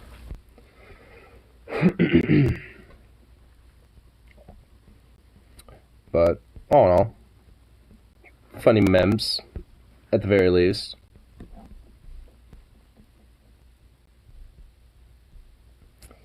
Here, oh, sweet, oh my sweet baby race. There is Ghost of Kiev. Oh wow, there's an actual video of a confirmed kill here, really? The Ghost of Kiev?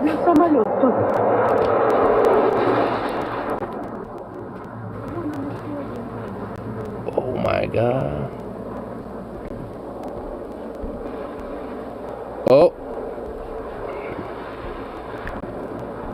Oh shit, that was him. There he is. He was in the back. That's an Su-34. That's a far more advanced fighter jet compared to MiG-29. Boom. That's one of his confirmed kills right there. Dude, that guy's becoming like a little bit of a war hero in the making there, a little bit. At least when it comes to, you know, some of his combat. Oh, it's the Su-27, my bad. He was flying that MiG-29 and the Russians were flying at Su-27. Ghost of Kiev.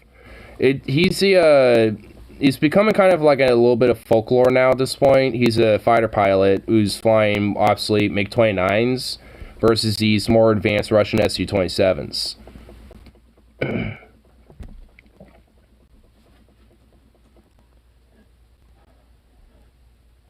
Oh, for fuck's sake. I look at the goddamn description. It's just like, it's actually from DCS, but nonetheless is made out of respect. Oh, fuck. I hate these fucking motherfuckers that do this shit.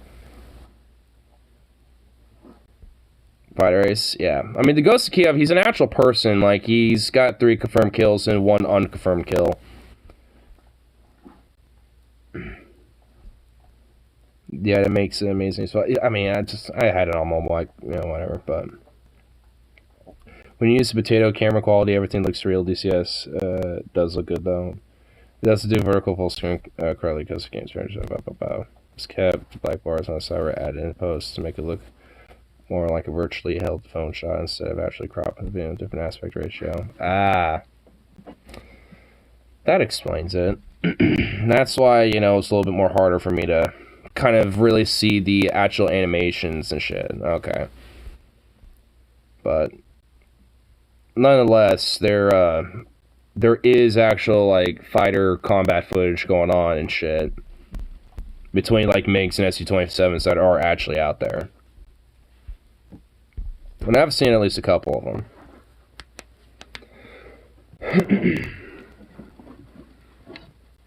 But, god damn it. That's why I always gotta look at the description of these things. Make sure.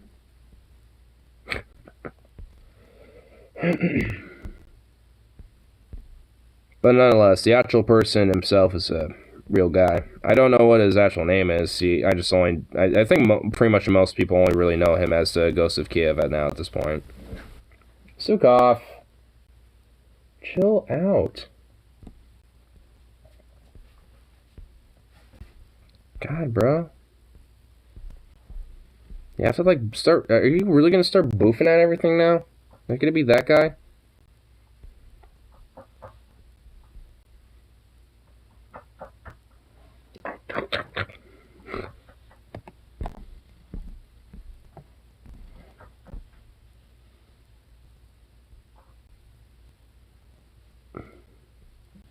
Stuff remains problematic where the Russians have managed to inch forward for now. That being said, Ukraine more elements to be high. Moreover, Ukrainians have managed to missile strike an airbase inside Russia as pictured. Oh, really? So Ukrainian forces did some missile strikes in Russian air bases inside Russia. Here, let me see if I can find some more updates about that, actually. Puppies of the world, right? You have nothing to lose but your leash.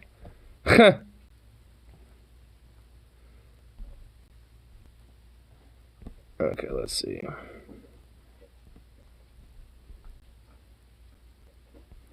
Fight with enemy sabotage and reconnaissance group continues in Oblon, Kiev. Where's that at, specifically?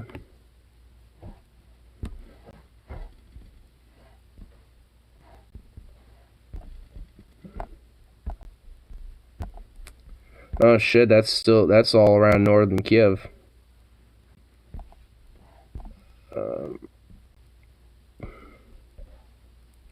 Russian troops infiltrated in Kiev have been neutralized.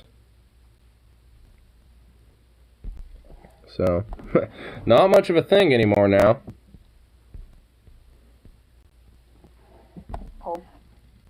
But Azov turned and ran away in face of actual military opponents.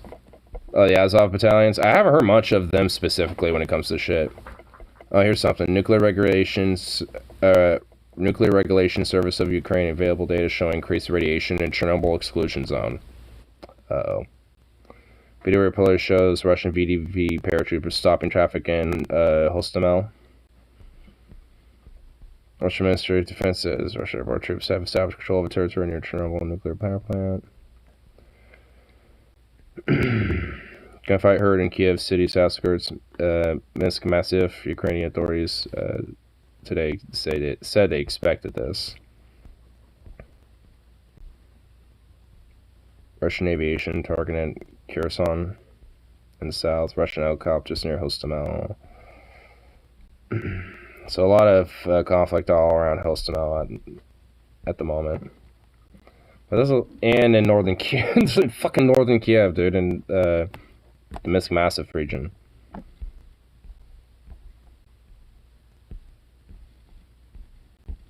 Man, there's a lot of fucking conflict going on up in this region.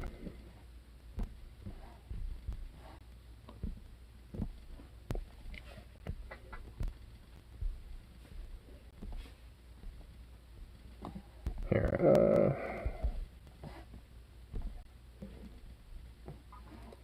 trying to get this fucking little thing off my map. Come on. Off. There we go. Gonna look near the south, nearest region here. Yeah, Crimea, see what's happening down here. Because Kherson is getting some activity.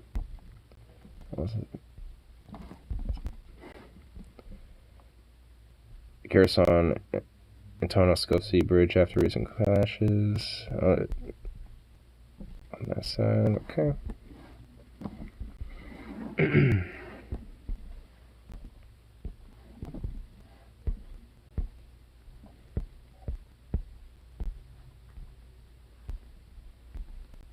Yeah, so it's mostly around Hostomel at the moment.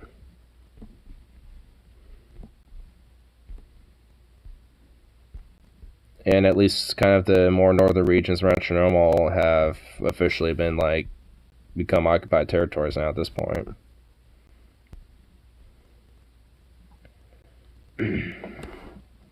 Suzerain, that president, yeah, she told you about specific comments play for a bit. Oh, Suzerain? Oh. I'm conquering history games and welcome. Yeah. I'll do this real quick. You know, I said that I'm gonna speak like you guys have not seen the pre-recorded series, but also I'm not gonna read every single freaking thing. Some of the stuff you could pause and read through the codex or whatever, or look up. I'm changing this because I want to see if it's gonna change a conversation later with my son. Well, a few different reasons actually. I don't know what these do. I think that I chose history the first time I played because, you know, obviously conquering history games, that's history. But I kind of wonder if I want to do economics. I don't know. Going to business school doesn't seem very conducive to becoming a millennialist. Studying the economy could be, because it's like I study the economy and then I want to do it. No. Let's do law. Let's do law. I'll save economics when I do a full capitalist run. Law, the whole sort. That actually makes more sense for that choice, I think. I don't want to do history every time. Let's switch it up. During the first year, you attended a lecture with David Bisky. He was a well-known diplomat from the Foreign Ministry and the son of the president. After observing the hall in silence, he explained how the Supreme Court is obstructing justice in Portland. He stated that laws should be applied fairly and that even the members of the Supreme Court are subject to the same laws. So yeah, this was the guy who's meeting. We're gonna meet him later. He was the one who I got a little emotional. I was getting a little choked up during a particular scene with him. There's some good writing in this game. It tells a good story. So about the law, we're studying law. Laws should be applied fairly. Even members of the Supreme Court are subject to the same law. Yeah, I guess I should. I mean, agree in principle? Agree in principle? Yeah, I don't want to question that. I don't think you can question that. Only concern was passing. Yeah, you agree in principle. You see, yeah, because that's what I think might end up happening. Maybe I'm going to go full authoritarian, maybe I'm not. But I definitely think that it's probably, I might have to try to go for a mix. You know, and sometimes, you know, do something where it's like, you know what? Principles are nice. I'm all for the better nature, angels of our nature. But sometimes we got to let those better angels have some fucking authority so they can get things done.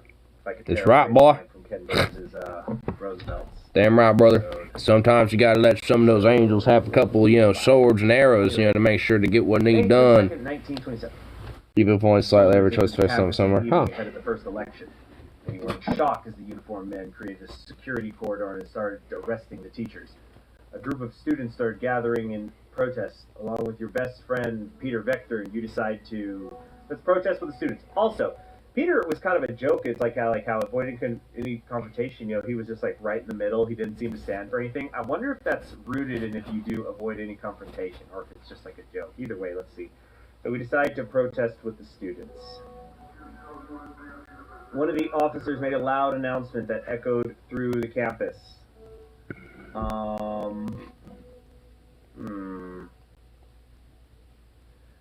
General Ludra declared martial law in order to restore the administration. Please stand back and disperse to your rooms.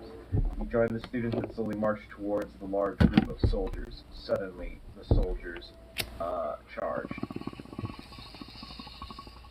The student fell and was trampled as everybody started running away. Down to the ground. I'm changing this because I want to see if it's going to change a conversation later with my son. Well, a few different reasons, actually. The soldiers beat you relentlessly. It was a gloomy year. Hey, wait, oh, you want to play with this, huh? The arrested teachers were replaced by those it's only $50 too. Conformism to the state. Wholesword turned a blind eye to the things that were happening. You didn't want to stay idle and decided to join. What's the thing that I thought this was a thing where I'm supposed to be able to join the Red Youth, or is that later? Would that be a I'd probably, in this choice, I'd probably do a student council or something. I don't know. Because that could probably imply like a human rights group in the future. A human rights group. No, I mean, one of those two choices would be me, for sure. The first time I was doing RNG also a lot of it, I just was rolling the dice. The group heavily protested against the deteriorating human rights situation in Swordland. You contributed through discussions on how to protect and expand freedom. In one of the meetings, Peter introduced you to one of his friends, Monica, who was a volunteer for the Swordish League of Women. You were immediately attracted to... Oh boy. Diligence is good. Good quality. Diligence is good, yes. The politically charged environment led you to, very easy, yep. The Red Youth Socialists. I think that also will set me up for an achievement later. I think where if I joined the Red Youth when I was a kid, and then if I fund them while I'm president, it's an achievement. June 2nd, 1928, the radio relayed that the communist General Rickard surrounded Ludra and his troops, demanding their surrender. They refused, and heavy fighting broke out across the country. You just couldn't believe it. The army was fighting amongst themselves. Swordland plunged in chaos. So, yeah, we had a republic for 4 years, and there was an army coup, and then one of the generals was to the left. So, yeah, I guess they do use the term communist in here, then. So I might still sometimes The choice is right-wing nationalist group. I noticed that. Probably going to try to lean towards saying millennialist. Rickard's sudden attack caused more instability in the country, but compared to fascist Lutheran, he was a real socialist. This convinced you to participate in a support march. You were chanting... Workers for the world unite. Freedom, equality, and solidarity, workers of the world unite, or bring down the fascists. This is tough. I guess this comes down to if I want to align myself politically with I guess this is like my first big decision. So basically, as a reminder, you're kind of coming into their world's version of the Cold War, where you've got a capitalist system major world power, and then there's the millennialist major world power, Cortana. Cortana. Yeah, it's Cortana. Sorry, guys. It's been like 2 months since I played this game. Cortana. Yeah. So I'm kind of. I think we're gonna want to align with Cortana. Yeah. Either way, it'll be good for us. Yeah. I think the only downside would be if we end up in the war. What was his choice? For a soul. Like it was. Oh shit. Final line of the Malionavist or something. I will get my revenge on the Queen. Don't worry. So let's do Workers of the World. Yay! Classic final line of the Malionavist, Manifesto. Good boy. You were Good marching catch. under the protection of Ricard's soldiers. The students opposing the coup gathered a few hundred meters in front of you. Many nationalists were among them. You knew something was going to happen. This is interesting. This is a different situation. I guess it's because I joined the red coup. The students opposing the coup gathered a few hundred nationalists were among them. You knew something was going to happen. Yeah, this is a different. I guess once I joined the Red Youth, my event tree changed. Let's stay. What's gonna happen? There was a massive clash between the two sides. Soldiers began to beat the students. Tanks started rolling forward. In this chaotic moment, you saw a young girl about to get run over by a tank. You ran to save her, but you couldn't reach her in time. You never forgot her face. Damn. Damn. that turned dark. The horrors made you isolate yourself for a while. Monica helped you cope, and love grew between the two of you. However, it was a difficult time for love. Chaos must end. The charismatic Colonel Tarquin Sol orchestrated a sudden coup. This is the only intro to it. He wrote a new constitution and restored stability. Just the intro? I mean, damn. He formed the United Swordland Party and ran as a presidential candidate. In the first ever elections, let's see here. Yeah, we'll vote for him. Gonna not vote. What am I, somebody in my live stream chat? Guys, vote on this decision? Nah. I'll just complain about whatever he chooses to do later after not voting for it. So, to review, we started as a kingdom, 1923, coup happens, republic, happy fun times for 4 years. Bam! Fascist coup. 1 year later. Bam! Counter coup with the communists. Counter coup within a year, bro. Full-blown chaos, and then 1 year later, Tarquin Sol manages to just get everybody put down, and he's like, taking charge. USB won the election by a large majority. After graduation, you kept seeing Monica and noticed her interest to marry. However, a letter arrived from the military calling you to fulfill your compulsory service. It was time to serve your national duty. February 1930, Bergia region. A devastating civil war broke out in the neighboring country, Wellen. The distinguished Major, Josef Lancia, ordered you to lead your squad on a border patrol mission. It was a very cold winter night when you began marching out of Gumbriden outpost. See your breath. It's about to go down. After several hours of marching through the snowy hills, distant noises were heard. Visibility was too low to confirm the source. The squad crawled forward in formation and found a spot to reserve. A group of refugees had made it beyond the border fence. You... Ooh, I'd let him slip through. Yeah. Have the same mind.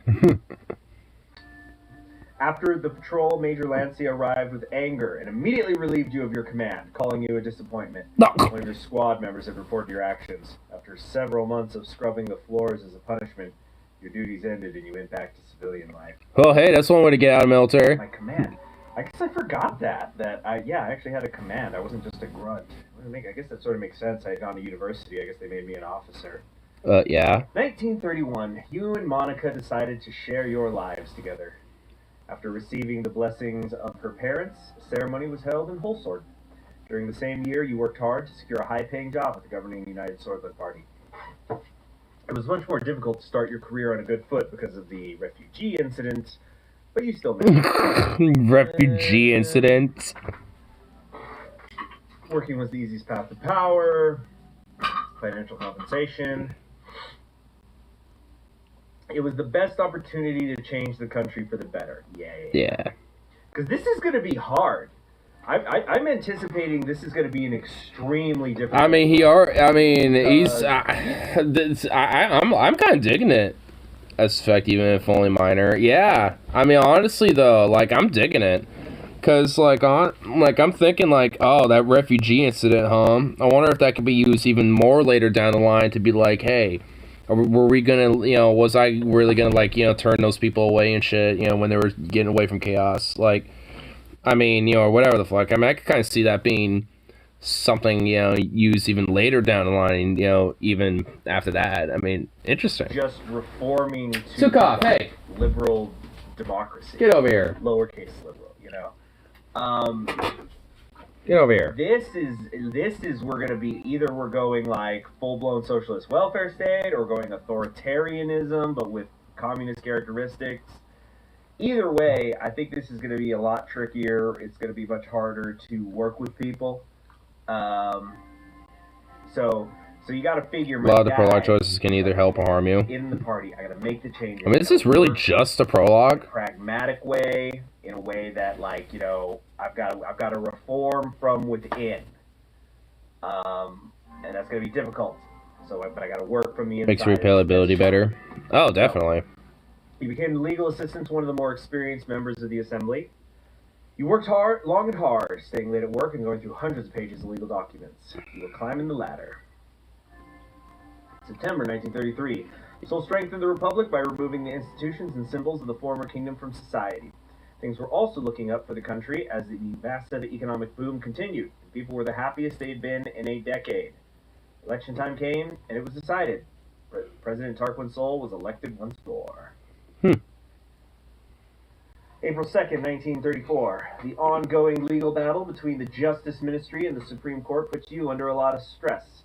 But your significant contribution to the legal case triggered an invitation to meet President Tarquin Seoul himself, who offered you a key position. You were to become the youngest member of the assembly. We're going to say we accept with doubts, because it's like, what?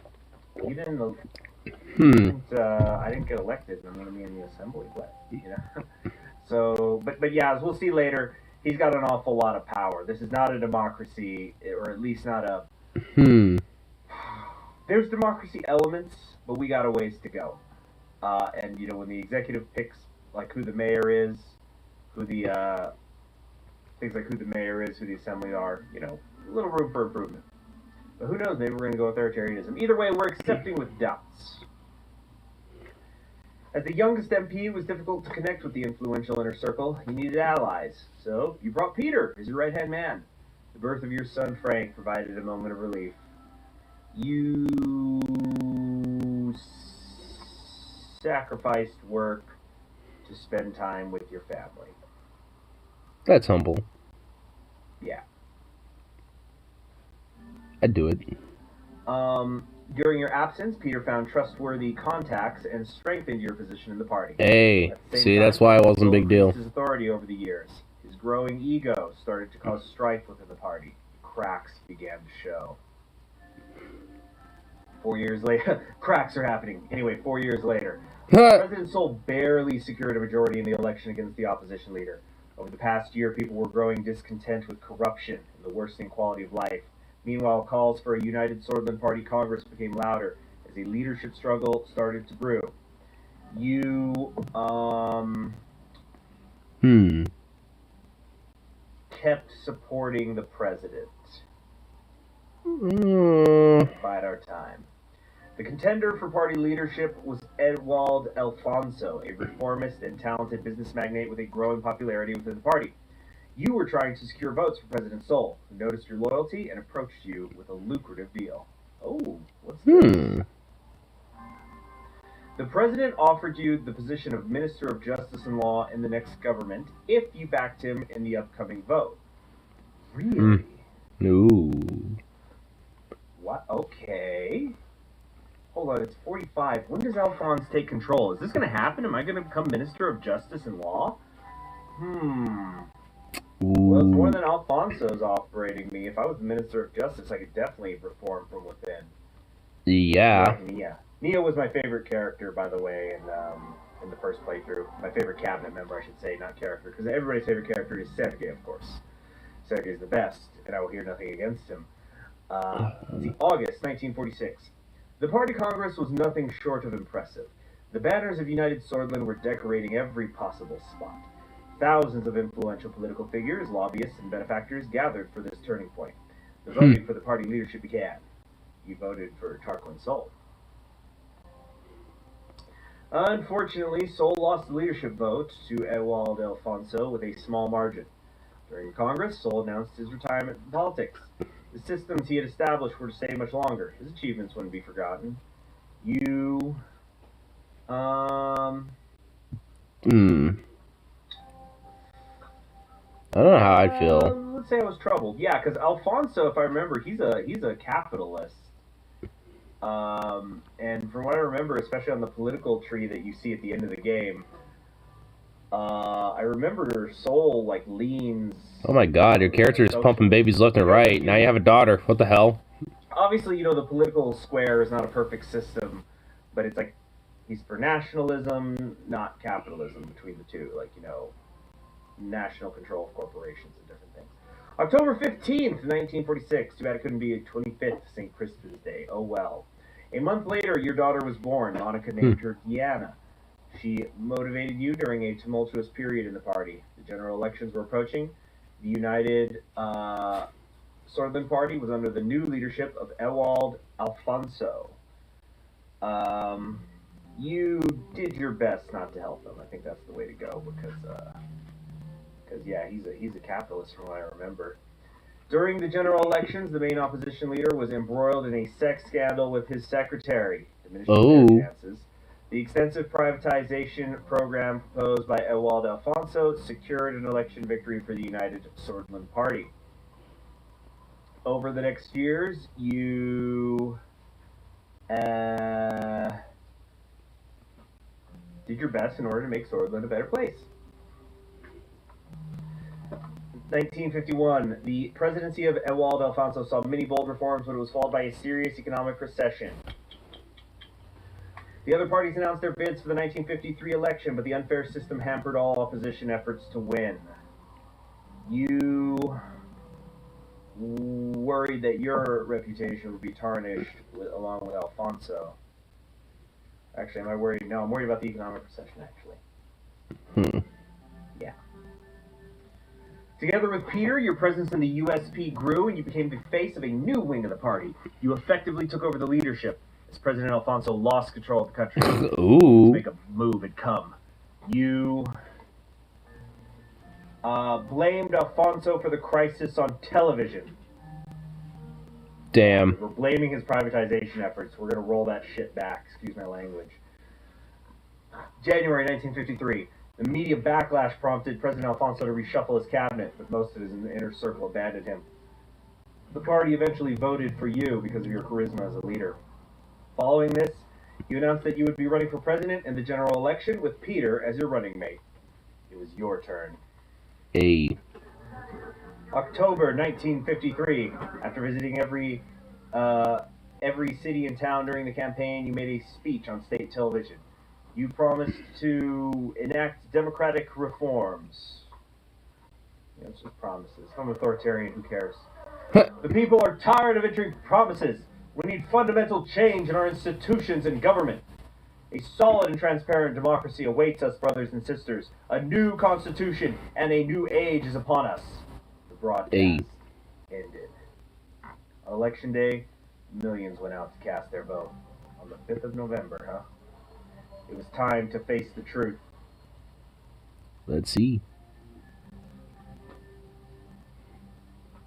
Oh boy, do you think I'll win? Chapter 1. President Ray. I'm gonna have to think of a thumbnail for this. You know, we're probably gonna just make our face here and then save quit. Oh, damn. Today. So, Whoa. There's like extra shit you can do too on this? What? Now it's the game. What? Whoa, okay. definitely going to increase the health, for sure. Because we got to stop. If you have not already, and please, and click the bells. Damn. Okay.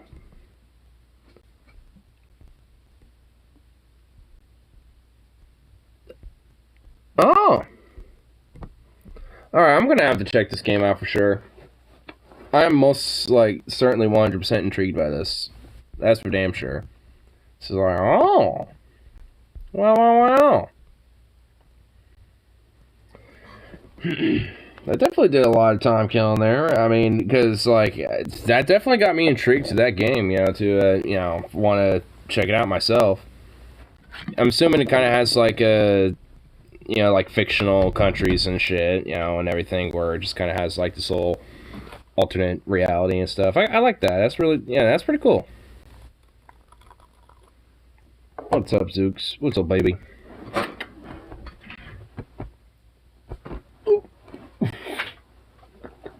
Oh, you sweet handsome boy. Look at so. Oh, you're still much a puppy. You're still very much a little puppy. Yes, you is. Look at you. You sweet little thing. Oh. You see, stop being a rebellious turd sometimes, because you are. Yeah. Yeah. It's all history, or it's an alternate reality of Cold War twist. Oh.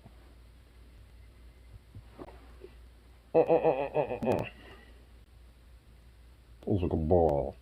It's so sweet.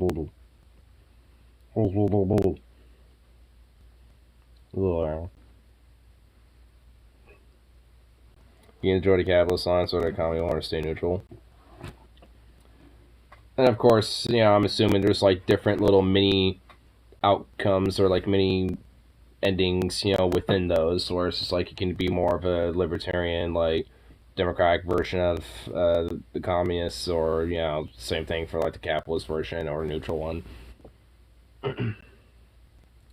Who's just a little?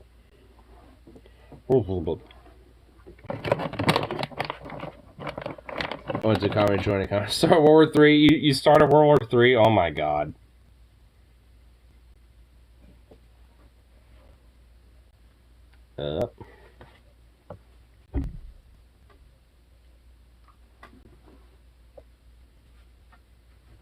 He just sulks a while. He's like, okay, I'll just take this and go.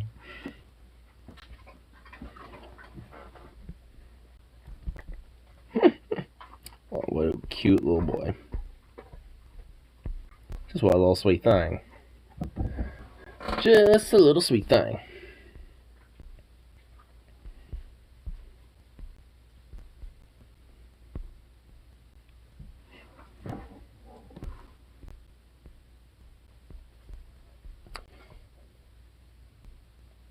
I didn't know they had nukes. So really, in the game?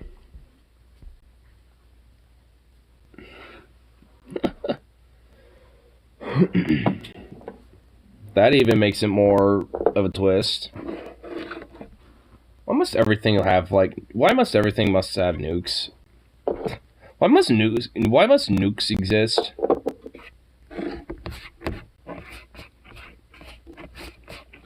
Who was the real true first some bitch to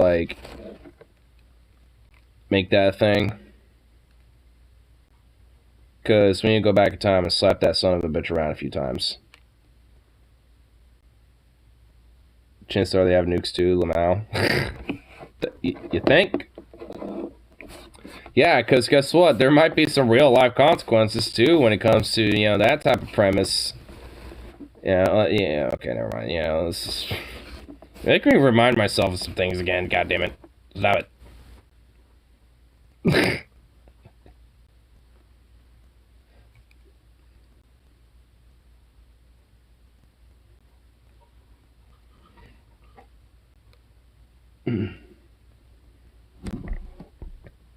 Thought my new communist allies would back me up. Let me guess, they didn't. It's nah, you're on your own, comrade. You're on your own. We're not going to back you on this. To be fair, they did, and While I died, they fought on. Damn. It's like I fought on so long as I could, but hey, you know, I kind of died.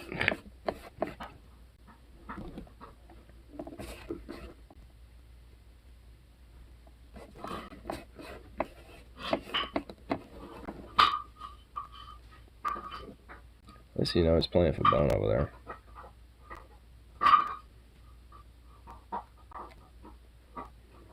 Did have high charisma, comedy runs, so they all loved me. Nice.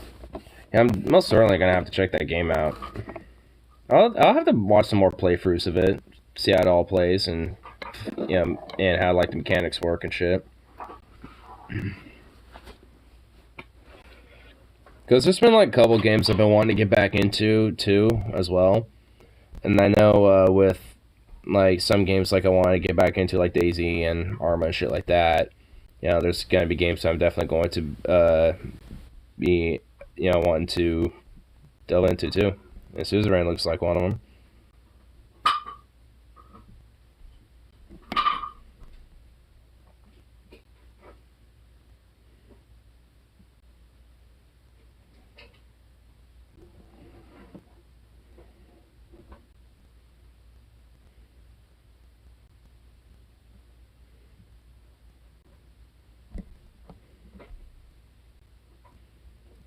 That Gabriel Sparks of Revolution looks good too.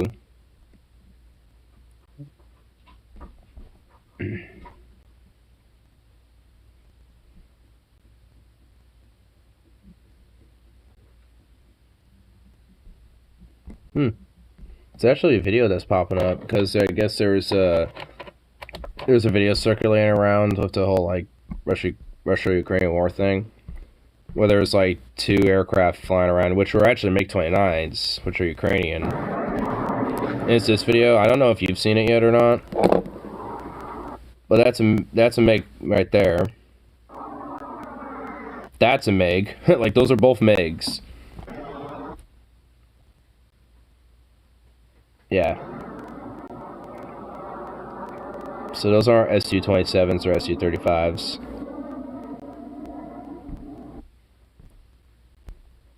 MiG reporting. Well, it was a video from like the first day, and these were wingmen who were flying overhead and shit. Because there's been misinformation saying that they were like you know, Russian or Ukrainian having a dogfight, despite the fact that they're not.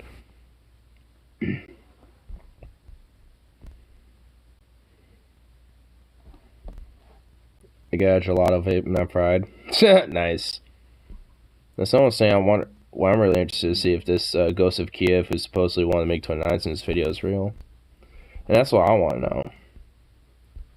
I'd like to believe it, but I'm skeptical. For the time being, there's going to be a lot of propaganda and embellishment happening for some time until the fog of war clears. Yeah.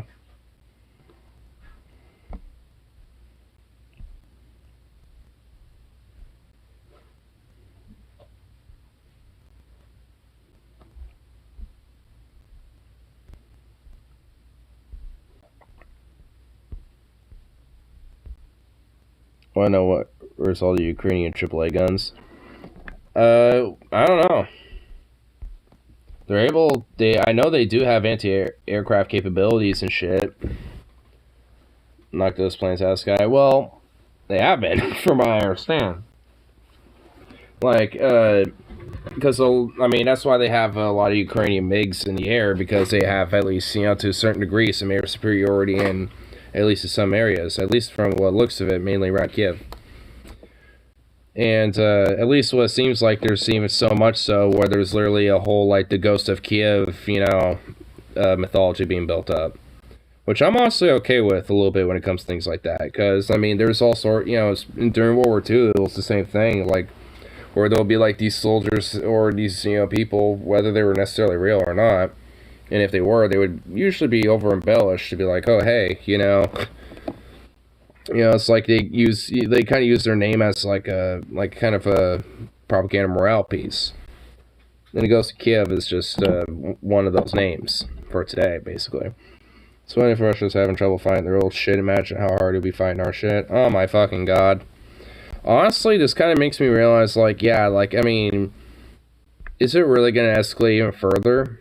I mean, because honestly, if you really look at, like, the competency of the Russian military so far, it's clusterfuckety at best. Like, honestly, like, to be honest, considering all this, like, you know, big, oh, you know, we're gonna fucking go in there, or, you know, and all this shit, they're kind of clusterfuckety about it. It's kind of like a chuckle fuck situation to a certain degree, so it's like, I mean, it's not necessarily, you know, it's nothing to entirely scoff at, but it's like, I mean, it wasn't all that they were trying to flex it. Like, I mean, because Ukrainians are managing their shit, you know, all intents for all in all of what they're having to deal with. It's not necessarily good, but it's manageable. Imagine these aren't Russia's best troops. I mean, if they wanted to make a point, you'd think they would. You know, just send in some of our best guys in and just make it quick. I mean, I guess send in the cannon fodder and just, you know, make them, you know, some vets out of it, hopefully. Weed out the weak or some shit or whatever the fuck, I don't know. Like, you know, whatever these weird, like, you know, hyper-nationalistic-y fucking types, you know, think about this shit. Took off.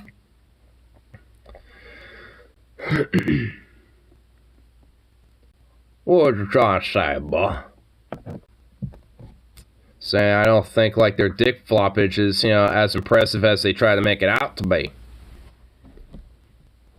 Not, you know, necessarily nothing to entirely scoff at, I suppose, but I mean, it's just, I mean, a lot of their shit seems to be fairly repelled, or, you know, like their air superiority supposedly is not great. Like Ukraine's, you know, like air defenses and their air forces are, you know, holding up all right, managing for all intents and purposes, to the point there's, you know, like, you know, some propaganda about the ghost of Kiev, basically. And honestly, whether he's a real dude or not, I mean, I don't think it really matters too much at this point.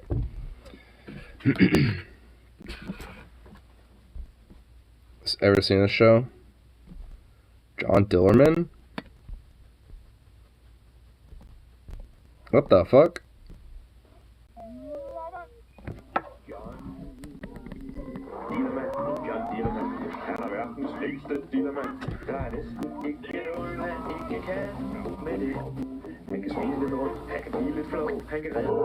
I like his little intro. A Danish kids show.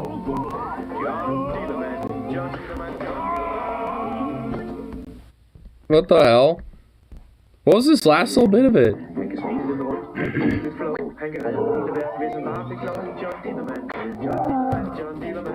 What the fuck?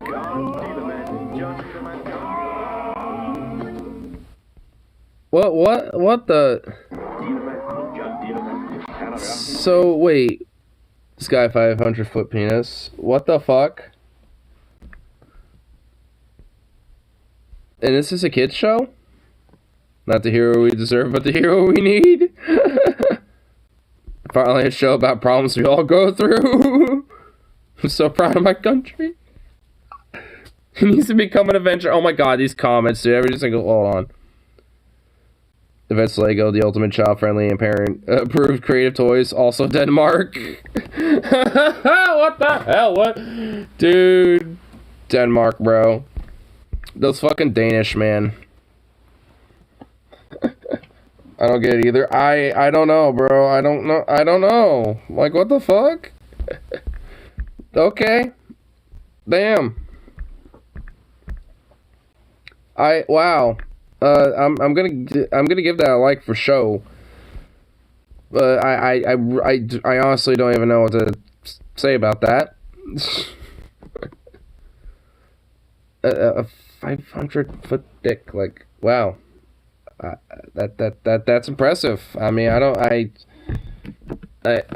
wow. I mean, I don't think any woman will be able to take you, but I mean, I'm sure there would be takers to attempt such a feat. I mean, you know, the world's a mysterious place. I mean, there are people that wish to make themselves gape in many ways possible. You know, so I imagine there's, you know, people out there. You know what I mean? But still, it's just like, whoa. North Korean cartoon, Squirrel and Hedgehog. Wait, this is a full episode? What the fuck? Wait, this is a thing? Hold on. Yo. What? A Squirrel and Hedgehog. The Lesson of Squirrel. What? I don't know, bro. Dude. I guess a North Korean cartoon. Let's see how well their animations are. 날이 밝겠어. 한 바퀴 돌아보자. 졸려.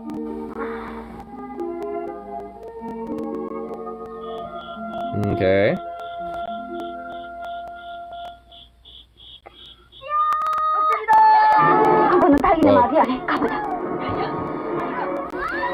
You know, honestly, this animation isn't really that bad so far. USSR cartoon.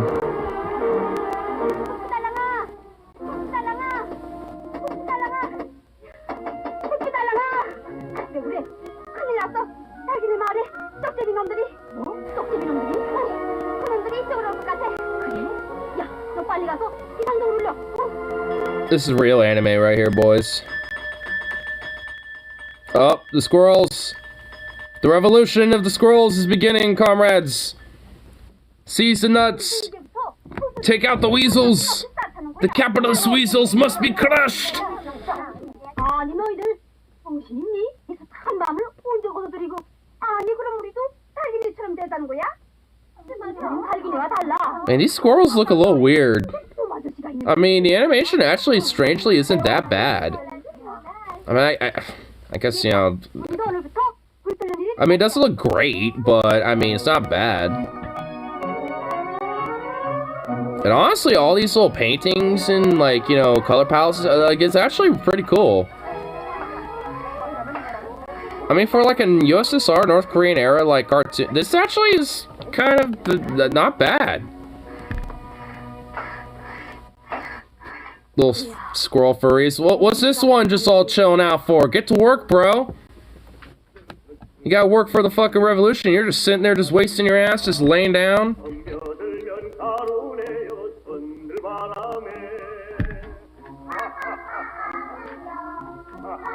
If you believe this was made by captive... Would you believe this was made with captive Japanese artists? Yeah. Because I think North Korea has actually have had South Korean, like, actors and shit before, do films for them and shit. Well, you know, implying that they had, you know, any, say in it, you know what I mean?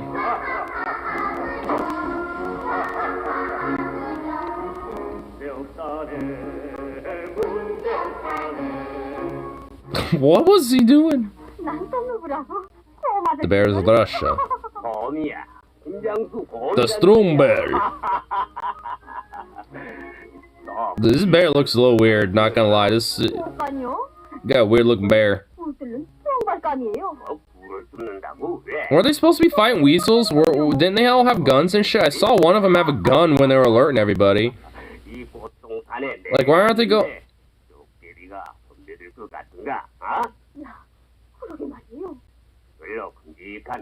Building our storeroom.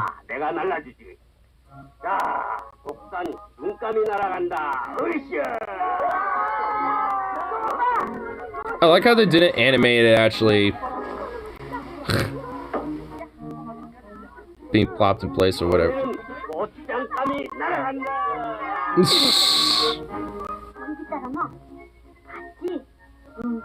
Squirrel, Hedgehog are North Korea, the weasels are South Korea, and later in the show, wolves represent America. Huh.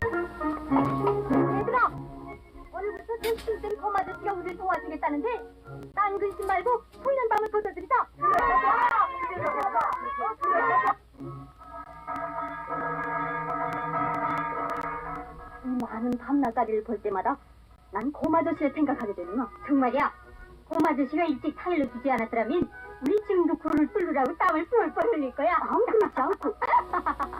And they're all just like, yeah, because the good old bear has helped us out, and now we're all just gonna chill out. It's kind of chill, bro.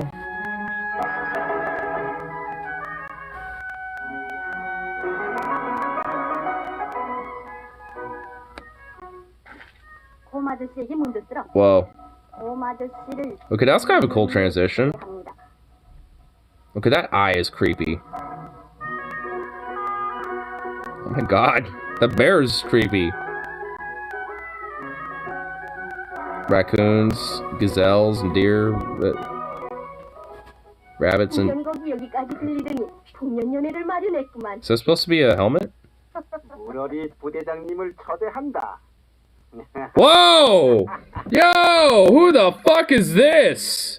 Holy fucking... Whoa, whoa. Oh my... Okay, that was... Okay, this thing's... Jesus. What? Oh, what? What? Whoa! What? What? That's a weasel? Mr. Longneck? Like, goddamn, did they, like, weasel? Yeah, is this meant to, like... I think it's meant... It looks more like a snake. What the fuck? Oh my god. Mink stole... I don't even know. Like, oh my god. Okay. Well, this is where it kind of dropped for... for animation quality. Is this where, like, the production dropped off? Oh my god, whoa. 예, 우로리네 호숫가 요울목에서 야, 연애 겁남도 오겠지. That scroll seems pretty, like, oh my god, what? Oh, wow, okay. I mean, that scroll seemed pretty content for being a POW and being captured and shit.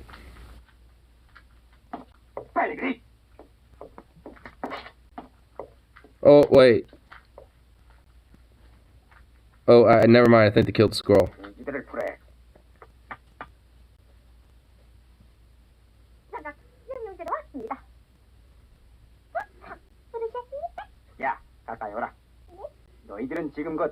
So this was simultaneously weak and strong for propaganda purposes. Well, yeah. I mean, I'm understanding where a lot of this propaganda symbolism and themes are coming in to play.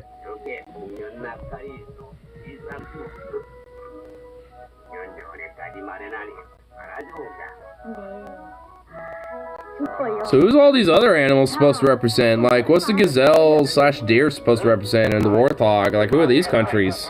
Or and the little hedgehog and shit. Like, who are they all supposed to represent?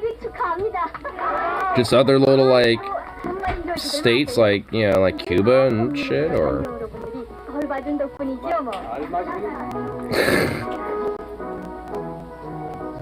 Bear drinking so much, it's just slipping out of his mouth.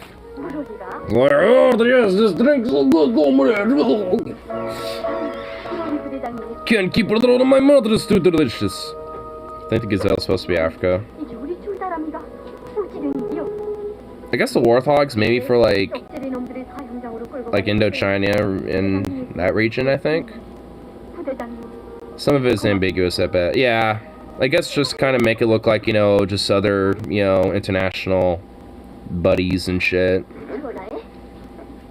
But not really kind of let you know who's who, just because it's implied that, yeah, we just have a bunch of buddies all around the world and all that, blah, blah, blah, yeah. Again, propaganda purposes.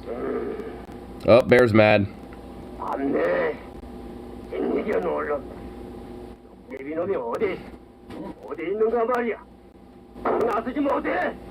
Dang, he's mad.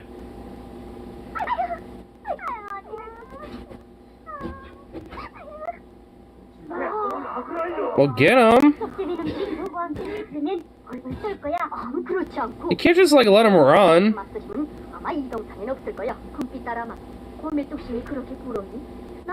like this little hedgehog guy. I like his helmet. He's got a cool helmet.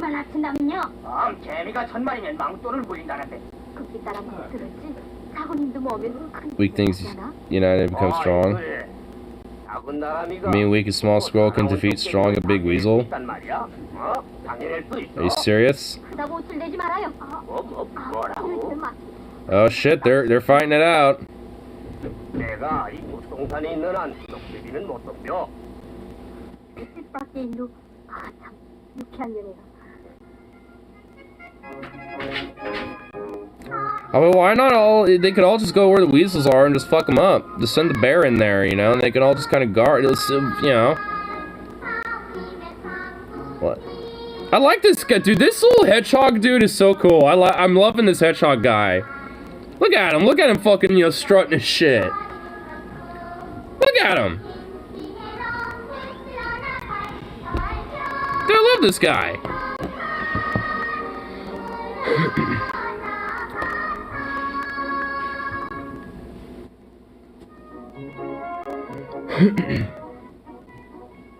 Fucking like dual wields pistols, like it's, you know, like kind of like one of those cowboy guys, like that. I mean, this guy's badass. I like this little hedgehog dude, bro. Oh, you guys know our little buddy. There's a bunch of them. I can't get over that. I can't get over how like absurd these weasels look in comparison to everything else. They look so out of place, and I know that's purposeful, but Jesus. Even these mice look like more appealing. Oh my god. Uh-oh, he's about to do something. He's gonna execute him, isn't he?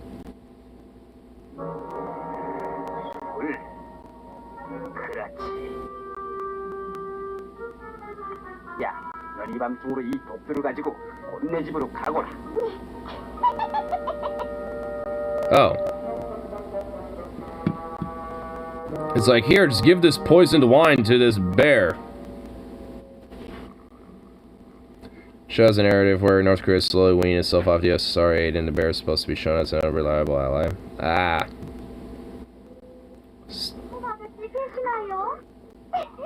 Well, I guess it's shown here. Example A, I'm knocked out, drunk in the middle of the floor. What's wrong, you little mouse? What? You got more vodka for me? Oh, right, I guess that's...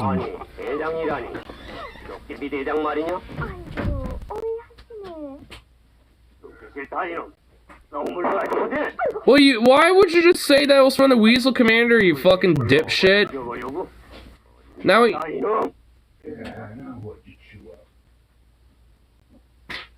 Uh-oh. He's gonna have it anyway. He's gonna drink it anyway. Yep, I knew it. Aw, you fuck.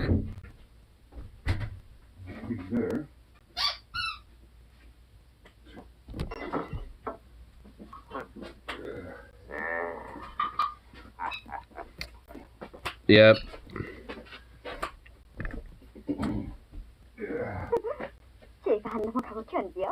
Never. Well, evidently. Bear likes his midnight vodka. Hey, it's not vodka, it's wine. He drank all of his vodka, and now he needed, so he had wine to replace it with.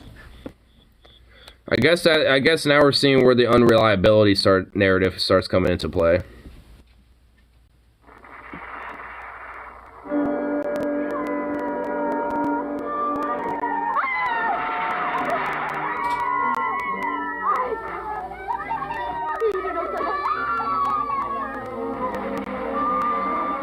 I mean, you're walking around pretty casually for, you know, walking up to your village burning.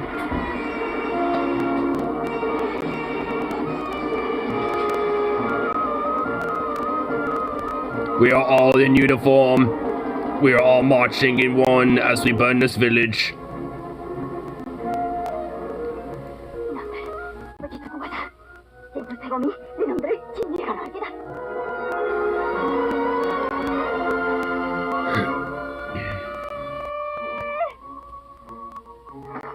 It's a little late for that, and he's passed out drunk. Good luck. GLHF there, fam. You're fucked. Your village is burnt to the crisp.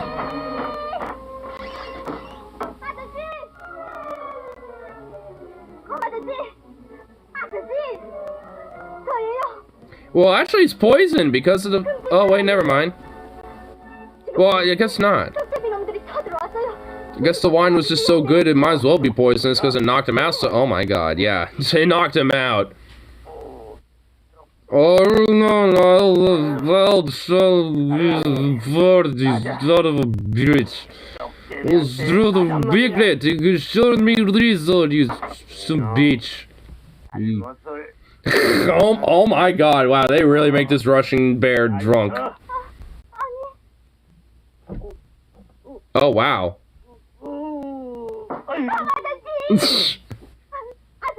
I wish I had wine that fucked me up like that. I mean, damn, what did they give this bear? Like, Jesus. I guess he did mix alcohol. He mixed vodka and wine. So, yeah, I mean, that would probably... I mean, that's probably what fucked him up. That's what did it there. Poor bear, bro. I mean, it was those fucking weasels, man. I mean, what can you say? I'm strangely invested into this little show. I mean, honestly, like, all in all, the animations and, like, everything isn't really that bad. I imagine they're not, like, you know, North Korean paid folks. I'm sure they were more than likely probably kidnapped artists from either South or Korea, you know, or Japan, you know. But... Hedgehogs, do your shit. Y'all were flexing pretty cool. You were doing some cool shit earlier. You had like a fucking, you know, like John Rambo, like, you know,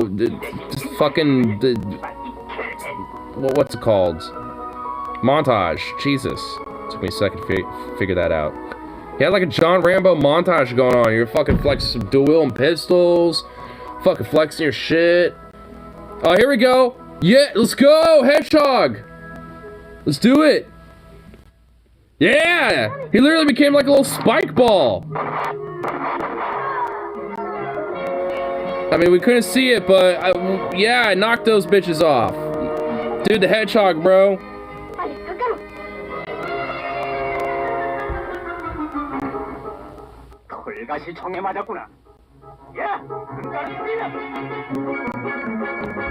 I knew that montage was, you know, I knew that came in handy.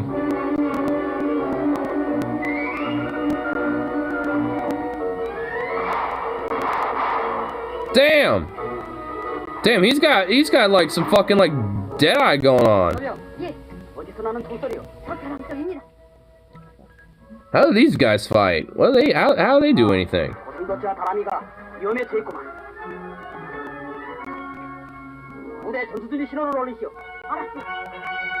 Well, I guess we're about to find out. We're gonna find out what these motherfuckers can do. Fly swans. It's not bad for, honestly, this is I like it. I'm digging it a little bit. Oh. What the wait, whoa.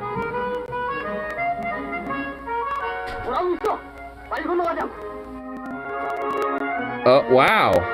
Damn, these are like some super swans, bro.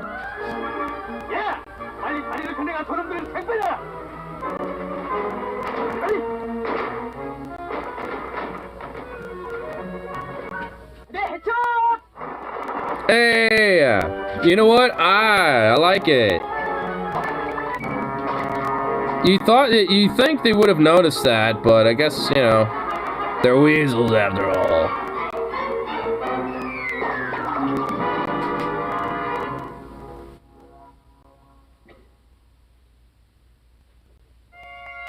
Well, I guess they can't swim. Yeah, they just fell in there and they just drowned. They were dead. That was it. They're about as heavy as a literal brick, so yeah, they're just going straight to the ground, just straight to the bottom.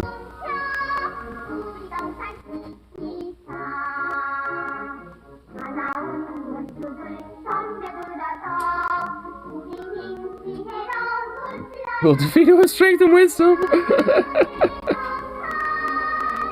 It's the lyrics to these songs, bro.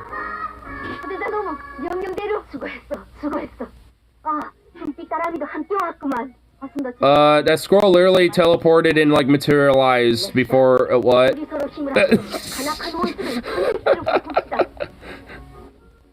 Oh wait, no, they lived.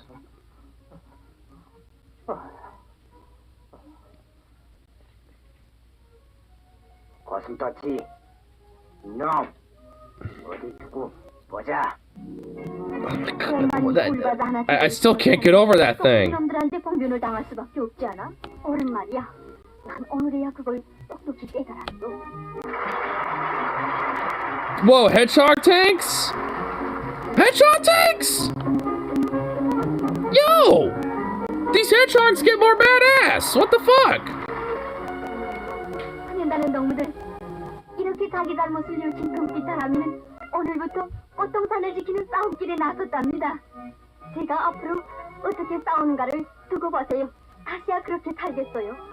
지난 날을 생각하면 정말 부끄러워요. 그럼 다시 만나요.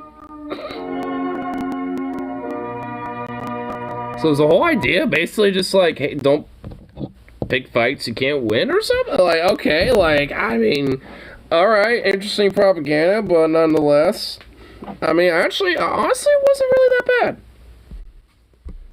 I mean, you know, the propaganda context aside, honestly, it wasn't that bad of a little cartoon, I guess.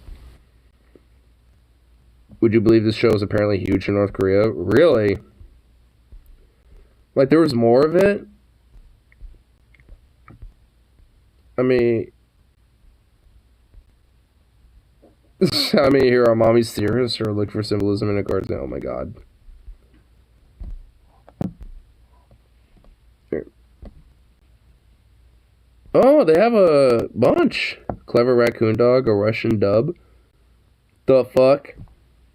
Oh my god. I don't even want to know.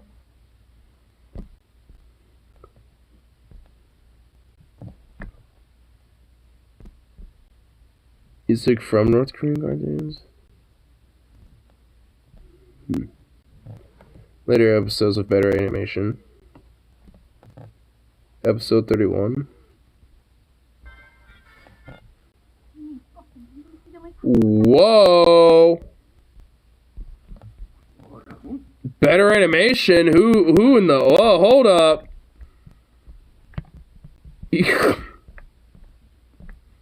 Yo! Hold up. Who's that little... Who's this vixen? And who's this, like, wolf hunk? Like, whoa! What? Who's this? Hello? I like how they still portrayed the weasels pretty much the exact same. I like how that didn't change at all. Oh my fucking god. The wolves are Americans? Well, oh my. Oh my. It's like, okay. Like, low-key though, like, yo. Wow, oh my god, the weasels are literally no different. They are literally no different. Wow, okay, these are actually some, okay. What's going on here? Little CCTV thing. 그랬어.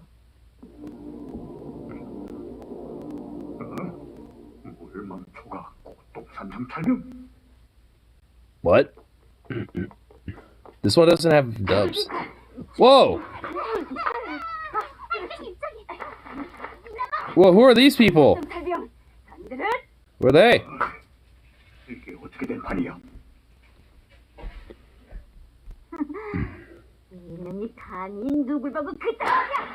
Damn! That scroll didn't take no shit! Oh my god, they really did not make these weasels any different. Like, the animation for them are different, but the actual style of them are literally no different at all. Okay, is this guy on crack? I will not trust that dude with a gun.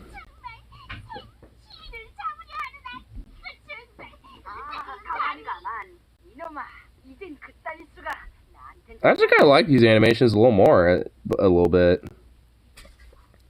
I think this is a remake North Korea did in the early 2000s. Huh.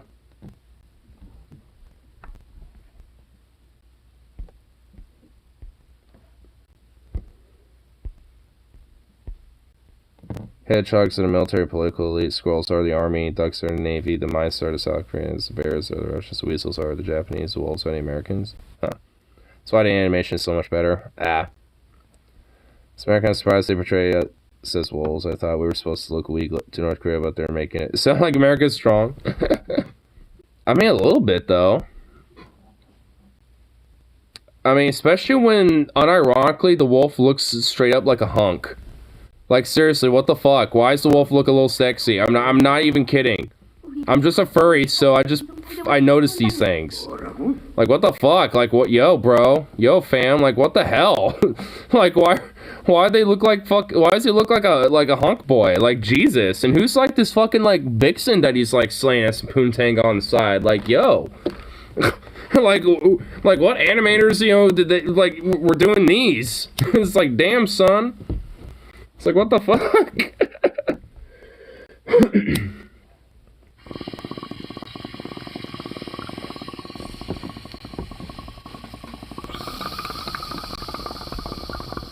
They over-sexualized us Americans, did they? They really did. I think it was because they are trying to portray, like, American culture as, like, kind of sexually deviant seeming as portrayal-wise, which makes sense. I'm kind of confirming that. I'm looking at the Wolf America as like, oh, hey, baby. I think the girls that play on to the bad girl is hot trope. Yeah. Yeah, it definitely is. I mean, it's actually kind of interesting to see where they're, like, kind of tapping into, you know, like, a lot of entertainment and kind of, you know, doing it in their own way. You know, in this hyper-propagandized type of shit. It's kind of interesting, honestly. Oh, whoa. Hold up. What's going on here? Dude, even these, like, even this wolf, like, what the fuck? What's going on? Wait, where's his ears? Like, where? What? What face is that guy on the right making? I paused at the right time. What face is that guy making on the right? Like, what the fuck?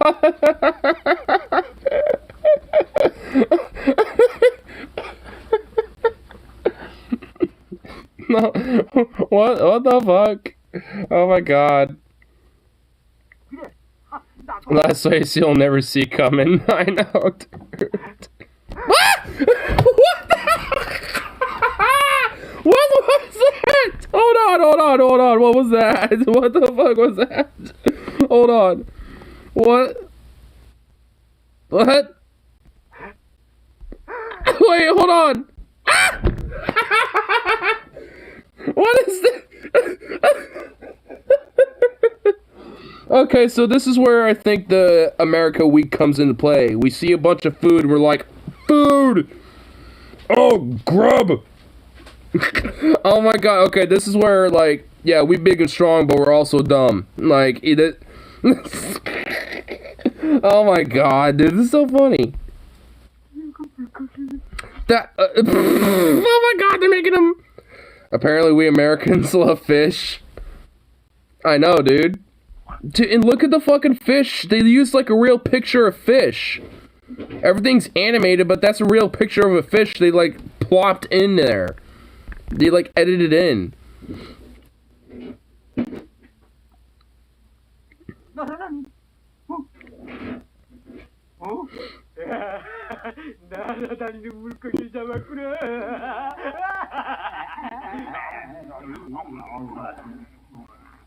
Of course they got one who's a big boy.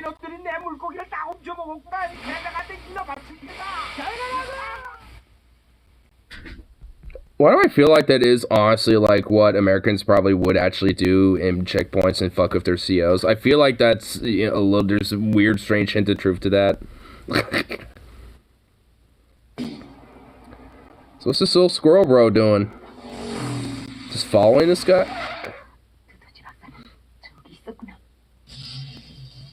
Okay. Well, I mean, I was skipping around anyway. But that scene overall was actually kind of funny. That was hilarious, honestly, not even gonna lie. Okay, for a North Korean cartoon, I strangely love it. I strangely love it. I honestly, is there more? There has to be more episodes of this. I mean, it's not like North Korea is gonna copyright strike us, right? You know what I mean? Like, I mean, are they really gonna do that? Like, it's fucking North Korea. Like, come on. Let's see.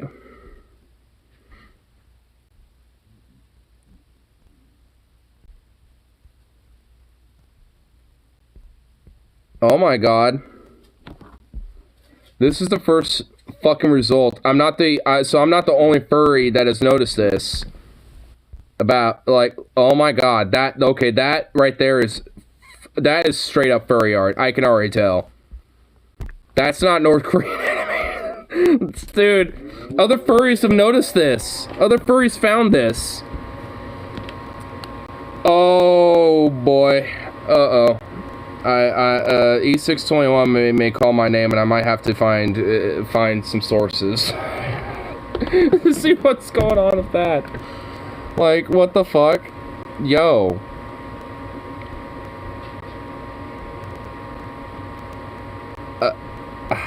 Is there a playlist or anything? Oh, it looks like there is.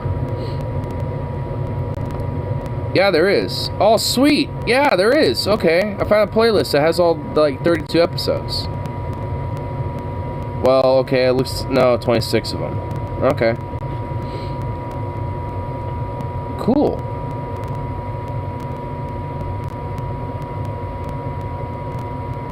I want to see, is there... Okay, there is an episode 32. And 20. So yeah, the reboot animation ones are up here too. Okay, cool. Whoa, what? Oops. It's clicked. Well, I most definitely am going to discover that and check it out. Izukov.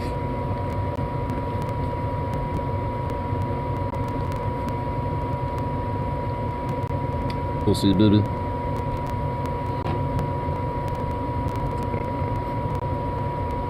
Homeowners, if you have a power meter like this... Shut up.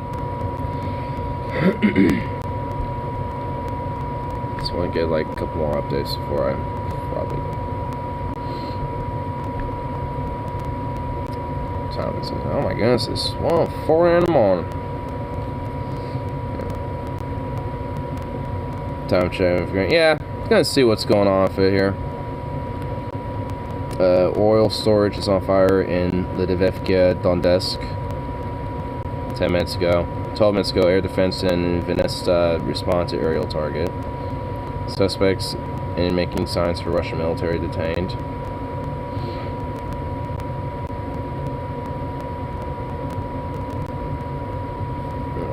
Driver of a car smashed by a military vehicle extracted alive. That's good. Massive close bombardment heard just now, central Kharkiv, close, so close we could hear car alarms going off. Up until now we only heard distant explosions. Ooh. That was about 25 minutes ago. Showing on Ushomir, Zhytomyr Oblast, Ukraine.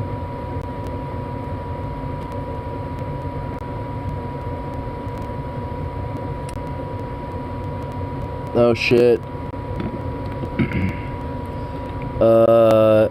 Man, can I even show this?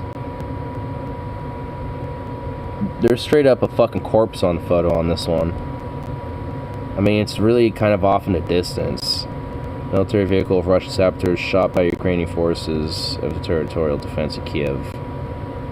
And there's a photo of it.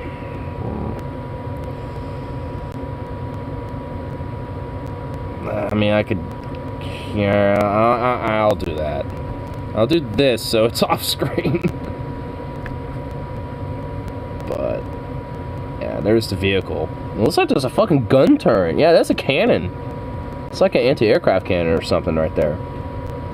But just above is a dead body on the left, so...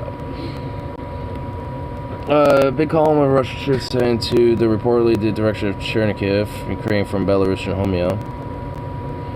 A video of that, it looks like. Russian military column filmed in Kosnov, Kherson region.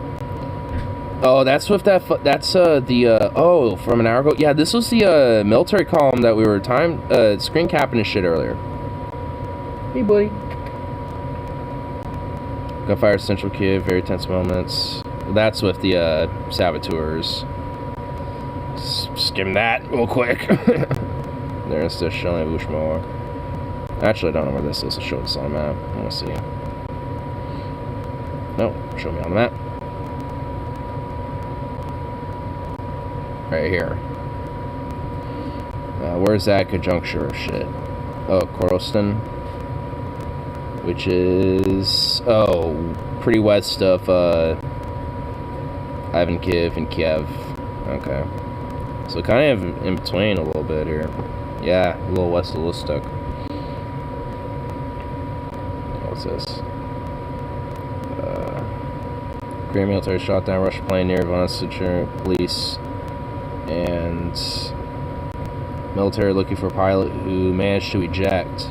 So there's a pilot roaming around near that region over here, it looks like, who ejected. So there's like some pilot MIA in that region, kind of around the Zolotonoskaya near Chersky. A lot of shit's really happening around. Is kind of like all up in here. So the confirmation for the saboteurs and shit were right in here. Oh, what the fuck is all this? Whoa. Whoa.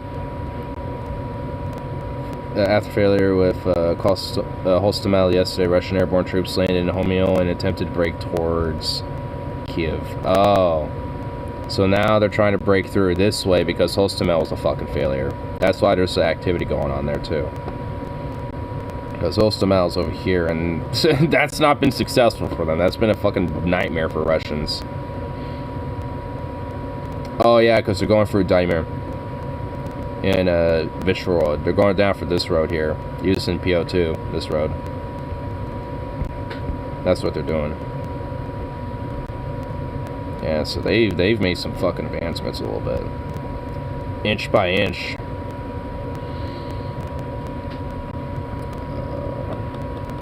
Storage is on fire. Yeah, I want to kind of see where these are at specifically here. What's going on with this? Because this is the most recent thing. Oh, this is, yeah, this is like just right west of Donetsk. In the Separatist region. So there's been like some occasional skirmishes from my understanding every now and then, but not a lot of activity going on in this area specifically. If there is, it's mostly over here in Mariupol or up here near Kharkiv. Because there's a lot of bombardment going on here now, and yeah, right there. That's recent. Wow, yeah, they've made their advancements up pretty close now. Looks like this red is actually updated a little bit. Whoa. Russian tanks filmed at Kryptiv or Soktria. So they all have their sources, and when I click on them, I can check them out and shit. But yeah. What's all this? Air defense to sponsor a target. What's this? Oh, they were detaining suspects making signs for Russian military. So that's where that was at. It was over here. That was in... if I could zoom to it. And if it will load properly. Come on. Come on. Venetia. Okay.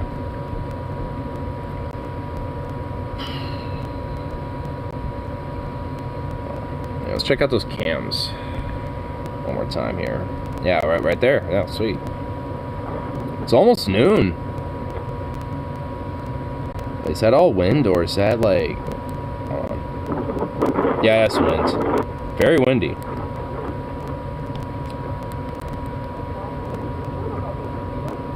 Nah, that's all wind.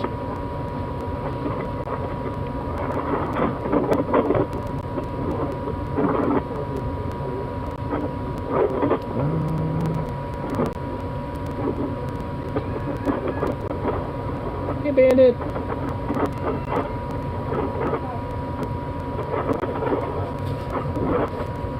Oh, Sukov. If he really wants to play a bandit. I wonder if you're a police officer, do you have to try to arrest invade soldiers because that sounds suicidal? I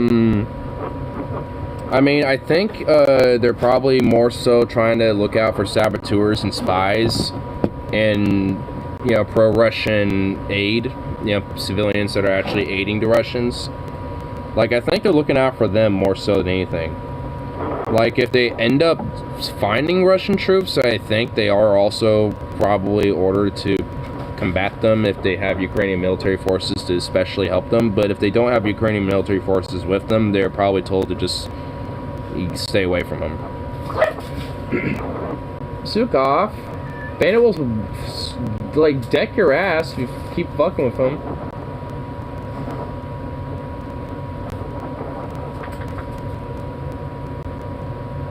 Don't look at me like that.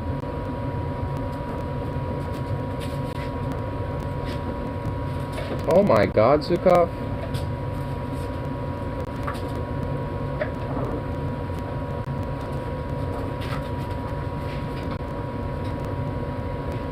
Like, or the police, but light infantry. I mean, yeah.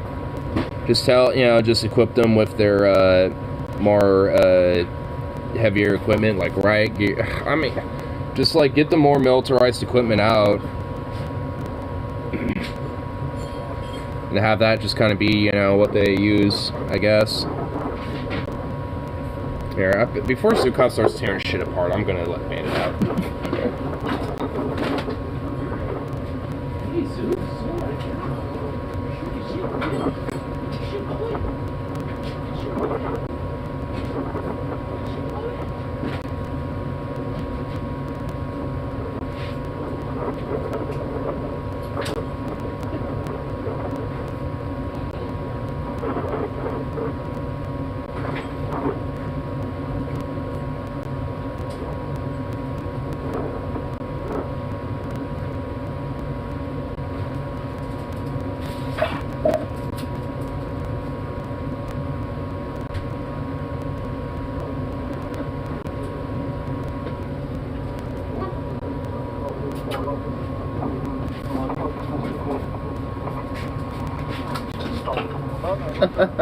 Oh, we'll Zukov.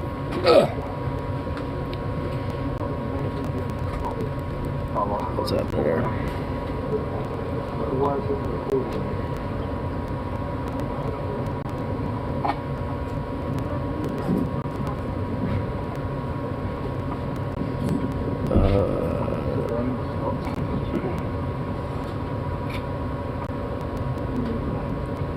I like how there's a lot of commerce going on in that little camera on the, like, center left.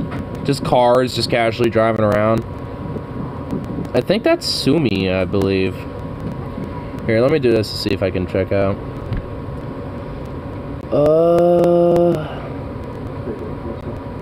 I can't see I don't see a name for that, honestly. I see Kiev, Luhansk, or Luhansk, Kharkiv.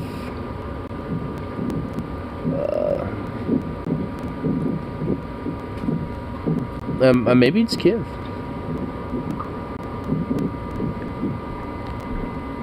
Just another section of it, I guess. I don't know.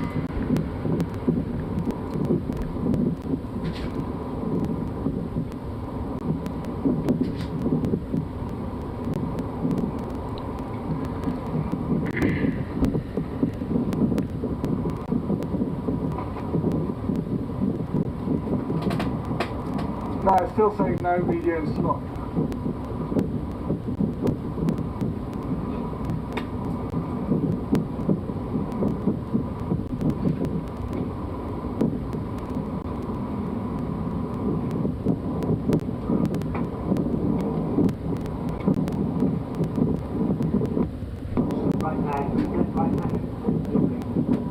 Sing a song, you're a keeper. Little Zukov. He is. Boop boop. Give me that little tweet.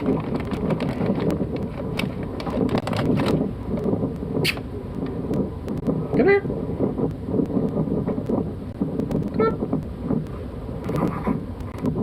Up. Up.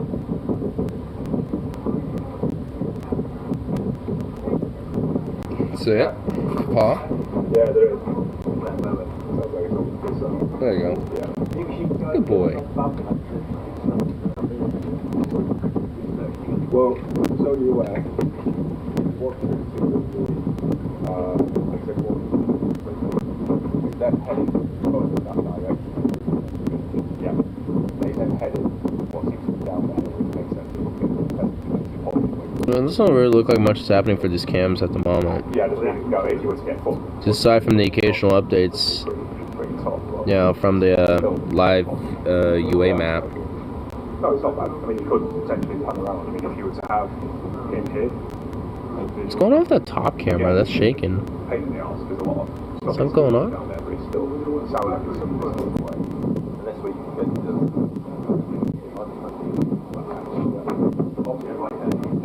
I'm trying. Here, I'm gonna do this just to see. Is something going on that camera that's shaking? What's going on? Is it just hell? Is this so hella zoomed in and they're trying to adjust, or what?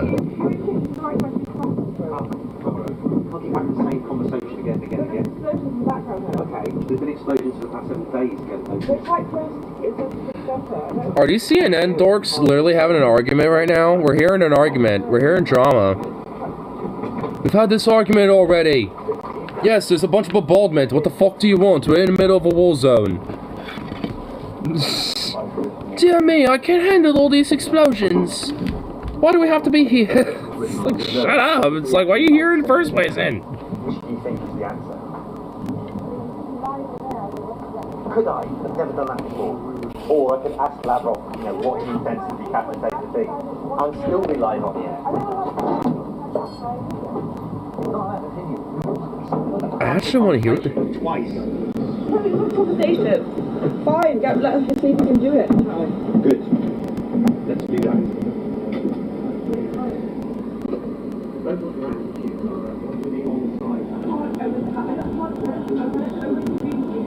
Never agree. Well, let's have your point. We should do this, and if we can't do it, we're very good. I'm not going to ignore something as an opportunity. Back for Lewis, that's for these engineers. Don't worry about it.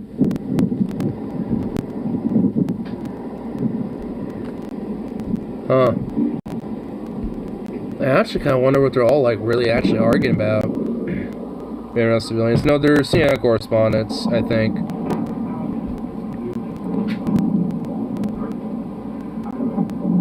Those are explosions off in the distance in that same audio.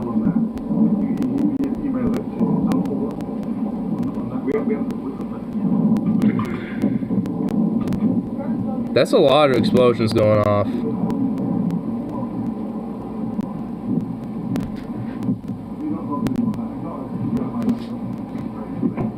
They're distant, but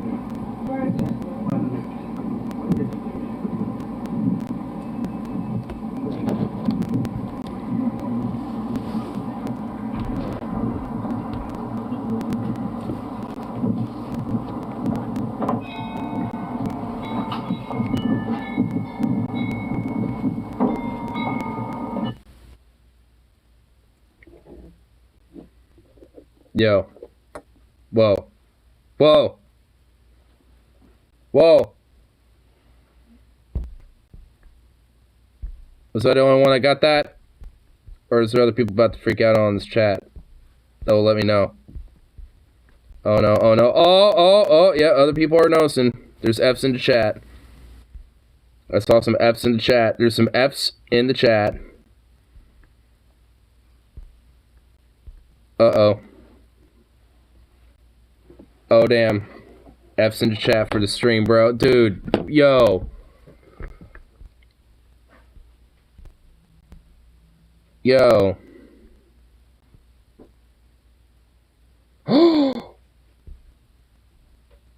Yo. That changed. Wait. Oh! Alright, hold up. Oh, son of a bitch. No! That was going... Dude, look how long... 46 fucking hours... Dude, that stream is almost 2 days of constant streaming. And so much shit was seen. Oh, dude. Russians got... I love this comment. Damn, the Russians got him. Shit, bro. Spec says assassination on our host. Damn, bro. Ukraine Ministry of Defense is asking everyone to stop streaming webcams in order to obfuscate Ukrainian troop movements. Check Twitter. Huh? Is there actually like confirmation of that, or is that some dude just spewing bullshit?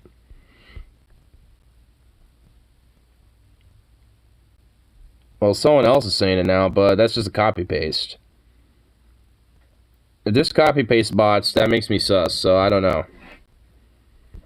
I mean, if anything, all these cameras were showing Russian movements, so that don't make sense. So, yeah, I don't believe those motherfuckers. Like, what? Ukrainian troop movements, what, in, like, Kiev?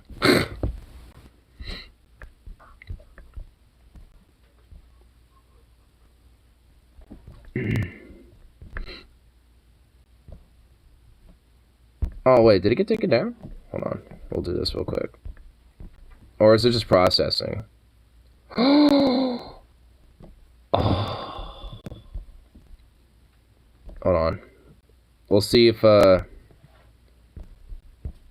You'll probably see if... You'll probably try to set it back up again, possibly. But I don't know. Damn. Damn. Oops, let me click that, I click that.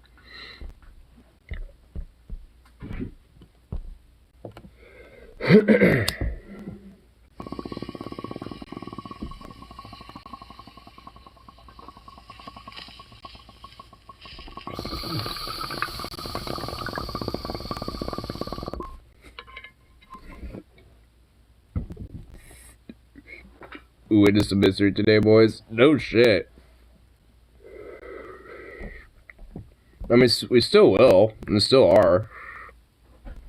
I mean, there's still fucking live streams going on. I found another one already. See? It's not that other. I like that other dude because he was actually like, wow, this one got dude. This one has like 19K now.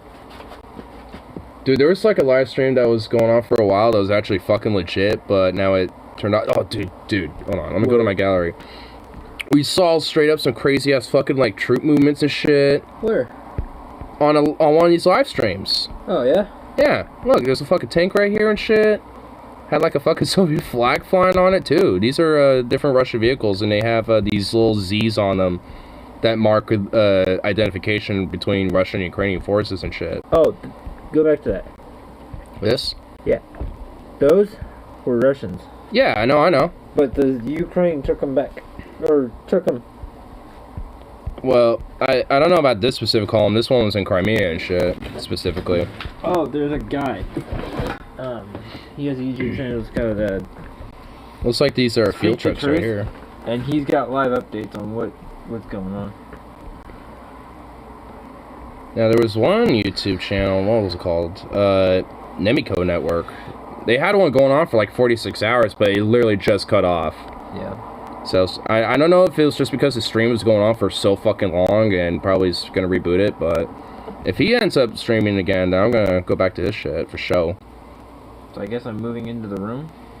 Is what I heard from your dad? Yeah. Let's see what this shit's all. Yeah, that's not. Wait, what? Is there like. Why is there a cam inside a building? What? Yeah, the bottom right corner. What the fuck? Do you see the one where the people were inside inside in the fucking... What, subways and shit? No, the fucking jet fucking fires a missile at them? Oh yeah, I seen that one. I know the subways are fucking crowded, and the fucking highway was fucking crowded this morning too. When I fucking looked at when I looked at fucking Facebook, holy fuck, dude.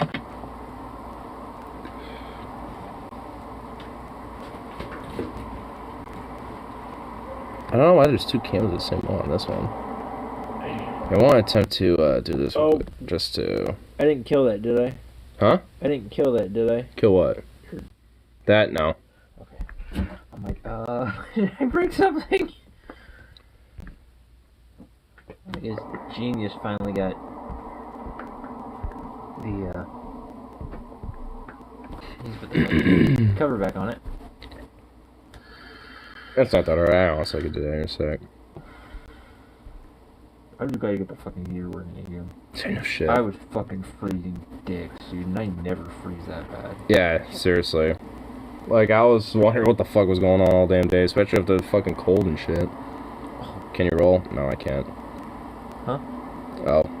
One of my buddies in chat was asking if I could roll. I could barely roll Smokable J. Same here, pretty much. I can't. What?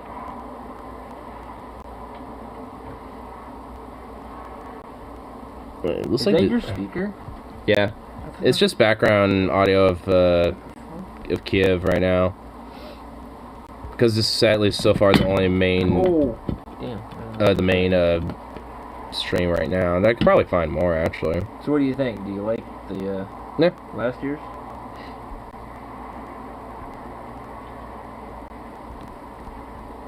I don't want filters. So what the fuck? Is that their sirens? Yeah. I think those are probably like police sirens or something. They're gonna pull up this cam. Oh, this has some different views here. Okay. Yay, different angles. What days do you work this week? Saturday, Sunday, Monday, my usual. Oh, so you don't work Saturday? Yeah. Oh, you do work Saturday? Fuck. I always do.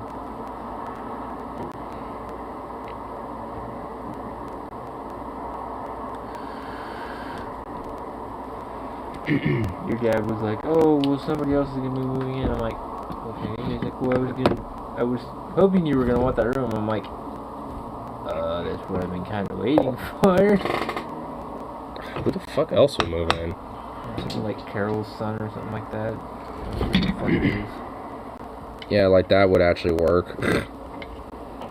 Like that would like I can already tell that just probably would not work out. I don't know who the fuck it is. Never met him. And plus, your mom was the one who wasn't your mom the one that said if we clean the room I could move in there? Yeah, but she's also been kind of a backstabby bitch anyway lately, so like at this point I'm just not even trusting a fucking word she's been saying. Pretty much just about anything at this rate.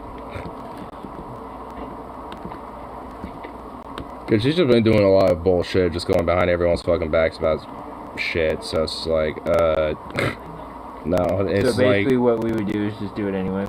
Yeah, I mean, at this rate. She's just gonna have tough shit about it. Wasn't it, if you're somewhere for 3 months, they have to give you, what, 6 months notice?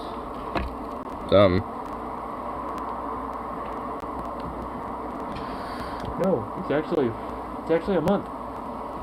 For her 30 days, they have to give you a 6 month notice. I mean, your mom seems cool with me, but that's because I contribute towards the household. Well, yeah.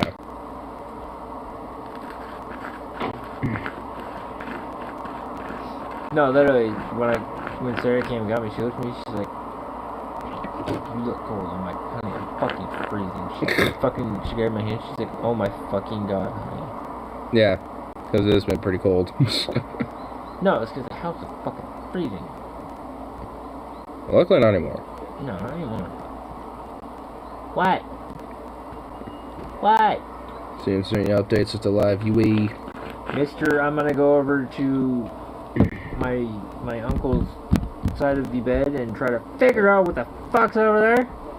Oh, what's going on with that cam? I'm gonna move. And these camps just kind of moving around. Oh, damn it. Whoa! I hate these goddamn worthless fucking retard ads, dude. Oh my god. Oh, and wow. Shit's offline. It wasn't even worth it. Boo. Okay. Yeah, because there's so many people on it right now, yeah. Yeah, I saw a picture of the fucking subway. I thought that was fucking crazy. I'm like, what the fuck? But I mean, that's kind of like would be like kind of like the best place to be right now. Show it on the map anyway. Oh my god. Fuck. Man. Did you see the Could be cyber attack. Oh, you're right. Yeah. Huh? Oh, Venom saying it could be a, you know, like a Russian-based type of cyber attack potentially.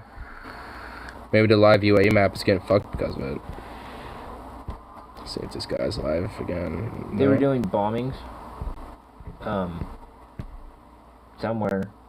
But all you can see Meant to keep Russian troop movements in. Yeah, probably.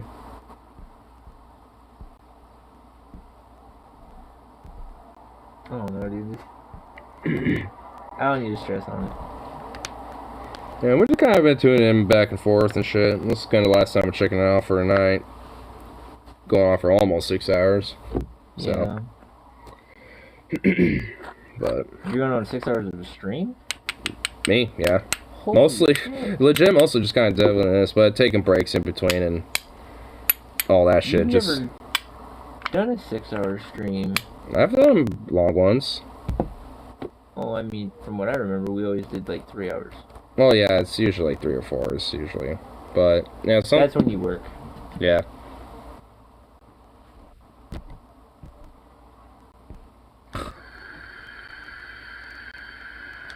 A 24-hour stream? No.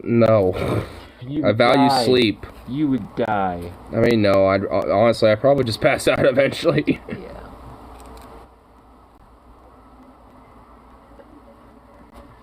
I mean, there's a lot of traffic going on, you know, in these cams. All in all. Still? Yeah. I mean, there's a lot. Is it inner cities or is it outer cities? Mostly in Kiev. Yeah. I think these are live cameras from in Kiev right now, and it's only mainly in this northern part of the outskirts of Kiev that had some firefighting going on, but that was neutralized. Oh, the bridge. There's a bridge. There's been multiple bridges. There's like 3 or 4 of them. No. There's a bridge that they took back. Oh yeah, that was near Kherson. Yeah. That was like last night, I think, and now that might have changed, but all in all now. Oh, see, Kiev City Council asks civilians of Oblong to shelter in place as more clashes to come. Damn. Russian Air Force K-52 activity in Metropole, Zaporozhye, Oblast, Ukraine. More images of unexploded ordnance in Kharkiv. Whoa! That's fucking spooky. What? Just that. That is fucking weird. That's unexploded ordnance. Stop. Is there... Where's the source link for it? I know it's here somewhere.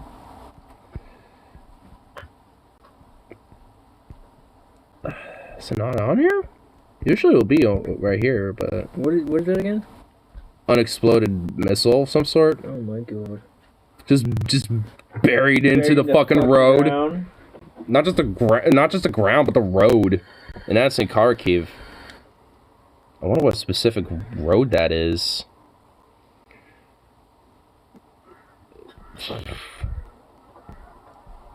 I guess I can't because of the offline mode, all in all. I think that's mainly why.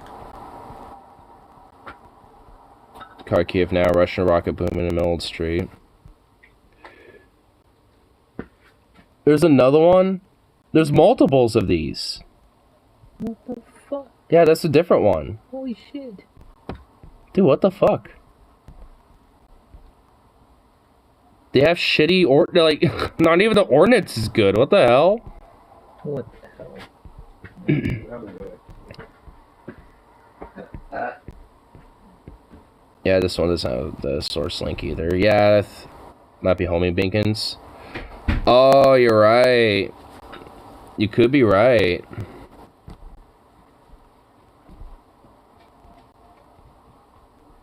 For bigger, nastier missiles. True. Yeah, you could be right. But these are like in the middle of commercial residential areas. Wow.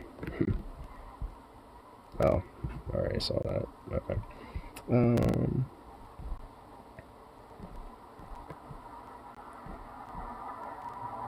Let's see. Is it fixed? Let's see.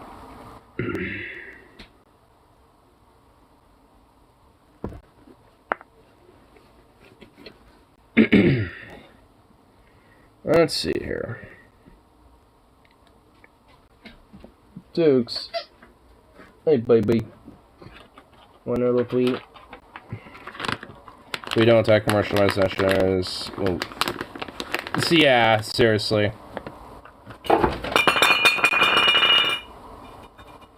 Bro. I'll slap you silly.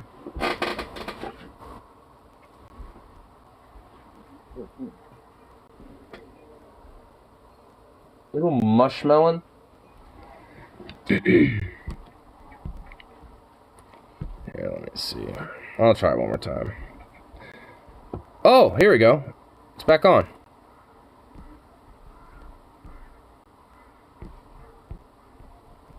So now we can kind of...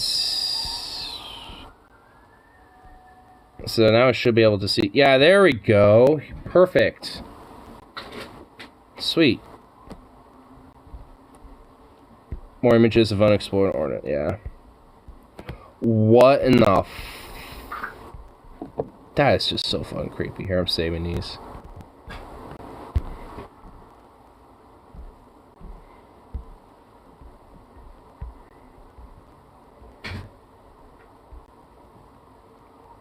Jeez, that is so fucking... Why is that guy so close? What is he doing?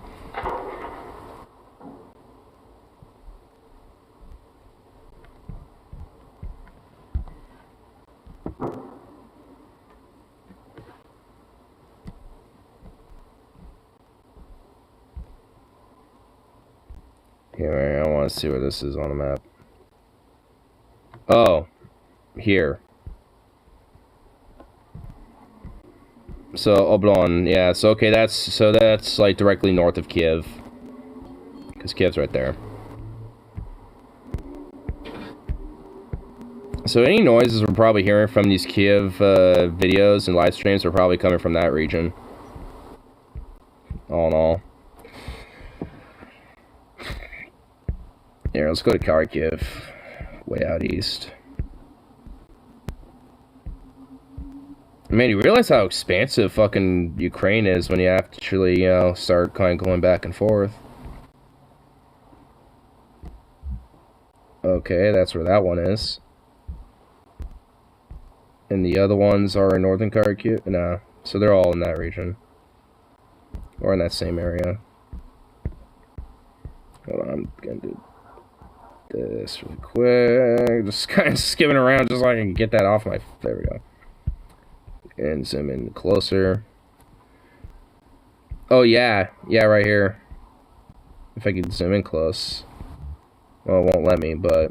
Yeah, all those munitions are... Okay, hold on. Let me look at this. This actually kind of looks like a somewhat industrial area as well. A sports complex nearby. I mean, it is near some commercial shit. Yeah, so there was like a bunch of rockets that kind of hit that general little spot. Yeah.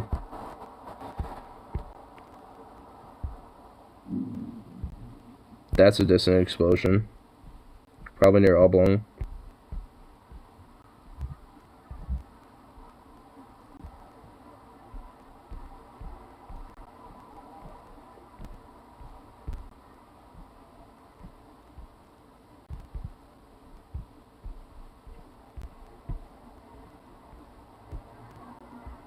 What's this?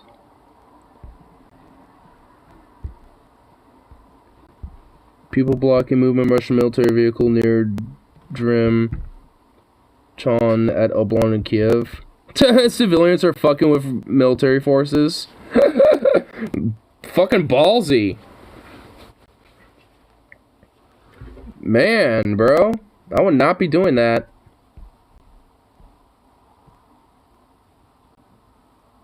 It's like, hey, look, comrades, the Russian vehicle. Let's block the fuck out of it for a little civilian cause. It's like, bold move. I guess if you have enough of them, you know, just kind of like cornering it, you can't really like get anywhere, I suppose. So, I mean, you know. Oh my god, I knew there was some caveat as to why it wasn't. Shut up, fuck you. Okay, maybe I might just do that fucking $2 if I'm gonna actively look into this shit. Ugh. I think all my nose is brave enough to stand in front of an incoming tank.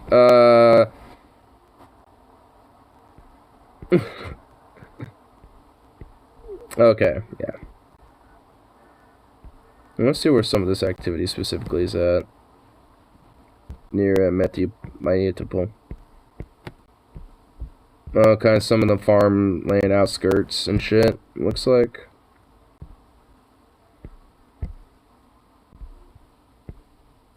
Oh no, to the south of it. Russian troops in Metipol.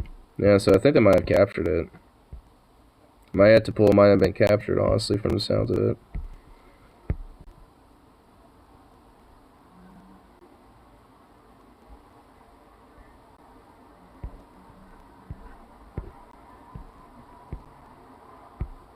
Which means basically they're going to try to surround Mariupol. And then, probably hug this river here too.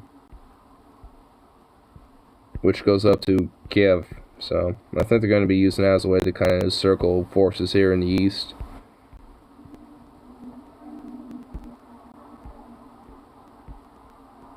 I honestly do kind of wonder how many Ukrainian troops are stationed around in Kiev. Because if they're going to make heavy, you know, advancements into Kiev, I imagine they're not just going to sit around and just kind of let it happen, you know what I mean? Like, there was already a couple saboteurs and a couple skirmishes already, so it's just like, and they were kind of taken out quick. Like, within hours of them being found out about, they're like, It's like, yeah, we're gonna... What was that?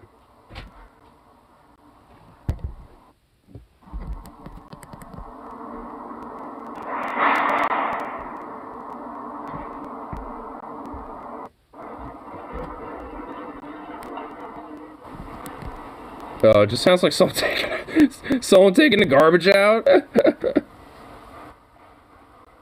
Is it?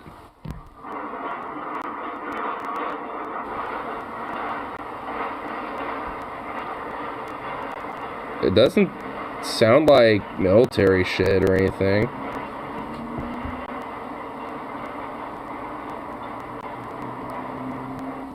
Okay.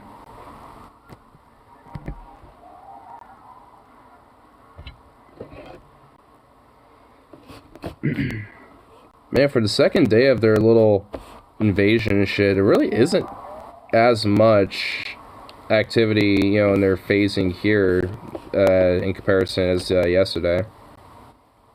Yesterday they were making a lot of harder pushes and shit. This time around it doesn't really seem like as much. Or there just isn't as much information coming out about shit.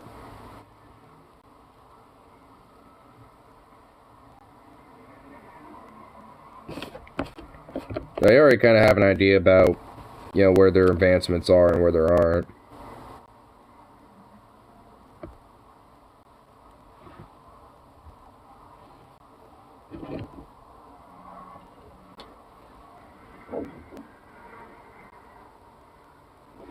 Let's see if that, No!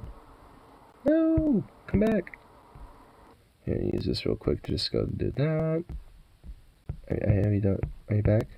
Oh! He's back! He's back! Let's go!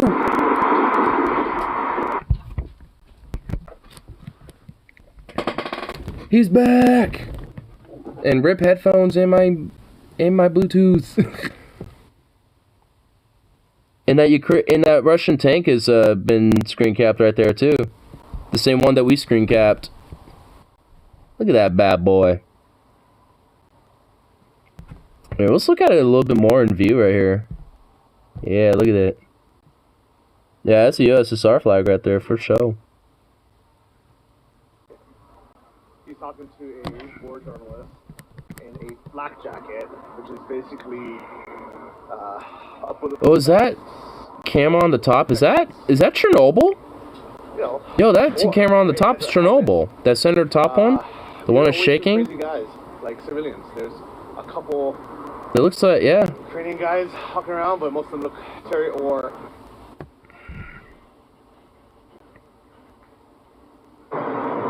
In Maidan, in Kiev, and this is the center. Bald is here with me. He's talking to a war journalist in a flak jacket, which is basically a bulletproof vest. Hopefully, it protects against, you know, war, right? He has a helmet. We are the only two crazy guys, like civilians. There's a couple Ukrainian guys walking around, but most of them look, you know, either most people are military or journalists. Like literally, it's just us here.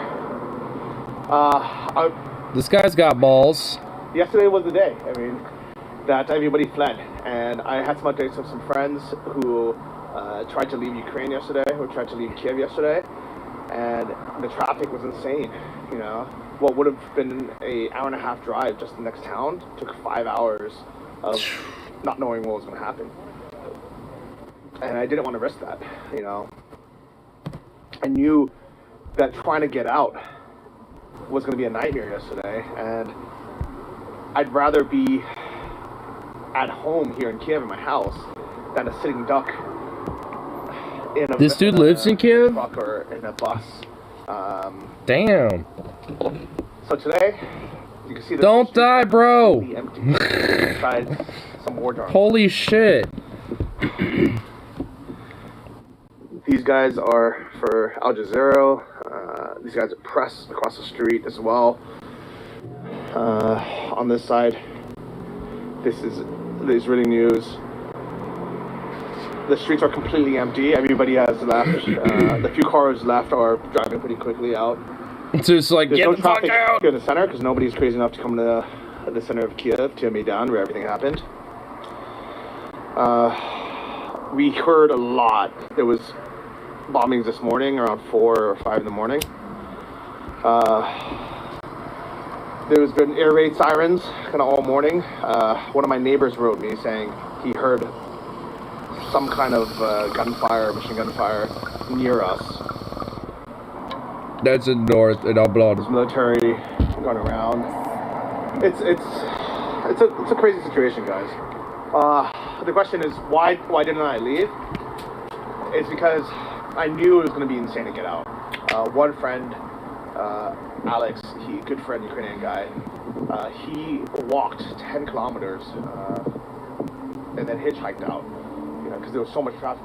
Like it would have taken longer to sit there. I mean, honestly, yesterday, at a certain point, it's probably just better hitchhiking it. You know, and honestly, I would feel way more. What's this guy's channel name? Hold on, I want to actually go back up. Being stuck in one place in a car. Johnny FD. For 5 hours, not moving, than being at home or. He's probably going to be documenting shit in Kiev as things go on. I'm going to probably check this guy out some more. I'm going to show you guys around a bit. This is Maidan. This is where the Maidan Revolution and Independence Square happened 2014 when Russia first took Crimea. And hopefully this isn't where this war is going to come to, because this is a very historical area. This is our beloved city center. I see that in Russia, in St. Petersburg and Moscow, throughout Russia, there's a lot of anti-war protests. You know, most Russian people don't hate Ukrainians. They don't want war with Ukraine. It's the Russian government that wants it. It's Putin that wants it.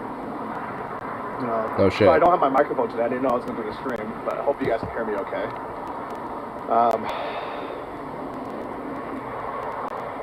You know, here's the crazy thing, all right, is if you ask me, do I regret staying here? I mean, I don't want to be here, to be honest. I could be anywhere else in the world. I'd rather be there. What do I just start the answer?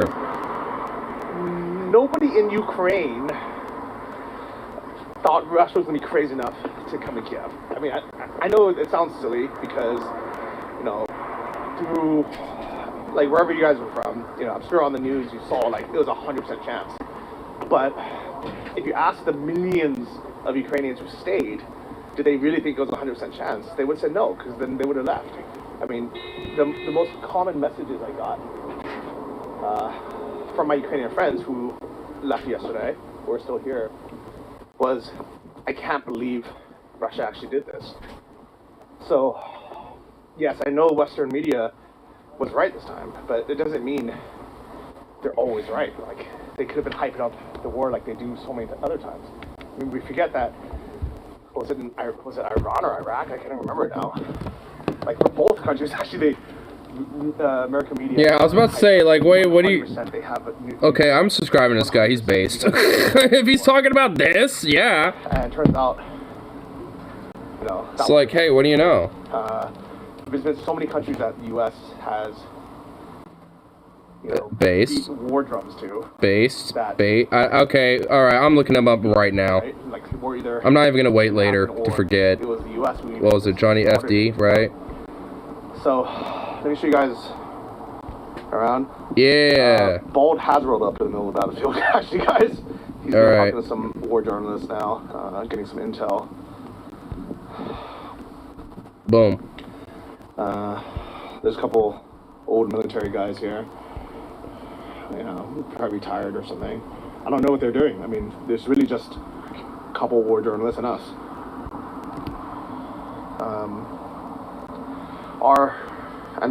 I heard the West media is lying and Kiev is relatively safe, and they're just drumming up emotions. Russians don't want to hurt Ukraine. I mean, that's a tough question because, yeah, on one hand you can see the streets are relatively safe. I mean, the commenter is not wrong, honestly. I mean, it's mainly like Obolong, which is in north of Kiev, directly north of it, that really is having a lot of these skirmishes right now. There's going to be casualties in war. I mean, eventually it's going to hit Kiev if it keeps going further, which likely it is. They're targeting military infrastructure. I believe they targeted one of the hospitals as well, which is bad. I don't know why they did that. But they bombed the runways, both at Borisfor, which is our main commercial airport, as well as the military airport. Mostly so Ukraine gets cut off, you know, so other countries can't come and help, right? So yes, on one hand, it is relatively safe here on the ground. Doesn't mean you can't airdrop. See on the news where every building like, honestly, you remain in square right there. It would be a perfect spot to send in some low-level aircraft to do some airdrops, drop in like air supplies. Like, there's places where you can do some airdrops where it's safe from Russian hands and shit. Pat Frost, thank you for providing info from the streets. It's vital to have a full information that we trust. And any idea of Ukrainian ace pilot is real. Oh, the Ghost of Kiev, that guy, yeah. I don't know what ace pilot is, sorry. He doesn't know. What I can tell you about the air defense in Ukraine is, luckily they brought all the planes in the air before they bombed the military airfield. So that's how Ukrainians' air defense is still pretty good, because they pretty much launched all the aircraft in the air before they got attacked. So by that point, like, if Ukrainian aircraft were taken down, it was because of combat, not because of being blown up on the ground. Smart move. That's probably how they got the upper hand when it came to air superiority, too. Probably threw the Russian Air Forces for a loop with that. The tension is thick. There's honestly, from what I could tell, a lot of things that Russia did not prepare for or consider, and that's how a lot of their invasion is probably so fuckety and lackluster and shit now at this point. And I think that's why nothing hasn't really happened too much right now.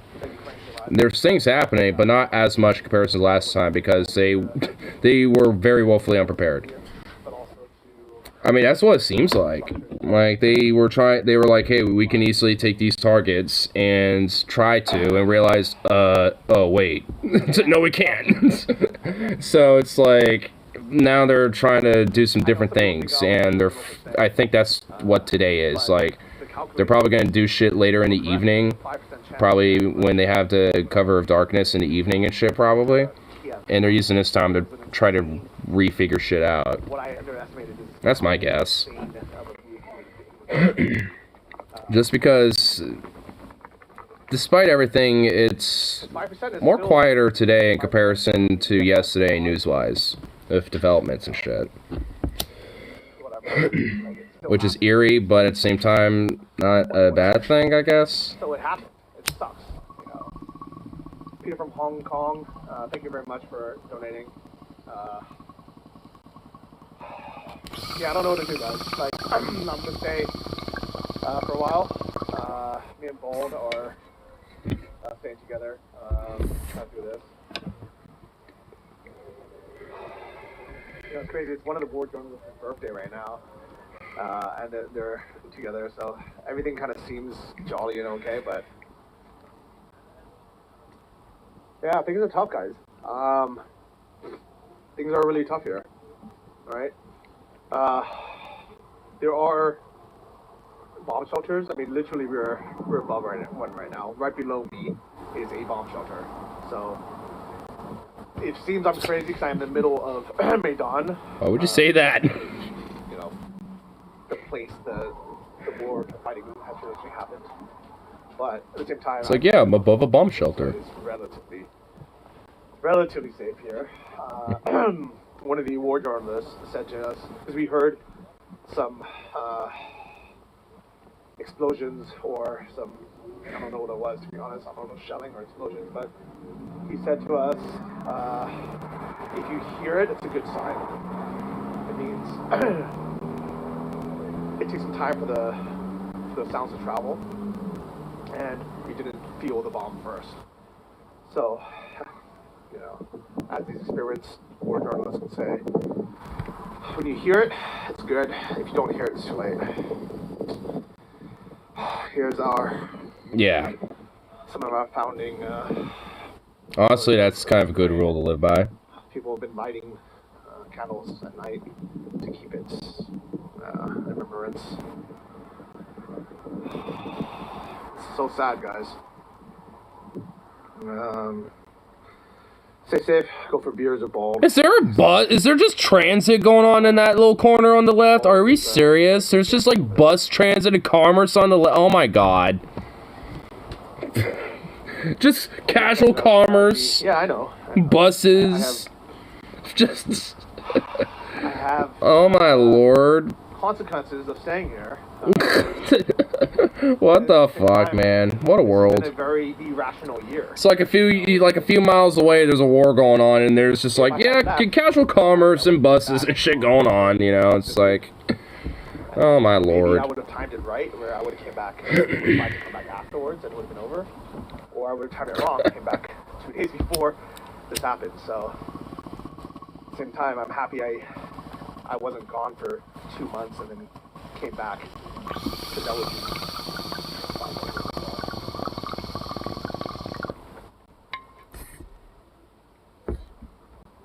There we go, guys.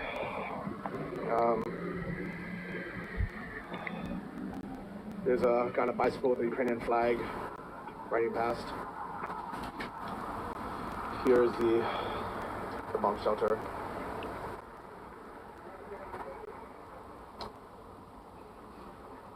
You hear it. It's far enough away where I'm not too worried at this moment. No, some jets, yeah. I mean, there are still some people walking around. I don't know where people are going, why they're here. cars are driving faster than normal, with a bit of sense of urgency. Well, also there's a lot less cars on the road. I mean, you don't need to be slow when there's not many cars around. You'd be a little obligated to be faster. Be like, yeah, got this road to myself now.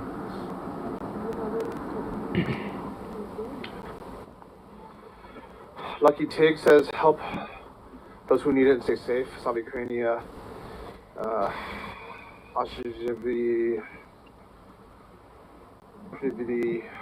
Kriva.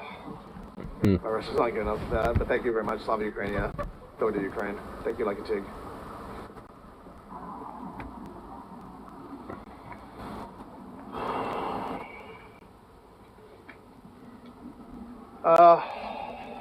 Leave. You're gonna be taking hostage an American citizen. I mean, Russia could be crazy enough to do that. Maybe. So I have two choices. I can either try to leave. I'll just jump. That door just opened to scare the crap out of me. But yeah, I can either stay put and stay in my apartment after this, or I can try to leave. You know, today, tomorrow, the next couple of days. I'm not sure exactly what I'm gonna do yet. I mean, if I was him, I'd probably just try to leave. But you know, this is my home, guys. So if I go down with my home, so be it. You know, there's a saying that. I mean, I guess staying around with your home is probably better and shit. But yeah, there could be a lot of ways. nuts. When you have to make your ultimatums and shit. Anyway, but I've been going on for quite a long time myself, so I know for my for sure I'm definitely gonna grab me some food. Call it good at least. I'll probably tune in tomorrow and see what the hell's going on in the you know, with all going on. What's up, Zukov? You handsome boy. I think you went outside, don't you? He's been kind of batting at the door. You see, baby? You see, baby? Yum, yum, yum. Yum, yum, yum, yum, yum. Totally says, comment for attracting people to He's a good boy. change my dawn and not being there. I don't know what that means. Don't get stream snipes. Oh. He's a good boy. Yeah, I mean, I made this live. I wanted to show you what happened. What's actually happened. If you ever watch the news, you get one type of story. This is the other side of the story.